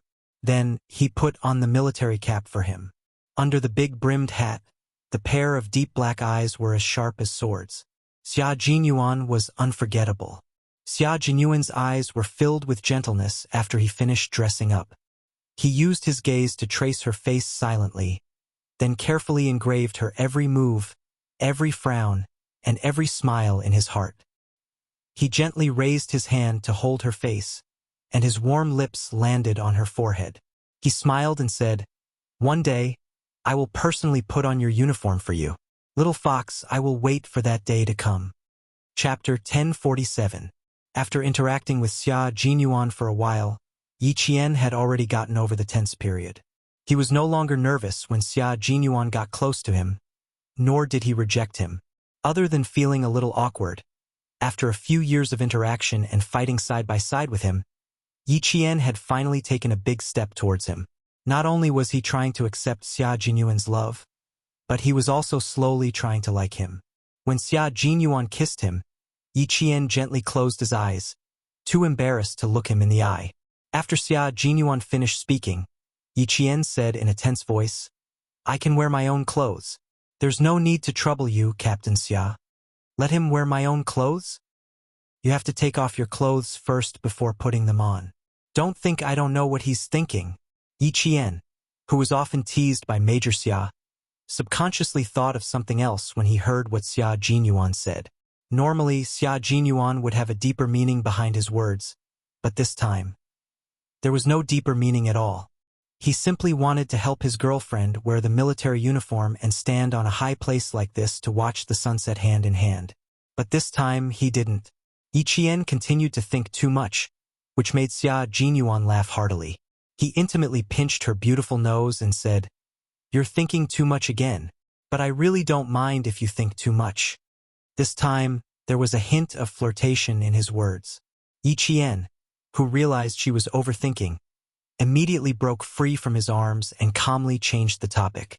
I didn't expect the scenery on the 23rd floor of Caesar Hotel to be so beautiful. You can see the sun rising in the morning and the sunset in the evening. It seems like Brother Z put in a lot of effort when choosing the hotel location. Do you like it a lot? If you like it, you can come over anytime. The 23rd floor is high and the scenery is beautiful. Other than Brother Z's trusted people, ordinary subordinates are not allowed to enter as they please. Xia Jinyuan, who knew that her embarrassment was acting up again, wanted to tease her again. But when he saw her looking at the scenery seriously and trying to resolve the awkwardness, his heart melted. Yi Qian smiled and said, I don't have that much time to come out. I want to make the best use of my time to live a more fulfilling life. I don't want to waste a single second. After a slight pause, there was a hint of coldness in his focused expression. This mission made me realize that I'm too far away from being a professional special forces soldier. Since you're my goal, Captain Xia, I'm not afraid to tell you that you're my goal, and also a goal that I want to surpass." Her words revealed Yi Qian's ambition. Not only did Xia Jinyuan not make fun of her, he even supported her goal of surpassing herself. "That's right. You have to be like this in the army. Only by constantly surpassing others can you go further and stand higher. Little fox, I'm waiting for you to surpass me. But please don't forget that while you're working hard. So am I." That's right. Xia Jinyuan wouldn't stop at the same spot and wait for Yi Qian to catch up with him. He would hold her hand as they walked. While she grew, he would also constantly improve himself. Yi Qian wanted to surpass an all-round soldier and an ace special forces soldier. It wasn't something that could be done overnight. She needed to continue working hard and use the most solid foundation to welcome her own military uniform. She needed to reach the pinnacle of her career. That's right. I'm improving and so are you. So if I want to surpass you, I have to put in more effort. Yi Qian was very grateful for Xia Jinyuan's advice. He taught her many things that she might have needed to fall and bleed before she could understand them. His words also saved her a lot of trouble. Chapter 1048. She really didn't want to miss out on such an outstanding man. She didn't want to miss out on him, but she also didn't want to be a burden to him. She wanted to fight side by side with him and those respectable and adorable comrades. So she had to work hard. Xia Jinyuan liked her tenacity the most. After pondering for a moment, he voiced his opinion. Unexpectedly, his opinion was the same as the one Yi Qian had proposed to Principal Chun. Enter intensive training. He believed that Yi Qian could definitely enter intensive training instead of intermediate training. He had paid attention to and secretly observed Yi Qian during several missions. After this mission, not only did he believe that Yi Qian could enter intensive training, but even G3 and the others believed that Yi Qian could enter intensive training.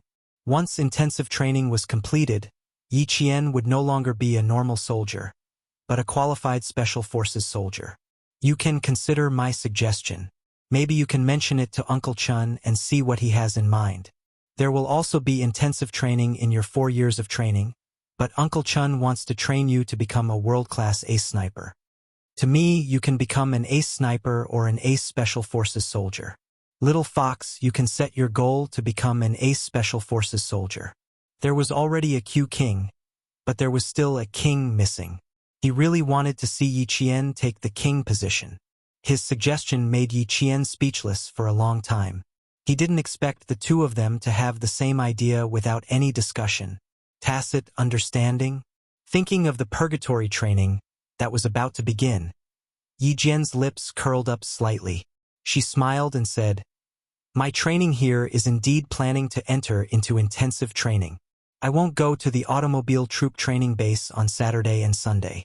After school on Friday, I will leave school with Uncle Chun and come back on Sunday." She smiled, and so did Xia Jinyuan. They were thinking of the same thing. But there was still one problem to be solved. Accommodation. He said, "Intensive training is different from intermediate training. It's mainly night training and supplementary training during the day. How do you plan to arrange the night training? It's not convenient to live on campus." Xia Jinyuan had already considered this and made preparations in advance, just in case. Yi Qian pondered for a moment before saying, "I haven't been going to self-study since night and night. It will affect the class. After discussing with Mr. Chun, I've decided to move out of the school after my midterm exam results are out.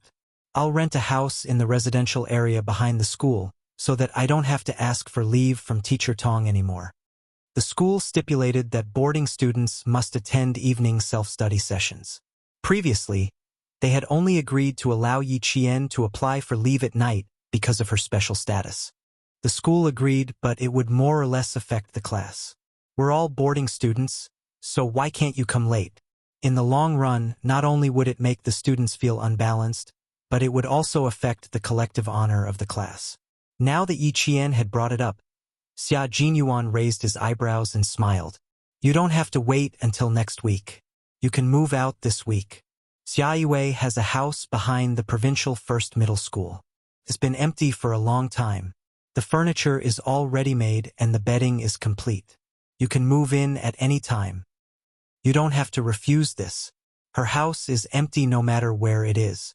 If you move in, you can guard it for her. Also, I think it will be more convenient for you to move out of the school and it won't affect the class. Which boarding student doesn't attend evening self-study sessions every day? No matter how good your grades are, in the long run, the students in the class will more or less have some small opinions. Instead of making the students unhappy, it's better to move out in advance. Chapter 1049. Furthermore, you only have 2 years of high school. Since you've entered intensive training, you should make the most of it. Don't waste too much time on unnecessary things. I have a ready-made house. If you want to live in it, I can go to Xiaoyue and get the key to open the door. He said it as a precaution, so that Yi Qian would have a place to live immediately after moving out of school and wouldn't have to look for another place to live. When Yi Qian said that she would stay temporarily, he didn't think it was a long-term plan. However, at that time, she was extremely resistant to him and restricted him a lot, so he didn't dare to interfere too much. Now that his status was different, he was confident that he could consider his future girlfriend's future as her future boyfriend. Yi Qian's first thought was to refuse, but when he heard Xia Jinyuan say, "Uncle Chun is almost 50 years old now. Little fox, you need to grow up as soon as possible so that he and Uncle Jen can live in the village without any worries and enjoy a retired life." His words hit Yi Qian's Achilles heel, and he couldn't refuse. Xia Jinyuan waited for her to nod her head. The military man's swift and decisive actions were immediately revealed when it came to this matter.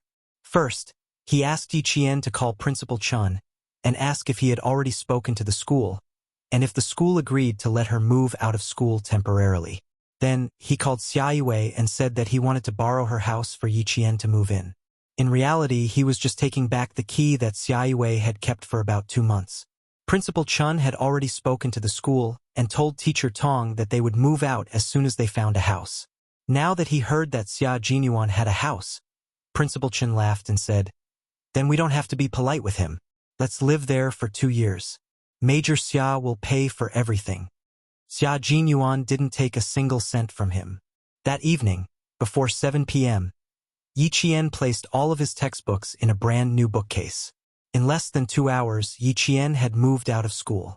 At 7 o'clock in the evening, Xia Jinyuan, who only had 3 days of rest, had to rush back to the anti-chemical regiment to report. While Yi Qian was still packing up in his room, he had already left without saying goodbye. "Little Jian, Major Xia is indeed good to you. He's also an excellent person. I have no objections. But there's one thing I need to tell you. No matter how outstanding Captain Xia is, it's still his ability. As for you, you can't relax at any time. Always remember that you're a soldier. A soldier who needs to rely on his own hands to fight and doesn't need to rely on any connections." Xia Jinyuan taught Yi Qian how to be an outstanding soldier, while Uncle Chun and Uncle Jen taught Yi Qian how to be self-reliant, self-loving, and most importantly, self-respect. A girl is not a flower. She can also stand tall and proud in this world. Her efforts will not be in vain. She will be rewarded. Yi Qian kept every word they said in her heart. When she heard what they said, she nodded solemnly and said, "Don't worry. No matter what status Major Xia has, I won't rely on him for what I want. I can rely on my own 2 hands to fight for everything I want." "Good girl. We've always believed in you." Out of so many children, why did his Uncle Jen value Yi Qian so much? Although she had outstanding abilities, there was also her character. Abilities were important, but character was even more important. Yi Qian, who had no one to rely on in her previous life, had already developed an independent character. In this life, she was reborn with regrets and hatred from her previous life. Revenge was not her main focus. After going through so many difficulties, she finally understood that her own abilities were the foundation of the world. Chapter 1050. Even if she wanted to take revenge, she had to have the ability to do so. In this lifetime, Yi Qian had never given up on destroying Yi Jifan's family. She had been working hard to improve herself so that one day, she could defeat Yi Jifan's family in one fell swoop. She had never given up and always worked hard. She wanted Yi Jifan to know that Yi Qian was not to be trifled with. Yi Qian was not to be trifled with. Yi Jifan had already known when she tore up number 1 middle school's admission letter. Until now, his daughter Yi Ying had been forced to transfer from number 1 middle school. Yi Jifan had warned his wife, Sun Dongqing, countless times not to take the risk of hurting Yi Qian. Although Yi Ying had left number 1 middle school, Yi Jifan had been keeping an eye on the school's movements. Yi Jifan had already found out about Yao Jing's expulsion on the day of her senior year exams. Sitting at the dining table, Yi Jifan poured himself a small glass of white wine. After taking a sip, he said to his gloomy daughter, "Fortunately, you managed to avoid her in time and didn't have any contact with Yao Jing. Otherwise, you might have been implicated again." He had never thought that his niece was so powerful. She had actually forced Deputy Bureau Chief Yao and Director Li's daughter to withdraw from school. He had asked his daughter to befriend Yao Jing because of Deputy Bureau Chief Yao. His niece, on the other hand, had forced Deputy Bureau Chief Yao's daughter to withdraw from school. "Yi Qian, who exactly is supporting you from behind?" Yi Ying's eyes darkened as she poked at her rice with her chopsticks. She then turned to Yi Jifan and asked, "Dad, did the Yao family not react? Did they just let Yao Jing be bullied by Yi Qian?" There was no reaction at all. It seems that they just did as they were told. They didn't plan to go against Yi Qian, nor did they plan to seek an explanation from the school. Yi Jifan had always told Yi Ying these things. It was better to know more than not to know. Yi Ying's eyes flashed with darkness as she gritted her teeth. Her voice became even more gloomy. "I don't believe that an orphan who used to have to listen to my whims now has the ability to do whatever she wants." "Dad, haven't you found out who's behind her yet? There must be someone behind her, otherwise she wouldn't be so capable. Does the military support for her unconditionally? What other redeeming qualities does she have?" That's right, other than being able to read well. He didn't understand what other redeeming qualities his niece had. "That's why we can't touch her now. Before we figure out who's behind her, we must not act rashly. Right now, I'm glad that I let you transfer to another school. Ying, no one will be able to gain any advantage from her." Ever since Ying transferred to another school, Yi Jifan felt a lot more at ease.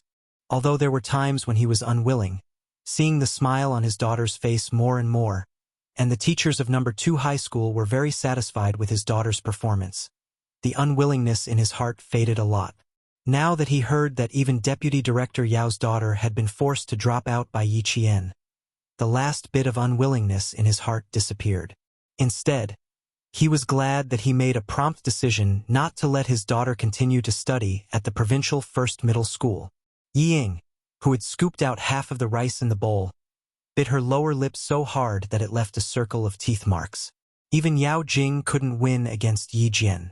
How could this be? Thinking about the past and how she had suffered at the hands of Yi Qian, Yi Ying's eyes shone with a fierce light. After a while, she said, "Dad, you're right. Before we find out who's behind Yi Qian, we can't touch her." Also, she took out the jade pendant around her neck. Her delicate eyebrows flashed fiercely. "This jade, we can't let Yi Qian take it away. Grandma can forget about getting her hands on this jade." Chapter 1051. This jade pendant was as important as her life in Yi Ying's eyes. She would fight anyone who tried to snatch it from her, even if it was her grandmother. Yi Jifan's eyes narrowed at the mention of the jade pendant. Yi Qian had become so powerful, knew that the jade pendant was in his hands, and even mentioned it. Yet Yi Qian had not done anything. It was as if she had completely forgotten about the jade pendant. How could she forget? He had experienced her memory firsthand. It was impossible for her to forget. Since she hadn't forgotten, why didn't she ask anymore? Or did she not care about what the jade pendant represented? Did she not care that the jade pendant was actually her mother's legacy? For a moment, Yi Jifan could not figure out what Yi Qian wanted and what she wanted to do. The sliding door of the dining room opened. Sun Dongqing, who had been busy in the kitchen, walked out with a dish in each hand. Come, drunken snail and flower crab. These are all your favorite dishes." As soon as she came out, Yi Zhifan gave Yi Ying a look, and the father and daughter stopped talking. They could not mention Yi Qian in front of Sun Dongqing. The moment they mentioned Yi Qian, the house would be filled with gunpowder. At the same time, it was very likely that she would run to school to cause trouble again. Therefore, the father and daughter rarely talked about Yi Qian in front of her to avoid unnecessary trouble. Yi Qian had chosen to forget about the Yi family ever since Yi Ying transferred schools. Even Xia Jinyuan warned her not to go against Yi Zhifan for the time being. Before she was 100% sure that she could defeat Yi Zhifan, she would not take the initiative to provoke him. The midterm exam results came out 3 days later. As expected, Yi Qian topped the second-year cohort. When the results came out, the whole cohort sighed. She had taken 11 days off and still managed to get into the top class. Her ability was unfathomable. They could not catch up to her. When the teachers of Class 1 saw that Yi Qian was the top student in every subject, their complaints about her taking 11 days off also disappeared. A student like her was a natural scholar. Even if she studied on her own, she would probably be able to rank first. Teacher Tong was also relieved. As the head teacher, she was most worried about Yi Qian's absence and his absence at night, which would affect his studies. Now that the results were out, all the teachers, including Principal Chow, were relieved. Yi Qian, who had already moved out of the school for 3 days, did not care about the results after the exams. Other than the Chinese essay, which she was not confident about, she knew how she would score for the other subjects. She already knew what was going on, so she wasn't too surprised when the results came out. Even when he saw that he was in first place, Yi Qian's expression was still indifferent. When the other students saw this, they couldn't help but lament in their hearts. This was the difference. Results and scores were like numbers to her, numbers that were not worth mentioning. Your results will definitely be noticed by the admissions teachers of Tsinghua University and West University. You're so much better than second place. When Yi Qian's results came out, Meng Wen was the first to mention the direct admissions. His tone was somewhat sour. The teachers of Tsinghua University and West University haven't left yet. They'll definitely let you go later. Yi Qian already knew what Meng Wen was thinking. Before she could answer, Zhao Hai had already answered, "Don't worry." Yi Qian already said that she won't participate in the direct admissions of Tsinghua University and West University. She won't fight for a spot in the cohort. I don't believe that she would give up such a good opportunity. Meng Wen stiffened his neck and retorted. He stared at Yi Qian without blinking and very obviously probed. Do you know which third-year cohort students are likely to be directly recruited by famous schools? Chapter 1052. Yi Qian didn't know whether to laugh or cry at this kind of probing. Meng Wen's grades weren't bad, but there was still a gap between her and him. Forgive her for being blunt, but if there really was a direct enrollment quota, it probably wouldn't be Meng Wen's turn. How would I know which direct enrollment is available? I'm not interested in that. If you want to know, you can ask Teacher Tong. Also, Meng Wen, don't worry. Tsinghua and West University's direct enrollment quota won't include me. You don't have to think of me as an imaginary opponent. Instead of thinking about getting a direct enrollment quota, why don't you do well in your only 2 years of high school and build a solid foundation? Even if you don't get a direct enrollment quota, you don't have to worry about not being able to get into Tsinghua and West University. After all, the direct enrollment also depends on the score. If your score isn't good, you won't be able to get a direct enrollment quota no matter how much you want it. Yi Qian directly reminded Meng Wen that instead of always thinking that she would take up a direct enrollment quota, it was better to work hard and use the score to speak for itself. If your score was high, why would you need a direct enrollment? Meng Wen's face turned red when she heard Yi Qian's words, but she couldn't refute them even if she wanted to. Moreover, she knew that he was reminding her for her own good. She moved her lips and softly said, "I understand, thank you," before walking away awkwardly. And Justin, who was next to her, was laughing so hard that she couldn't take it anymore. Yi Qian couldn't help but laugh and say, "Don't laugh until you're out of breath." Meng Wen was worried and asked me what was so funny about you. No, I'm not laughing at what she asked you. I'm laughing at her probing. Aoyo, how is that probing? She might as well have asked you directly if you would take up a direct enrollment quota. Why are you so funny? Don't be the pot calling the kettle black. You're very funny in my eyes too. Yi Qian couldn't help but laugh until his eyes turned into crescents. Meng Wan was a little narrow-minded, but she didn't have a bad heart. When she was awkward, it gave her a headache. When she was petty, it made Lu Xian go crazy. In short, she was an awkward girl. And Justin had always known how funny she was in Yi Qian's eyes. She looked at Yi Qian, who was laughing until his eyes were like lines. After a while, she sighed and complained, "It's a pity that you've moved out again. Once you're out, the dorm room's not as fun as it used to be. No, I should say that once I move out, you won't be able to find anyone to teach you about mathematics and physics." Yi Jian pointed at the question left over from the mathematics class and raised her eyebrows. "So, I have to explain this question to you first. You can explain it to whoever wants to after we go back to the dorm tonight." Although they had moved out of the dormitory, Yi Jian was still concerned about the 5 girls in the dormitory. She tried her best to explain to them during the day after class. If they needed her explanation, she would use her spare time during the day to help them as much as possible. With Yi Qian's long-term help, the 5 girls' grades improved at a visible speed. By the time the second year of high school ended, all 5 girls were in the top 30 of the cohort. Yang Yi, Li Qian, Lu Lizhen, and Zhang Yuyan's parents saw their daughter's grades climb from the bottom to the top. They all went to school on the day they received their notice before the exams and insisted on thanking Yi Qian. The teacher said that as long as their daughters could maintain their grades, they would have no problem getting into the top universities. They didn't have to worry at all. Why did they send their children to the province's #1 middle school? Wasn't it to let their children get into a good school and stand out? Chapter 1053. Now that there was hope, the parents were extremely grateful to Yi Qian. It was also on this day that Justin found out that even the chubby and slightly self-abased Li Qian was actually a child of a rich family, especially Zhang Yuan. According to Zhang Bin, her father's car was worth at least 1,000,000 yuan. Regarding this, Justin really wanted to have a chat with Yi Qian immediately to get over the shock.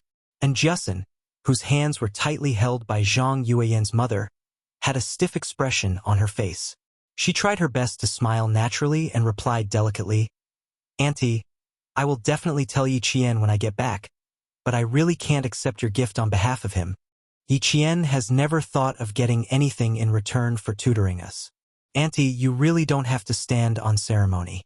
I've known Yi Qian for 5 years and know him too well. If I accept your gift today, he will definitely punish me to do at least 10 test papers. Auntie, can you bear to see me do 10 test papers? It's too miserable to do homework during the holidays." And Justin's teasing was not silly, but rather, she had a high EQ. Her words made all the parents laugh. They joked, "That's pretty good. We were hoping that Yi Qian would punish them to do test papers too. Mom, don't put the adult's gift in our dormitory. I already said that Yi Qian wouldn't accept it, but you just had to bring it over." It was snowing heavily in Nan province. Zhang Yuan wore a red down jacket and sat by the bed. She said helplessly, "Yi Qian really doesn't need it. You and Dad can take it back." After Zhang Yuan spoke, Lu Lizhen and the other 2 also asked their parents to bring the gifts back. Looking at the bags of high-end goods in the dormitory, Justin secretly held her forehead. Interacting with a bunch of rich people was really stressful. If she really accepted these gifts and lost 1 or 2 items, she wouldn't be able to afford the compensation. She definitely couldn't accept the gift. Even if she did, she wouldn't be able to hand it over to Yi Qian. After the final exams, Yi Qian left the school on the same day.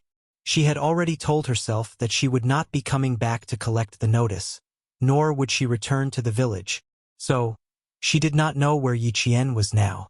It was snowing heavily in the southern province, while the sun was shining brightly in Hainan. The sky was blue, the water was clear, and the sunlight shone on the seabirds. There was no hint of winter at all. Yi Qian, who was basking in the warm sun, did not have the chance to enjoy it. The purgatory training had entered the endurance testing phase. They had to complete 6 extremely torturous tests within a set time limit, and they had to achieve an excellent grade in each of the tests. In 25 seconds, the player could crawl 50 meters backward, clear obstacles in 20 seconds, complete a 2,000-meter run in 15 minutes, and swim 150 meters in full gear. After completing these 4 tests, they could not rest. They had to remove their gear within 30 seconds, complete 50 sit-ups and 50 push-ups per minute. Yi Qian did not even frown when she completed the last 6 tests individually. However, after completing the high-intensity tests, her entire body was so sore that she had to lie down on the ground. Even if she were to lie down in a smelly ditch, she could still close her eyes and sleep. You don't have enough stamina. You need to eat more to increase your stamina. After you pass the last 2 tests, girl, you still have to do a 30-kilometer-long rapid march. You have to reach your destination within a set time limit. After completing 50 push-ups, Yi Qian lay down on a bush. Dressed in camouflage, she stared at the blue sky and white clouds. She panted heavily as she answered, "1 week, Uncle Chun. Give me 1 week. I will definitely pass all 6 tests." The winter break was very short. She had to seize every moment to improve herself. Hard work was inevitable, but the rewards would benefit her for the rest of her life. Chapter 1054. Principal Chun turned off the stopwatch, opened the military water bottle, and handed it to Yi Qian. "My intensive training is different from normal intensive training. You will need to memorize the location of each province and country, as well as the latitude and longitude of each country. I will also test you on the models, differences, and shooting ranges of the guns and ammunition." Intensive training was not only physical training but also memory training. Yi Qian got up from the bushes after resting for 2 minutes. His dark eyes were as bright as obsidian. "I will follow your instructions. I have rested enough so I can begin the next step of the training. Let's talk about the classification of maps. Since Major Xia still hopes that you can command, you must know about maps." Headmaster Chun opened a light aluminum folding table that was used for marching. It was 50 centimeters long and 30 centimeters wide. He spread out a military map and said in a stern voice, "Maps can be divided into normal maps and specialized maps. According to their uses, they can be divided into teaching maps, political maps, military maps, flight maps, and so on. Next, I will talk about military maps, which include sea maps, aviation maps, and other specialized maps. Military operations cannot be separated from maps. Maps are used to reflect information about the terrain and landforms. Maps are the eyes of the military. They are a silent guide. No matter what, you must understand them and be able to draw them immediately. You need to have a certain level of knowledge about how to recognize and use maps, as well as 6 basic elements to complete the drawing of a military topographic map." Principal Chun was very knowledgeable, and his teaching was very detailed. His low and deep voice allowed Yi Qian to listen attentively and quickly digest the professional knowledge. The plane Cartesian coordinates on a military map are different from the Cartesian coordinate system in mathematics. The longitude is the vertical axis X, and the equator is the horizontal axis Y. Look here. He pointed lightly on a military map with a pencil, indicating for Yi Qian to see it clearly. Here is the vertical axis X, and here is the horizontal axis Y. Yi Qian had always absorbed such profound and difficult professional knowledge very quickly. Principal Chun only needed to explain it once and give an example to understand it. Magnetic azimuths are widely used in military operations, artillery, aviation, and navigation. When drawing a military map, you must understand this and be able to clearly mark it. For example, like this. Principal Chun took out a piece of white paper and quickly drew with a pencil.